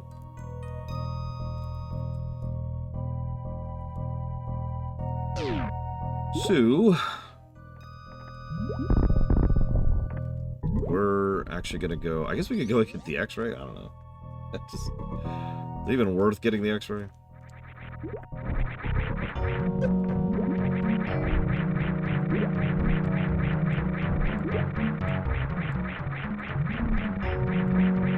Listen, I don't have a problem. You have a problem, Shadow Sheep. The problem is that my map isn't filled out.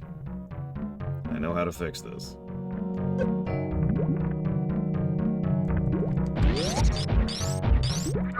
I'm not even 100% sure where the damn map is. We'll figure it out. We'll figure it out. We'll do it. We'll show the X-ray, use it once, and then never again. Big refill section here, by the way, which makes sense given the hell we just went through.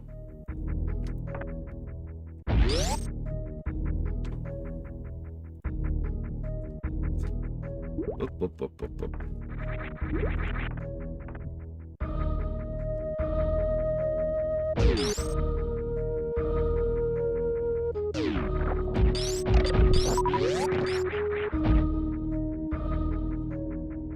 I will say I think the level design of Super is overall superior to all the others, even Dread. Oh, X-ray is near mandatory for first playthrough. The game is very clearly designed around you using X-ray. I guess I'll refill while I'm here. The X-ray is kind of a weird one because it's really good and bad pretty much at the exact same moment. Like, it's kind of a pain to use, but it's, this one maybe? It's kind of a pain to use, but it's very useful when being utilized, I guess is how I'd phrase that.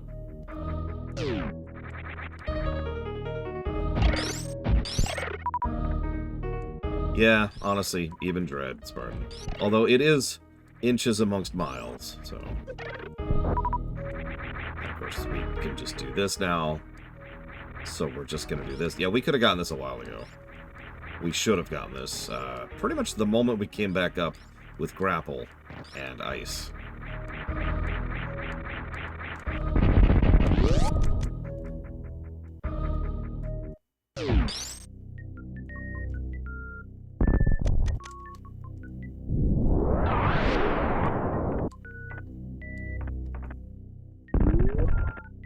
Hem.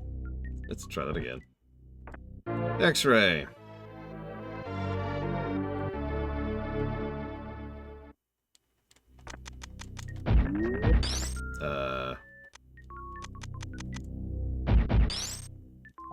There we go. So this is how X-ray works. The whole game freezes while we're using it, so that's nice. So, like, the game itself is frozen, and you can see how it shows you paths as well as what the blocks actually are. I never get X-ray. I had to think about where it even was. In fact, if you were paying attention, I had to ask where it was.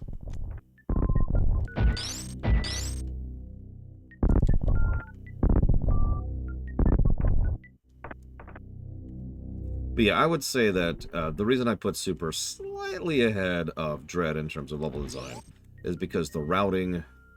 no, I did not. Totally, I have no idea what that is. The routing and the overall...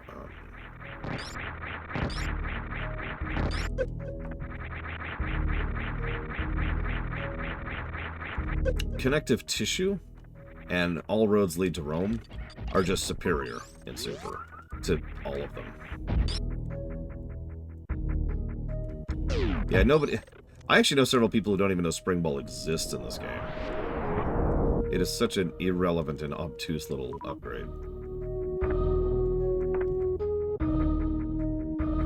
Anyways, back into it.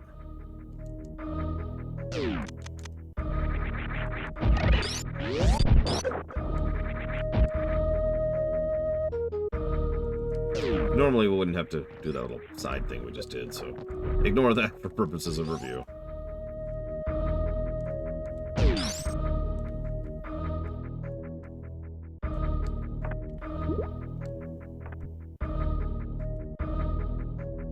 I haven't 100% of this game in about 8 years, and I can say that pretty definitively because the last time I did it was with a friend of mine who wanted to do a 100% run, and I just sat there with a map and kept track. I mean, Samus Returns does that, Bladefall. Or the legged it there. Not perfect, but still good.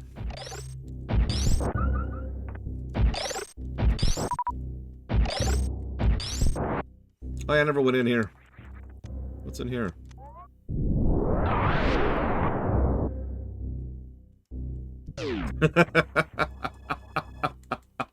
That's funny.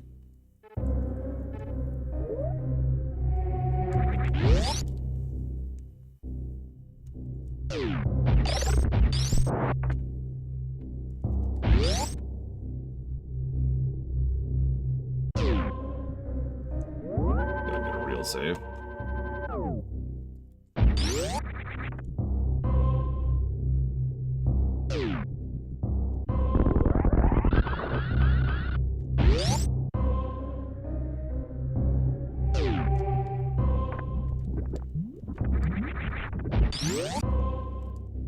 Notice how, once again, those long corridors really help to keep the pacing smooth in between sections of the map.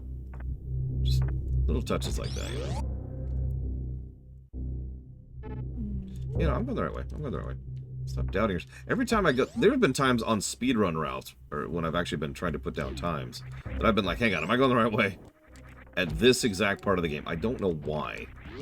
Like, this part of the game always throws me a little bit.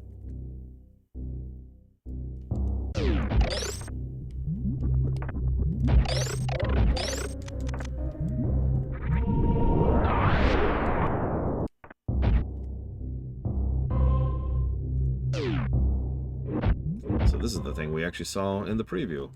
Pretty much the furthest part of the game that's shown off in the demo reel.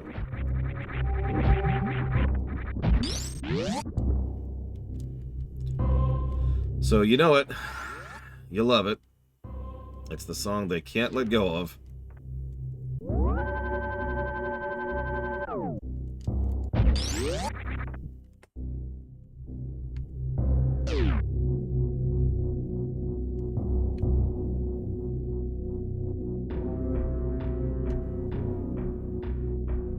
Now, normally I skip screw attack. We're not going to do that. And so by default, I happen to know screw attack's to the left because I don't go to the left.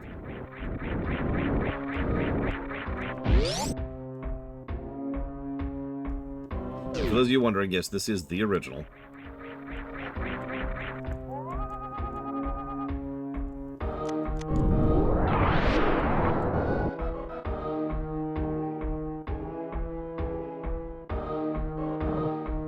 I'm not sure, Tully, is it? I'm not sure about the dread thing as to mean, but we're well en route to beating this in the next 50 minutes. And that's even with taking my time, which I have been doing.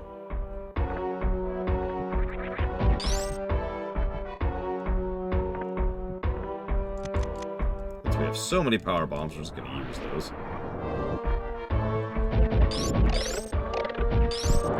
A little bit of slowdown down here, because there's a lot going on at Ridley's lair.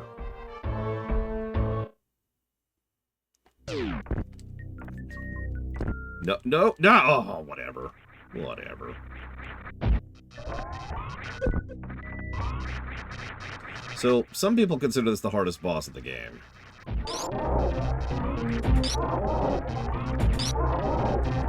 I don't really remember how to fight this guy, because I usually skip him.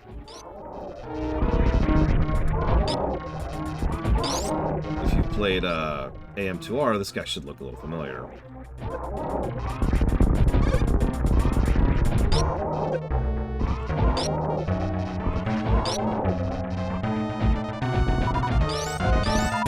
If you shoot missiles at him, he catches them and throws them back at you.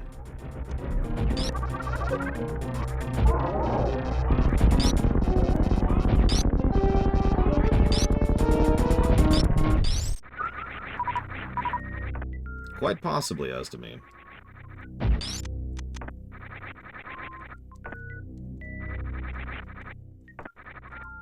Although, to be blunt, there's not a lot I can do about that. That's sort of one of the consequences of doing a veteran run, right? No, I have not died. I haven't even come close to dying, really. There are gold pirates down here. Yeah, I died once deliberately to show off just what the animation looked like, because Evo asked me to. So, yay. So, the reward for that is the screw you attack. Now, you might think, what's the screw you attack? Well, that's easy, because all you have to do is that, and it immediately demonstrates. Good tutorialization, as a lot of this game has. It really is the screw you attack.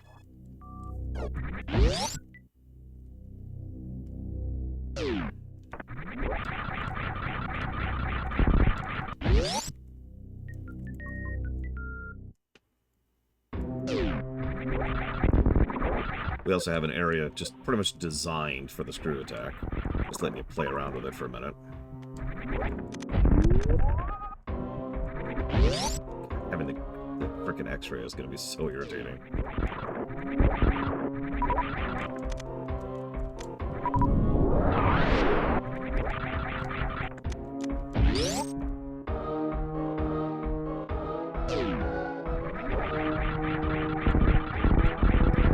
This is 3 areas in a row designed to showcase the screw attack.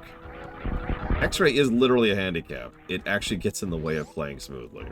At least the way I play. There is a way around that I don't do. I'm stupid. So yeah, these are very difficult to beat pirates, unless you have screw attack. Then you just run into them. They're not there anymore. Yeah, screw attack comes in very late here.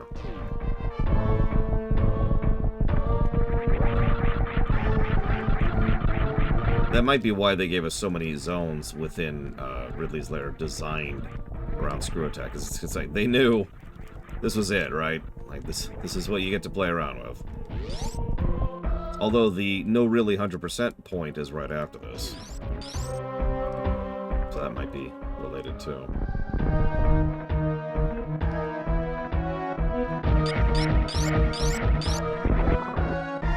The difference in damage is ridiculous. Look at that. One shot. One shot. If I could hit him. Okay. You get to live, and now you're dead. One shot. What's in here? A save point. Yeah, sure. Why not? Haven't needed a single one yet, which means I'm about to die to Ridley. Has happened.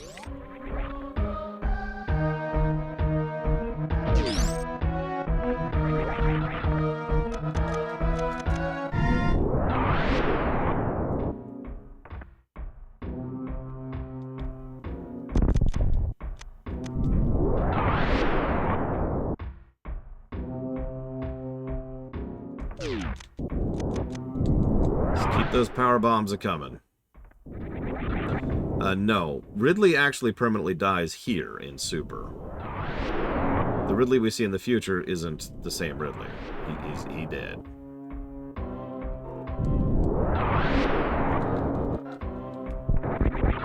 Right, I have screw attack. I don't remember what's to the left. Well, there's nothing to the left. Okay, whatever. Oh, no, there is something. Hey. What is this? What is this? Power bombs!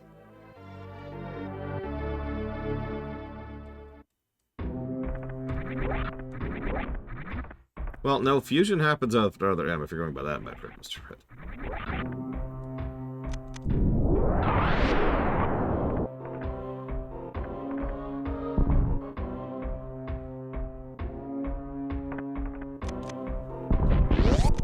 So welcome to the most irritating enemies in the game.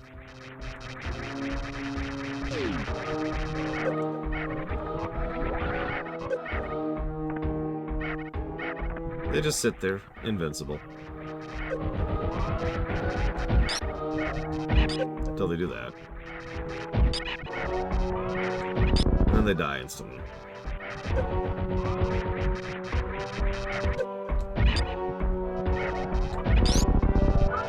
Moving on. So, wish me luck against Ridley, because he's next. This is our last refill room. Notice the similarities to the Metroid 1 setup again.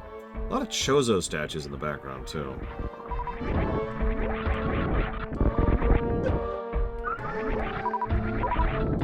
couple of refills while we're here. Just real quick.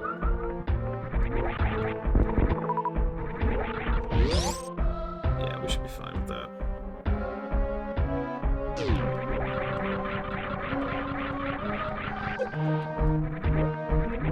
If you ever see me fall like that, it's just me screwing up the jump, by the way.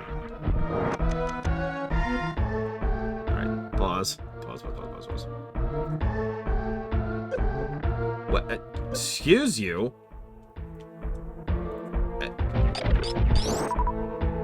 Him? Rude.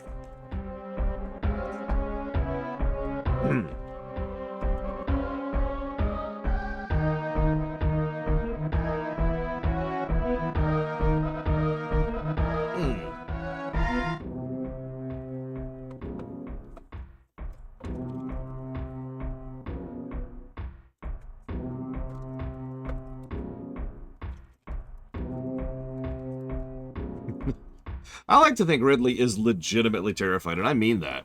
I've always thought that Ridley was hiding down here. You know what I mean?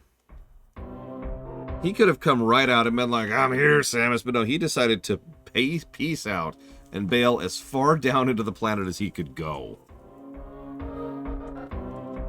Like, I've never presumed that that was anything other than deliberate.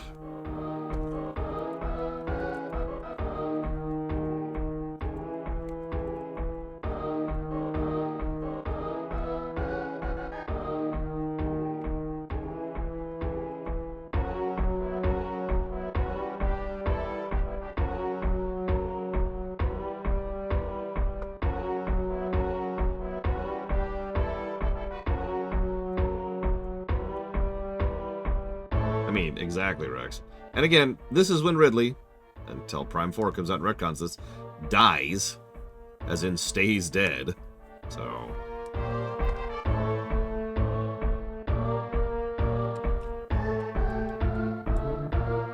yeah, probably, Talia.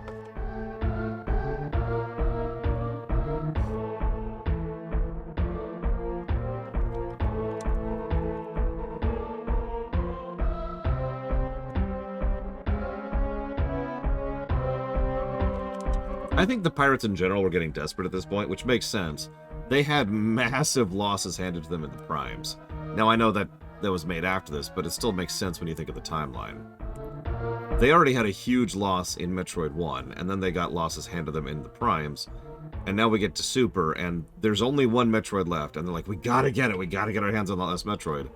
And the Mother Brain is really desperate to get her hands on that last Metroid. And here we are. Yeah, so Prime 4 is going to have the Federation. The whole Federation is going to be evil. Ridley's going to be alive. And the last boss for some reason. What other stupid things can we put in Prime 4? How do we ruin Prime 4? Oh yeah, Adam's in it. No, not the computer. The real one. Somehow. And the Mother Brain. Mother Brain's back, even though that makes absolutely no sense.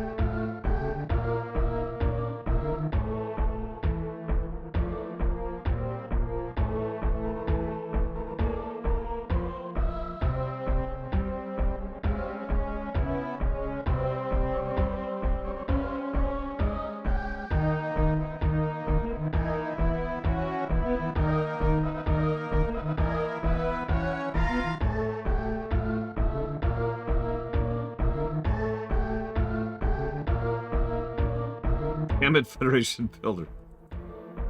That sounds horrifying. I'll stick with that for now. Alright, Ridley time.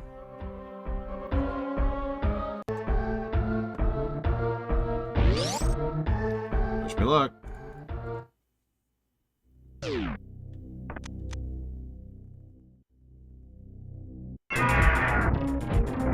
I actually have already talked about this fight when we were talking about Ridley fights in general.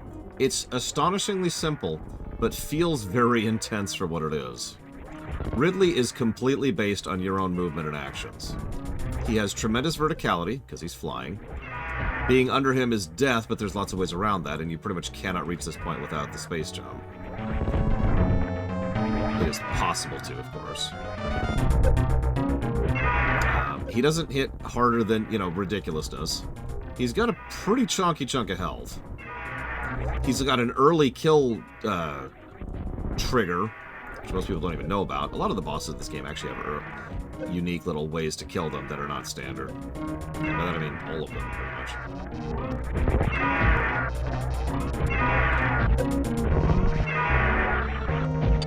I don't want to overpraise, but I would say this is probably my second favorite boss in the game. Maybe third.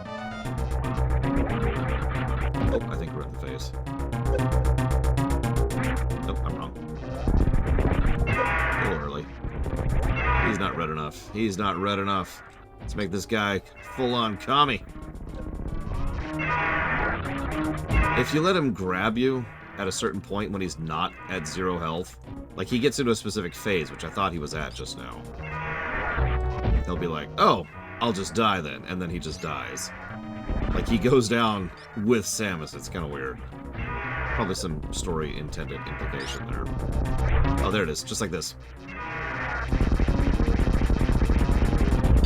So there's your trick weakness. And he's dead! And he is actually dead, as we've already talked about. Ridley has left the franchise. Which brings us to something else. Now, I know that I've talked many times about this, and people have yelled at me for talking about this, but I have to reemphasize for the 7,000th time how this is my favorite scene in the entire game. Or maybe second favorite, but it's a really, really freaking good scene. Because, remember, it's probably easy to forget, but we've gone through this whole game chasing Ridley. We get all the way down here, all the way to the end. The whole game has led us here, and we go into this room.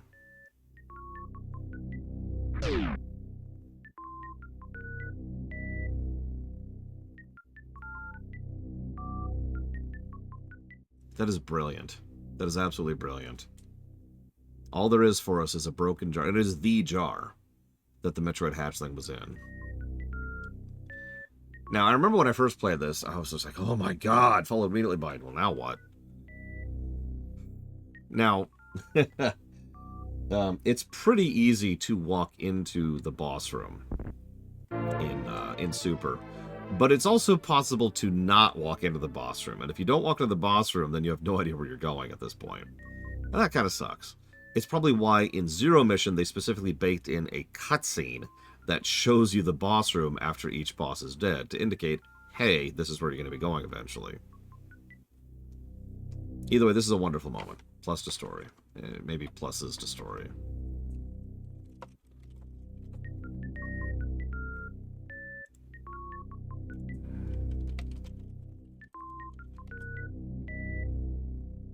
I mean, we don't even know what this means, really. Oh, actually, speaking of which, did I already write that down? I did not.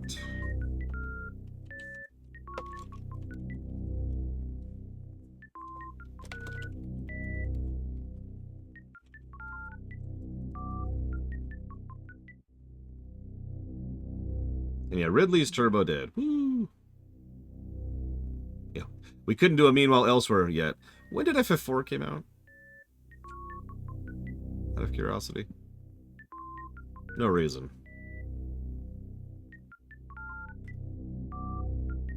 See, that's what I was thinking, too. It's like, oh, no. Okay. We're gonna chop off the guessing game pretty quickly here. Pretty soon. For those of you wondering. God, I have so much health. So much more health than I'm used to having at this point in the time. Like double.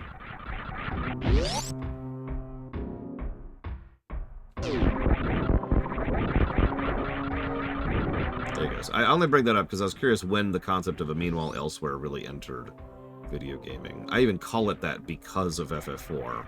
There's probably a game before FF4 that does a Meanwhile Elsewhere, but I'm not sure what it is.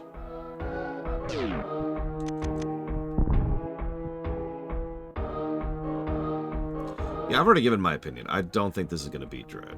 I don't. But I do think it's going to beat a couple others.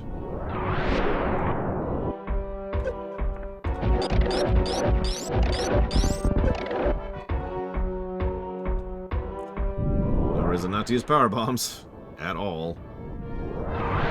Maybe Crazy Horse, but probably not. I mean, you know me.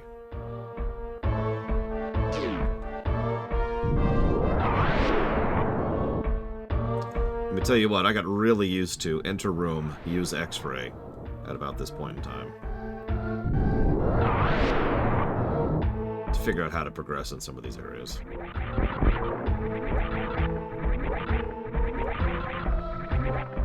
Look, Talia. I'm not even gonna refill, there's no reason to.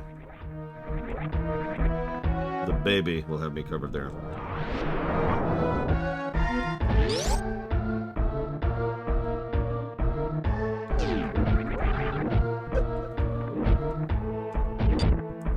I always thought that weird cracked statue thing was just kind of a strange addition. It was just a statue in the background of someone who looks a lot like Craid. I don't know.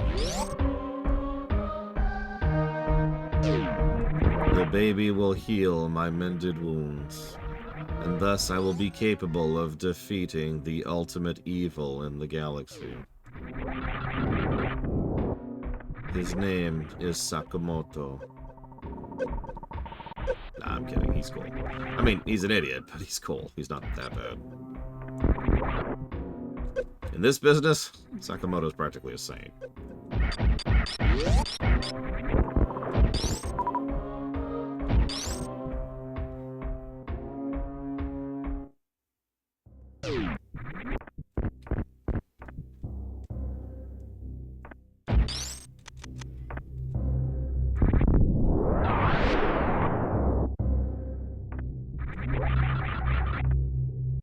If this doesn't look familiar, well, hey, it's those green bubbles. I told you they'd come up one last time. Remember that?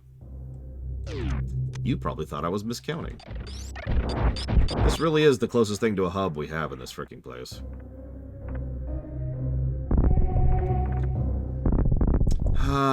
Mercury Steam. So I found a article in Spanish, which I bothered to get translated and then found out someone else had already done it for me, so yay. Anyways, whatever. It was about exactly how extraordinarily bad the working conditions were at Mercury Steam during the development of Metroid, Samus Returns and Metroid Dread. Point in fact, Nintendo was actually not particularly happy about that when they found out. Because Nintendo, ironically, usually tends to treat its workers reasonably well. Yeah, ignoring the 50-plus people they never credited, there was a whole lot of pretty much all the usual suspects. You know, everything you'd expect from a situation like this. Unpaid overtime, keeping people's salaries down, bullying people, bad management in general. Like, there was one of the things that one of the employees would talked about is that, you know, Boss A would show up and say, hey, can you do such and such? And they're like, sure. And then Boss B would show up and say, hey, can you do something completely different? And they'd be like, what? I mean, what do you do when you're the person in the trenches on that, right? Now, what's really funny is almost everyone at Mercury Steam speaks glowingly about their coworkers and how much of a joy and a treat it was to work with the team once they started ignoring the management staff. But again, the fact that they just had to go through all of that bullcrap is just... I don't even know what to say about that.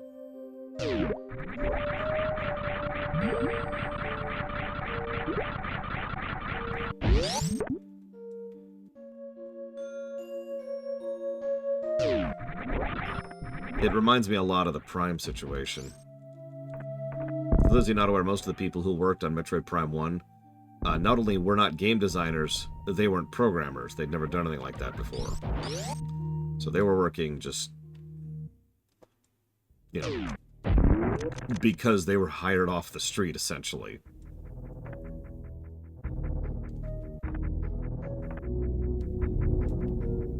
By the way, you thought I was kidding with that connective tissue thing. I love how the levels interweave with each other in this game. Just absolutely love it.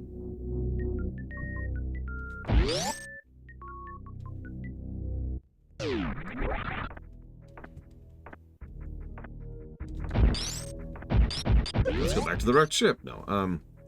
So yeah, this is... I think I kind of said this already. This is officially the 100% point. If you missed anything, this is your chance to go get it. We're gonna get a full refill right here. Nah, yeah, I don't need it. I don't need it. I don't need it. I don't need it. I don't need it.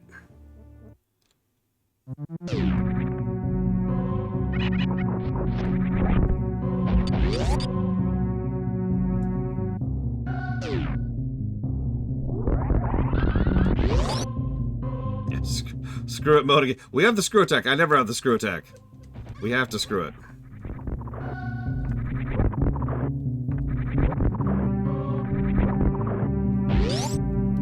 I actually opened this door earlier. So, weirdly pristine, but nothing in here. And then this. Now, I pointed this out before. So, I'm going to point this out again. Check this out. So, we've got the 4 statues, and as they are destroyed, there's a crack, and then something flies out of it.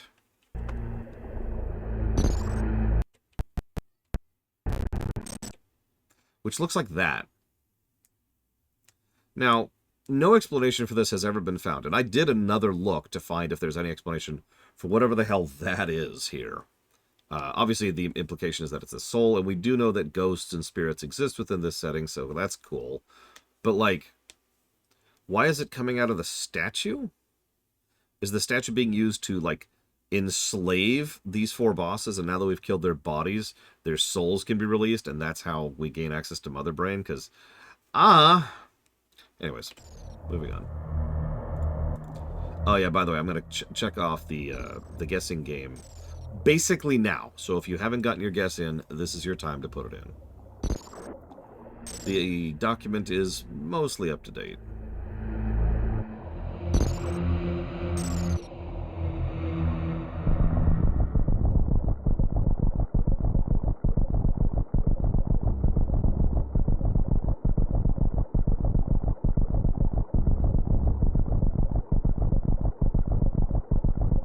Actually, could someone pull up the guessing game sheet really quick, please?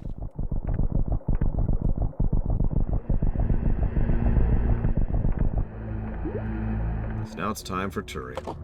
New Turian, actually. So just like before...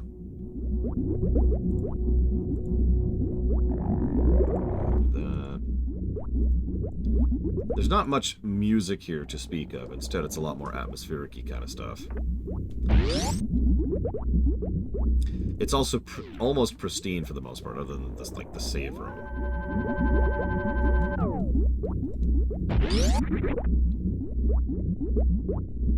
But yeah, it is the Mother Brain tile set. Just way, way top-notch. You can tell this was recent compared to a lot of the other places we've already gone through. So we need to kill the Metroids. As per usual. Also the only Metroids we encounter in the game. Just like in Metroid 1. These ones can be pretty tricky to throw off, just like the ones in Zero Mission. So, one of the common story elements of the game is that you can... Yeah. You can duplicate Metroids by exposing them to a specific type of radiation. I believe it's beta radiation. And the idea is that they actually went out of the way to do exactly that. And this is exactly why they wanted a Metroid. Any Metroid. They didn't need a queen. They just needed a Metroid that they can then cause and force to duplicate over and over and over. This is why it didn't matter to them if they just get some stupid little baby hatchling. Because any Metroid is good enough, right? Yeah, this is also why there is no queen this time around, and effectively never will be again. Other M notwithstanding.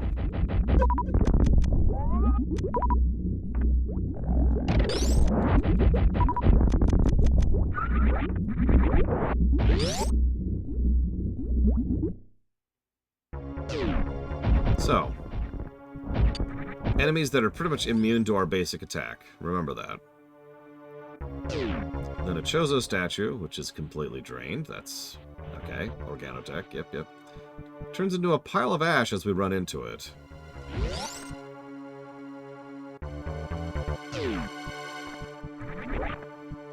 In fact, anything we wanted to just turns into a bit of ash.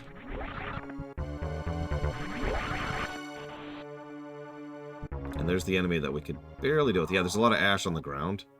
A lot of it. And then that happens. And I gotta be honest, that's probably one of the most effective jump scares in fiction right there. It's just seeing this freaking quarter of the screen-sized Metroid come out of absolutely nowhere and eat the hell out of that thing. And we can tell the kind of experiments they've been doing on this poor thing.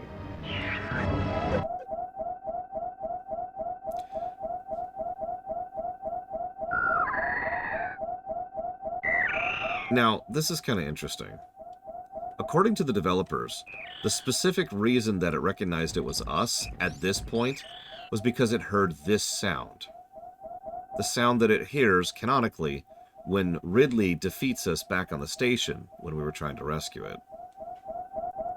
I don't know how much weight you want to put into that, but it's an interesting thought, and is apparently deliberate on behalf of the developers.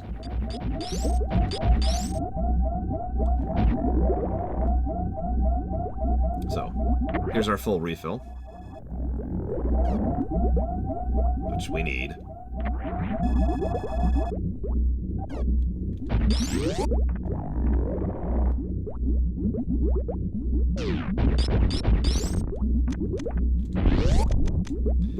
Pause for 1 second here. Write down a couple of notes.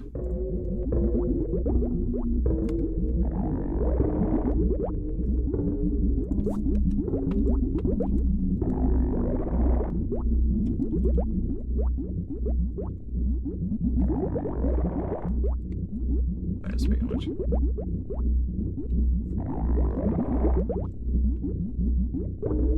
think that's all of them. I have it unbound, Talia said, in order to have the controls the way I want them to.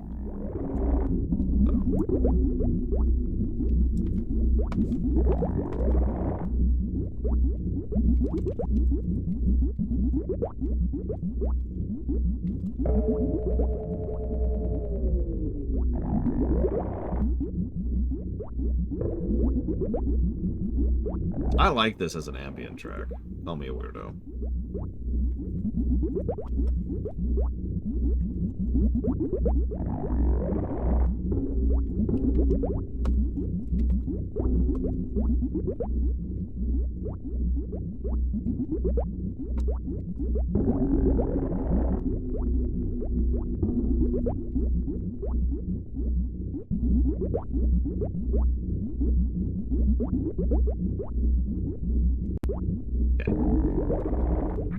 So jump is B, shoot is Y, X is item.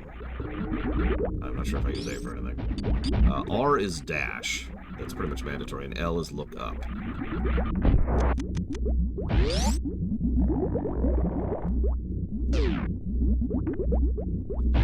So we are gonna not be ridiculous here.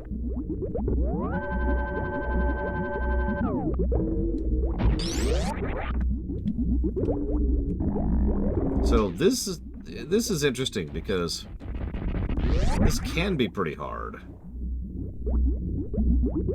For pretty much the same reason it was back in 1, just with less bullcrap.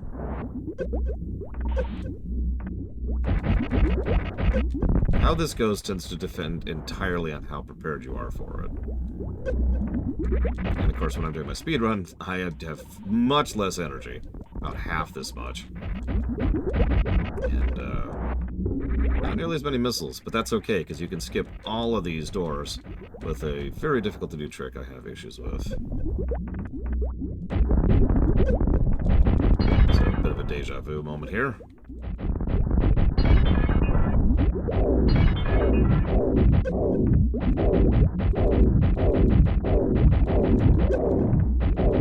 And we're done. We did it.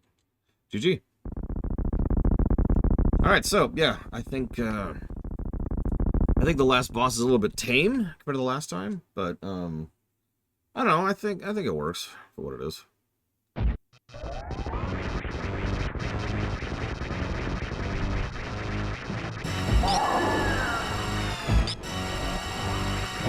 So, this part is interesting. A lot of people consider this one of the easiest bosses in the game. And I can see why. But she hits very hard, and you absolutely need a minimum amount of health in order to be able to beat this fight. And that's pretty much the difficulty of this fight. Don't take too much damage.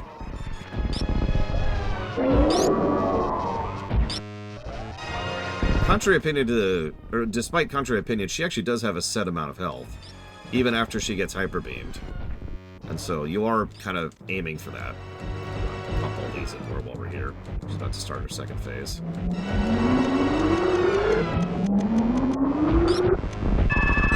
And then she does that.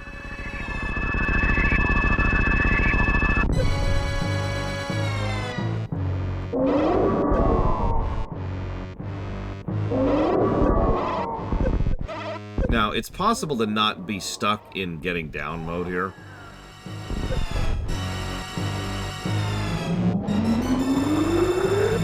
And then the best scene in the game happens.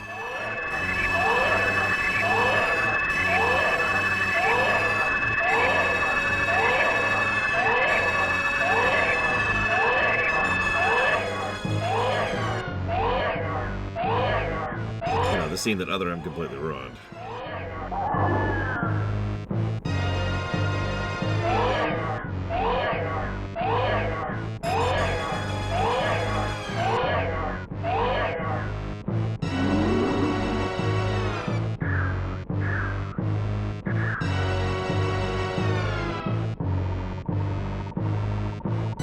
The duration of how long the baby sits on you, by the way, is designed to last exactly as long as it would take to fill up full health, assuming you had gotten every E-tank and reserve tank.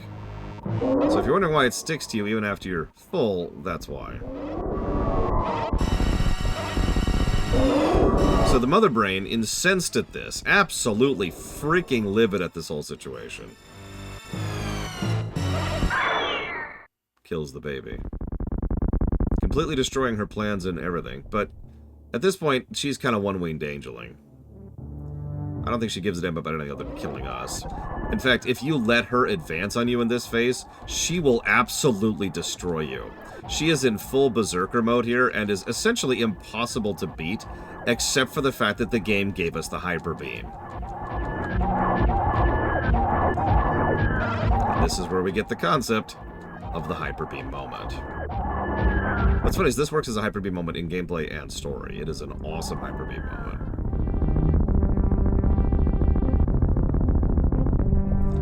Line of fire. She is also dead, by the way.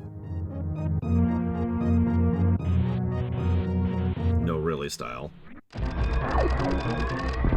And you know we had to have one last escape sequence. You know, I'm not sure she could have managed anything, Savacom. She had no Metroids, she had no space pirates. She had nothing left. Like, the whole point of the one-winged angel moment is that you don't really win if you kill the enemy. You just stopped caring about that, you know?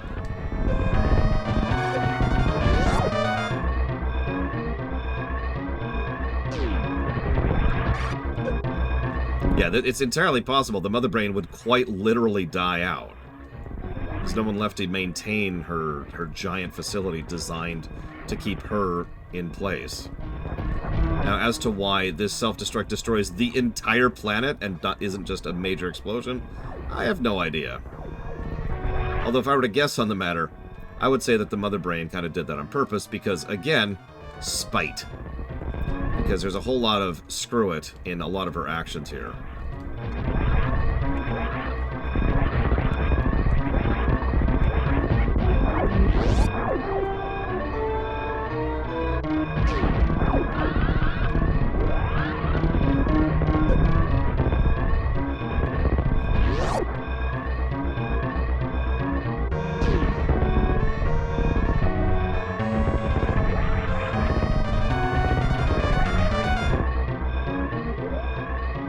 It does. It is the only beam in inventory. I don't think I've ever checked that, Dakota. That's funny. Or we can turn it off. No weapons. Super hard mode engaged. Of course we're gonna save the animals. They saved us in Fusion. We must live in Fusion.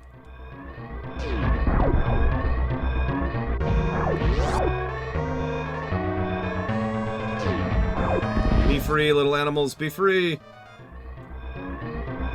Get to the spaceship you somehow have. Don't think about it too much. I am astonished how long it took people to even realize that little thing was there. In fact, one of the interviews I was reading, Sakamoto actually flat out stated that because it was still so unlikely, so uncommon, that a lot of players didn't even know that was an option. But, while I'm here... time.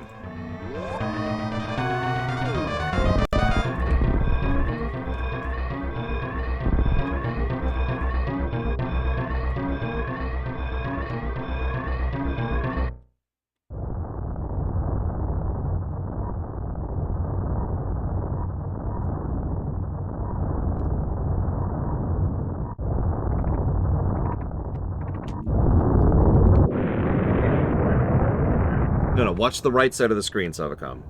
They're only going to be there for like 2 seconds.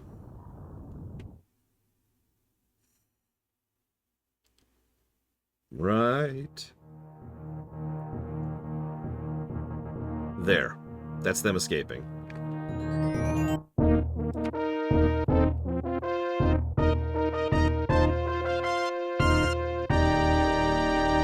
$220. It's actually pretty slow by my standards, but we didn't do a speedrun route.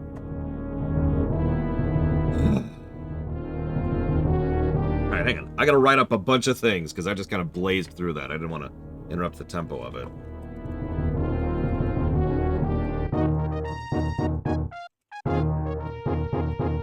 Yeah, I believe this is canonically the first planet we blow up. No, I'm wrong. Primes occurred before this. Sorry. So this would actually be our 3rd planet we blow up. 4th is in Fusion.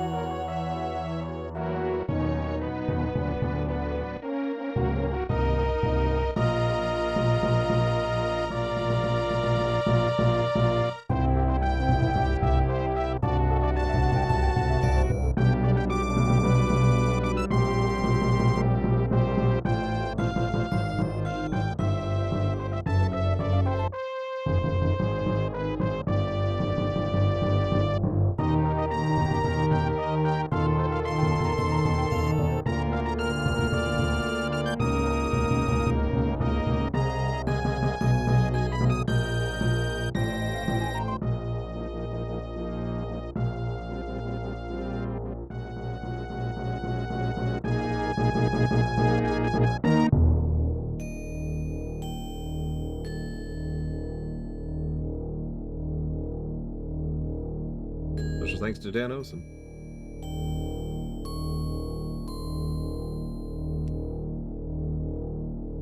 Yeah, Jaded Font. Phase and Dark Ether are the two, I'm pretty sure.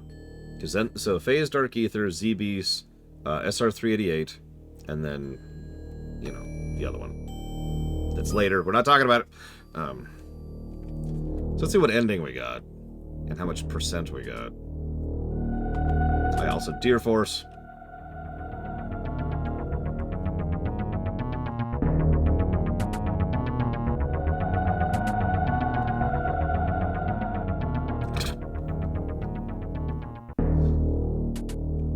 Oh yeah, Samus is a girl! Sorry. Alright, what's my percent? I'm gonna guess like 40-something.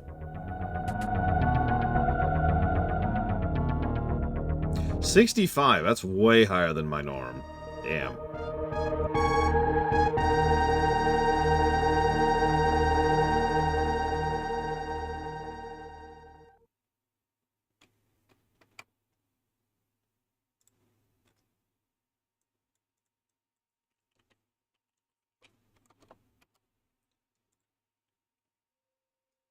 Alright.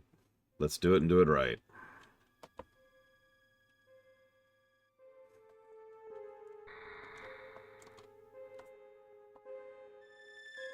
This early, we'll probably have time to start Dread today. Probably late, because it's already lunchtime. And I don't want to rush the audit.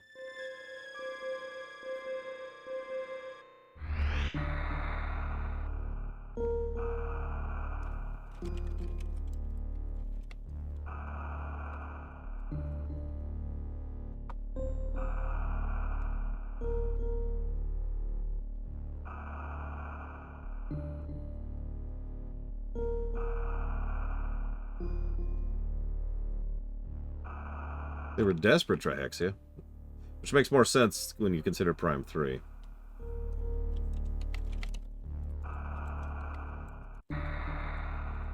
Exclamation mark next is correct. Did someone kill the bot? Someone killed the bot! Apparently it was Savicom.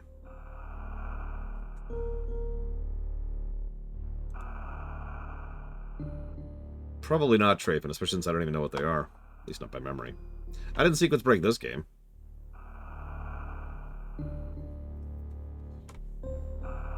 I don't know, Savicom, she says as she hides her knife.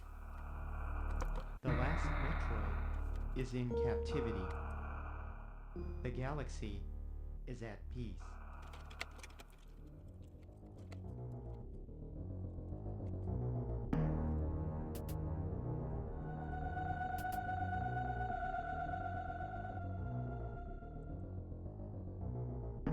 You know, that's a good point. Also, I like how you're just like, I don't need a knife. I could kill you with my bare hands. She's straight up a monk at this point. Like a D&D monk, I mean.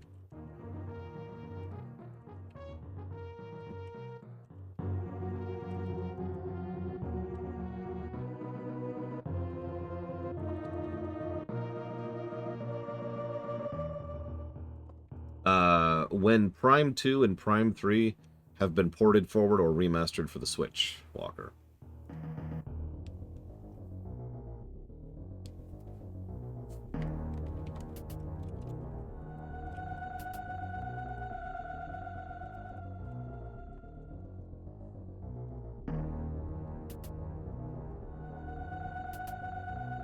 Okay.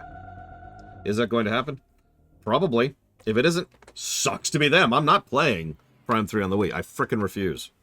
I absolutely refuse. No, thank you.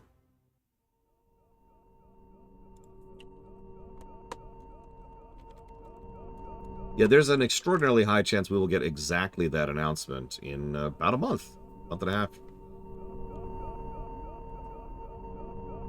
Hello, Evo.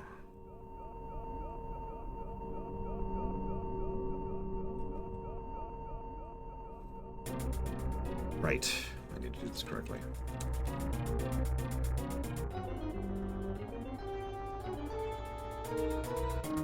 I hear you. I'm sorry. I'm hurrying. Oh my god, I'm hurrying. Why, Evo? Why do you hate me so? It's okay. I don't blame you. I know that it's just your nature to have horrible hatred towards me. Yeah, ditto, Trafen. If they don't announce that, especially since we're like at 90% certainty of Prime 4 being a Switch 2 launch title, and coming out next year regardless. Yeah. I think Ravenbeak probably tried to take control of the Mother Brain. There's a pet theory about that explains the presence of Craid in Dread, which I don't agree with at all, because the timelines don't line up at all, but it would lean towards that concept. Especially since the Mother Brain is a Chozo invention, after all.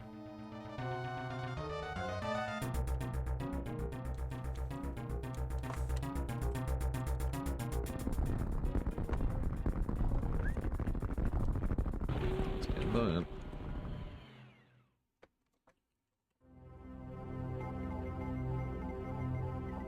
I'm gonna have a lot of typing up to do to clean up these notes. Right now I'm trying to be a little quick and dirty so I don't drag down the stream. I've already done a lot of typing today. A lot of talking, so I do apologize for being boring as hell to all y'all.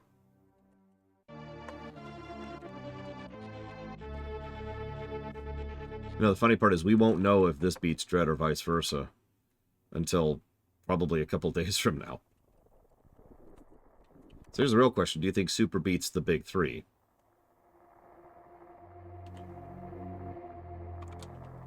In chat, right now, do you think Super is going to beat the big three? Because Zero Mission, AM2R, and Samus are all within like 5 of each other in the high 190s.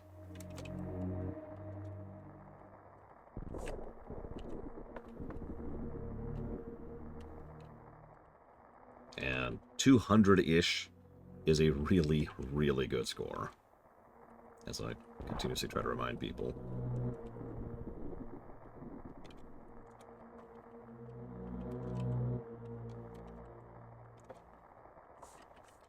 That tracks too.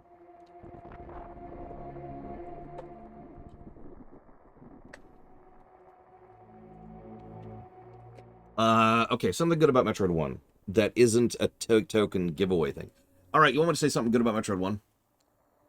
I like the mid-game, excuse me, not the early game. The mid-game flow. Once you've gotten past the early game hell in Metroid 1, it actually smooths out and opens up substantially. And the game became a lot more enjoyable the moment I hit that.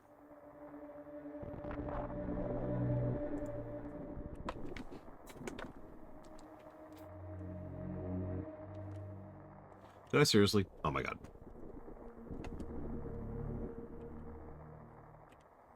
Hang on, I just accidentally put all those points in Metroid Dread's rows. The lowest guess is 222. Well, I guess that means everyone thinks it's going to manage it then. That's a vibe I'm getting.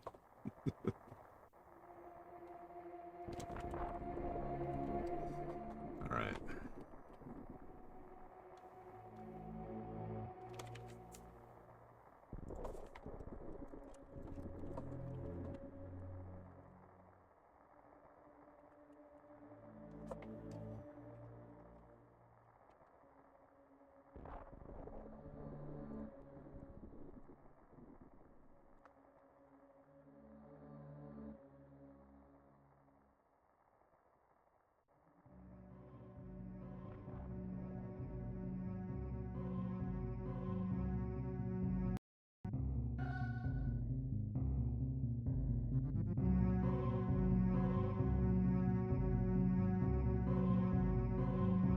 The good news is density does cap at a certain point, by design.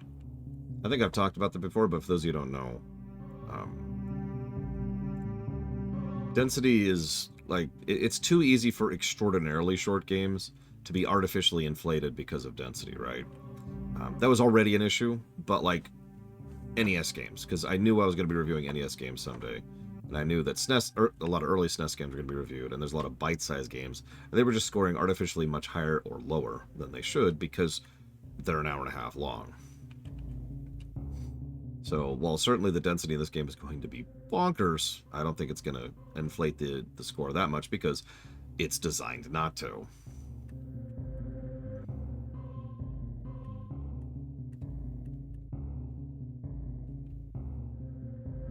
What was your initial guess, Blade 12, if you don't mind sharing?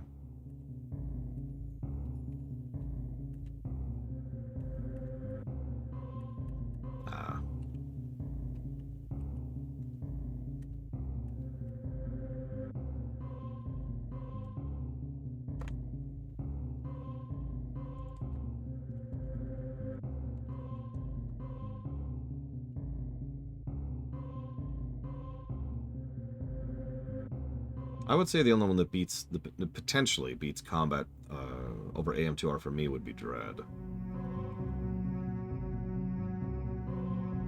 Actually, yes, Trahexia. I, in fact, have a near-perfect poker face because I usually am not super invested in the results of the game. So, instead, I'm just sitting and laughing and chatting and acting like I normally would with no tells or indicators whatsoever.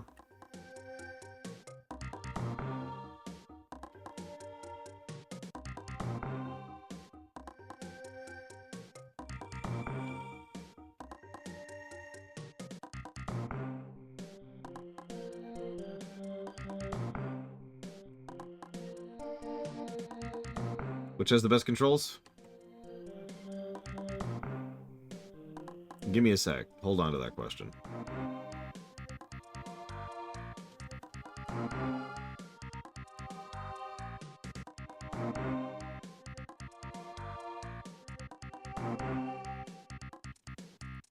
Oh yeah, sure. It's Metroid 1, Ross.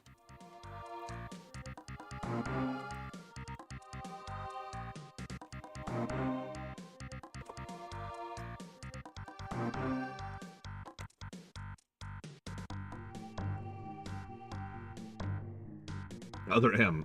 Oh. All right. I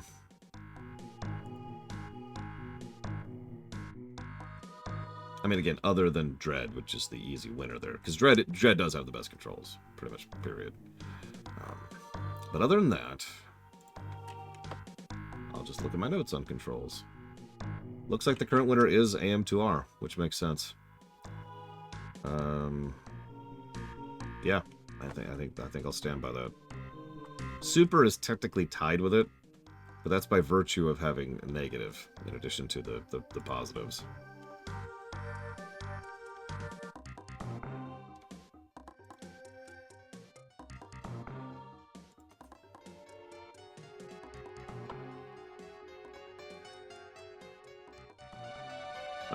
You know, I feel like I shouldn't give any of these negatives. You know, this game deserves better than to have negatives, right?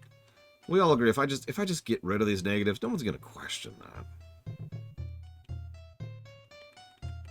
I really do get the impression from some of my YouTube commenters that they actually think that there's like a, I don't know what to call it.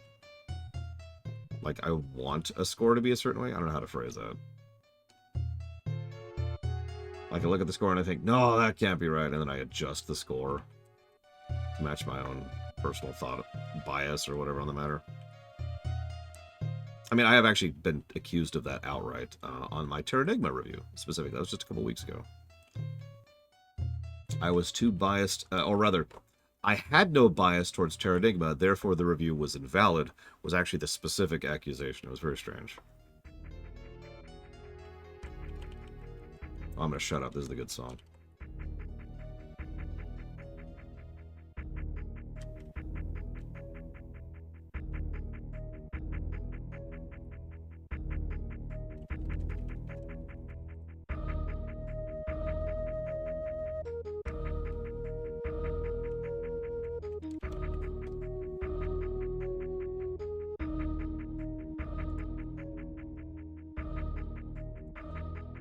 God, I should have a separate guessing game. What's the density of this game? Of just the gameplay of this game?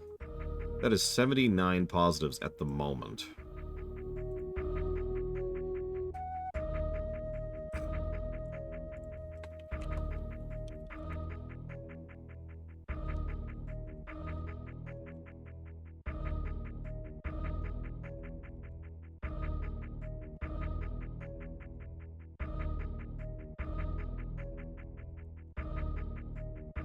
Well, if I was to be kind, which I have no interest in being, it might also be related to the thing I talked about earlier, that a lot of people have just different objectives when it comes to reviewing a game. They're more interested in the experience than the game itself, right?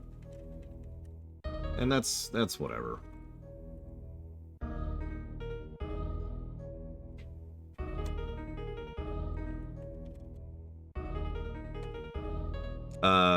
Hold on to that question, Blade Jamal.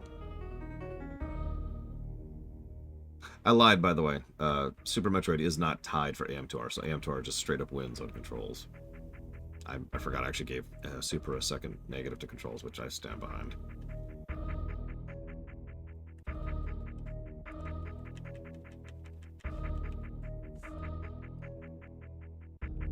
Jesus.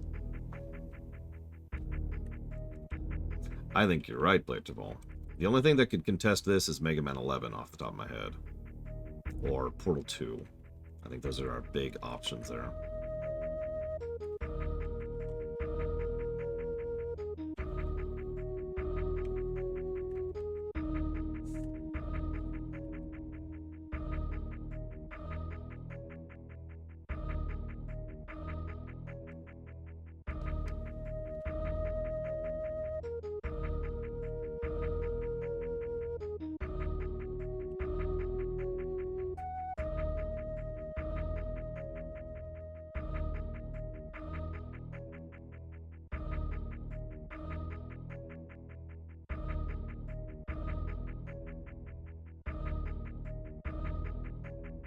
Guess what the second highest level design positives are so far? Note how I say that.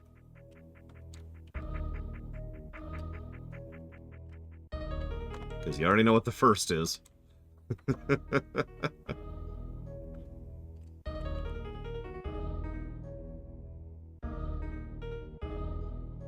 No, I mean of the Metroids, Walker. Of the Metroids. We are counting negatives. That's the thing. If we weren't counting negatives, it'd be zero mission. I'll tell you that right now. But I mean like net. Net, most level design positives.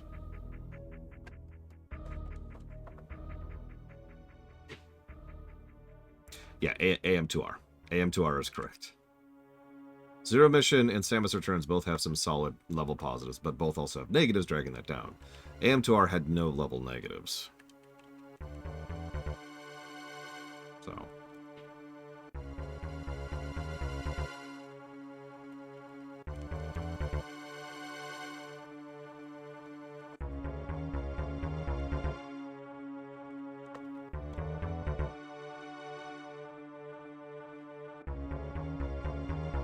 Possibly Crazy Norse. You probably don't know this, but I actually keep track of series. Of course, not a lot of series are filled out yet. But if you type !franchise in the chat, you'll get a link to that sheet. I look forward to filling that out someday.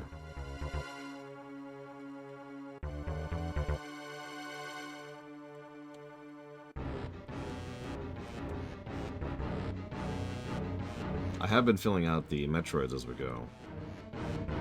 The graph on the Metroids is hilarious right now because there's so many gaps we haven't done, and of course that's going to include the primes for a while, probably for about another year.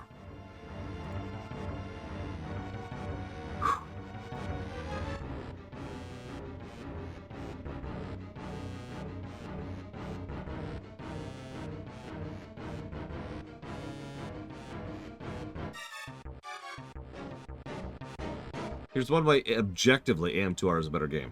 It has a bestiary. At all.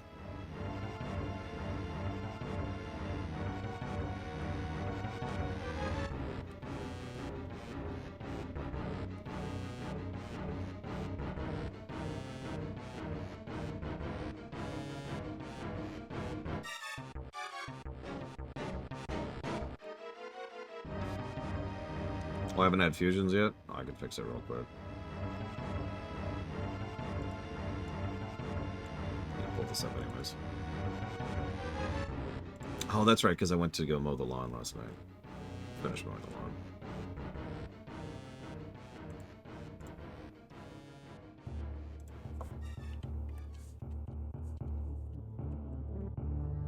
There you go. Yeah, Metroid 1, I mean, just look at the graph. And then the other M right in the middle there, just a spike of... Yeah, fun thing, there's a thunderstorm rolling through, like, the entire region right now. I don't know if it's hitting us, but I certainly... I'm glad I got the lawn mowed before that, because mowing the lawn after a thunderstorm sucks.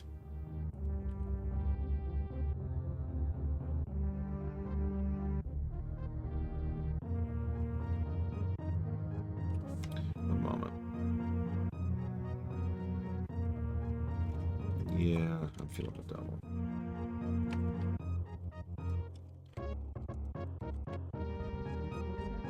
The wet grass, at least the kind of grass we have around here, is really irritating to mow. And the mud makes it really frustrating to actually walk around in. And also, like, I swear to God, the plants just grow another several inches immediately after a rainstorm. And it's also bad on the equipment. Thank you for pointing that out as well. Oh yeah, and the slightly damp grass will clog the hell out of the exit, the thing that gets the grass out from under the mower. I forget what it's called. I don't know. The vent? Shoot, thank you. That's a good word.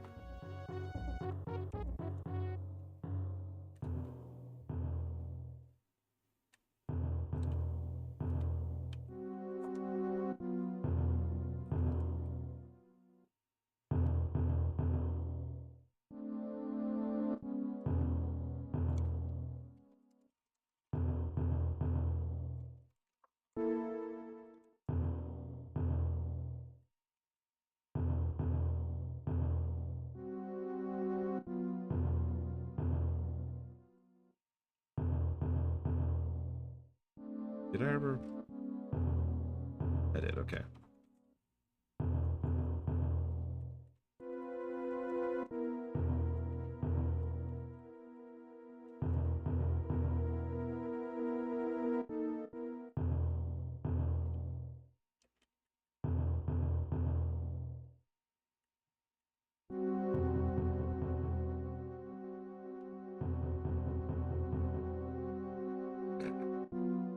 I admit I can't stand mowing. It's a huge waste of time, and while I do like looking out and not seeing a freaking jungle, it's not like anybody's actually using the area right now.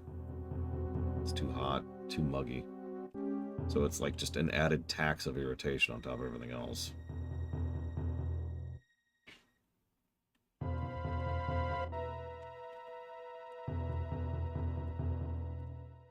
I think the mod support was pretty good in this game. What do you all think?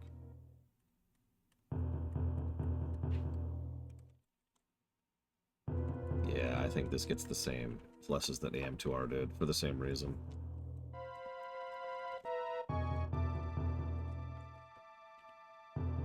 I mean, there is a randomizer that combines this game with LTTP, which the more you think about that, the crazier that is.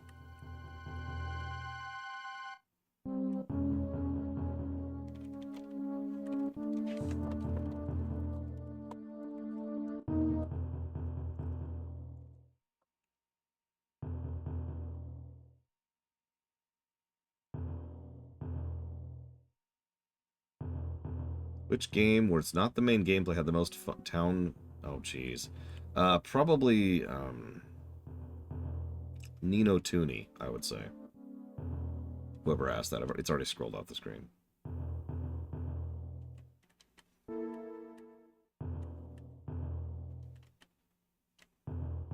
So, replayability. We talked about this briefly earlier, and I think we all agreed that double positive is the floor. Are we feeling triple? Let's actually talk about this.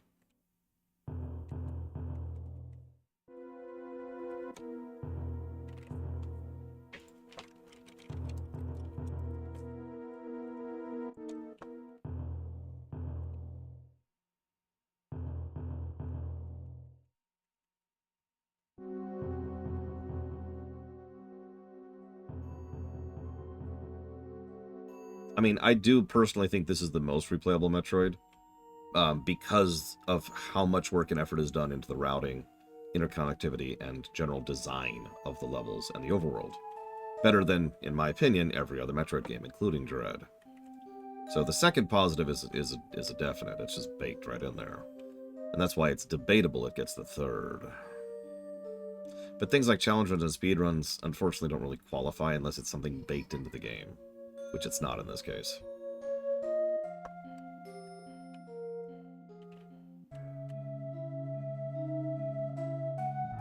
Huh.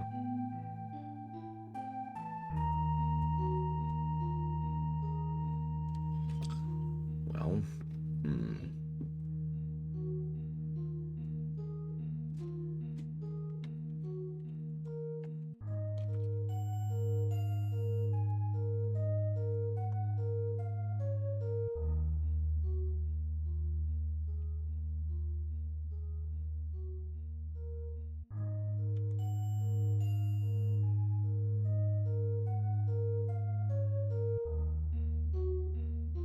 how visceral do we think this game is relative to the previous games?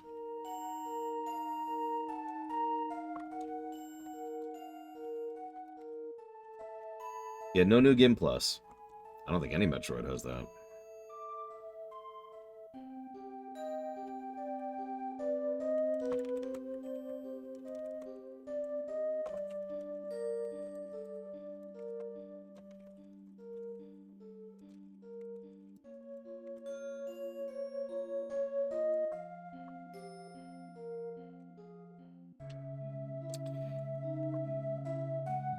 I'm feeling one viscerality, because I kind of agree. Samus Returns did a good job of establishing what we could have for a truly visceral Metroid. And I think Dread will as well when we get there. So that would leave us with a plus 91 to gameplay. And plus 53 to story. Let's do some math.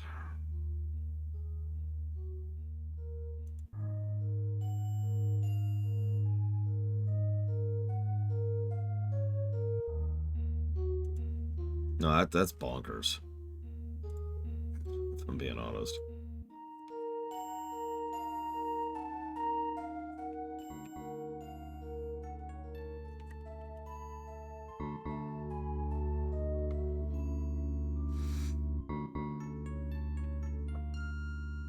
Listen, we have to do math. We have to go back.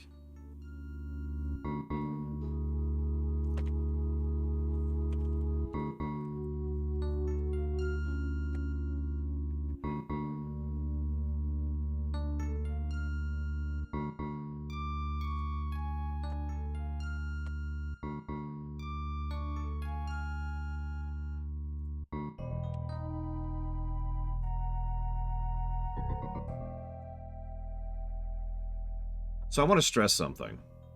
I know I put 2.7 hours as the completion time, which I stand by.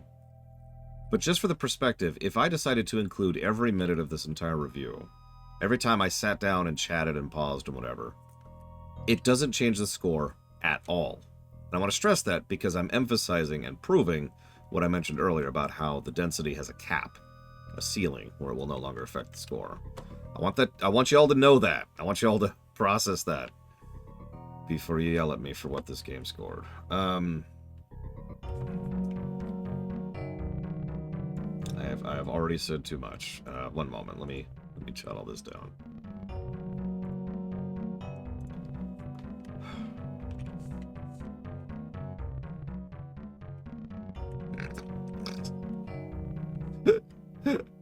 Sorry. Negative 10,000. How did you know?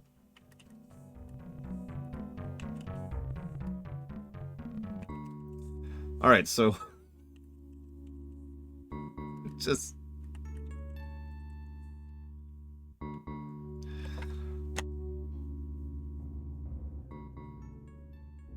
all right, so let's Super Metroid. So plus 53 to story. It's a new story record for the Metroidvanias. 100% ratio, which is pretty normal. A lot of these games have no story negatives. I'm not going to tell you the density. What do you think the density is?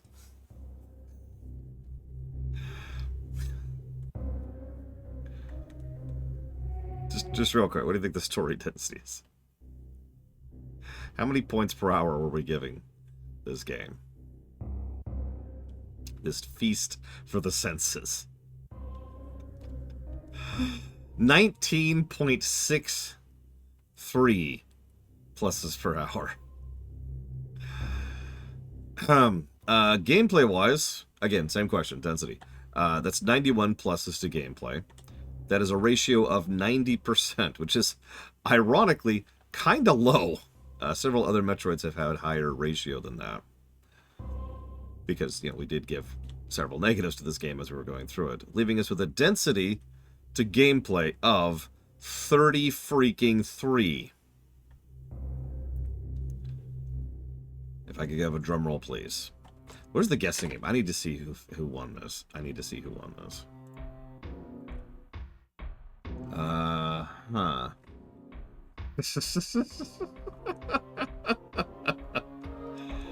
Okay.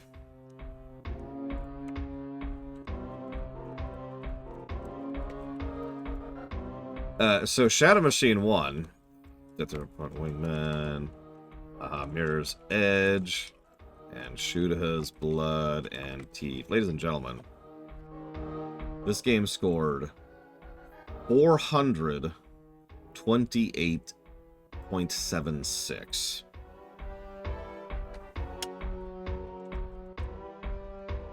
I'll be honest, even I'm a little surprised by that. But something I've been doing this entire time, very, very deliberately, is I've been sort of tracking Super against each game we've been covering. Against each game, each Metroid we've been running through. And thinking, okay, well, you know, if this game does this, how does Zero Mission compare directly to Super? How does AM2R compare directly to Super? How does Samus Returns? And I've been doing that in terms of enemy design, in terms of enemy variety, in terms of viscerality, in terms of level flow and design and guidance, visuality, and everything that we've been doing, and everything that's so important to a Metroidvania. And so I stand by that review 100% because I have earned it. I reviewed a lot of other games first to establish a lot of precedence to make that review what it is. Does that make sense? That's not in a vacuum, is I suppose what I'm trying to say. So yeah, that puts it at 1, 2, 3, 4. That is now the 5th highest scoring game I have ever covered as of this moment in time. And yeah, that sounds about right. This is Super Metroid. This game has several flaws to it. Several substantial flaws to it. 10 negatives is nothing to sneeze at, especially for a game this short. But there's a reason why I consider this to be one of the best games ever made, and why I think that it has stood the test of time so well and so properly. And as I think I talked about during the lead-up, during the build-up, this game had a tremendous amount of time and effort and work and polish and polish and polish to make it what it is. Again, I'm going to repeat this factoid because it's so interesting. A solid year just getting used to the hardware. Nothing else. That's Super Metroid. So I'm going to go, do some paperwork, type up some notes, grab some food, and at some point later in the afternoon or evening, we will start Dread.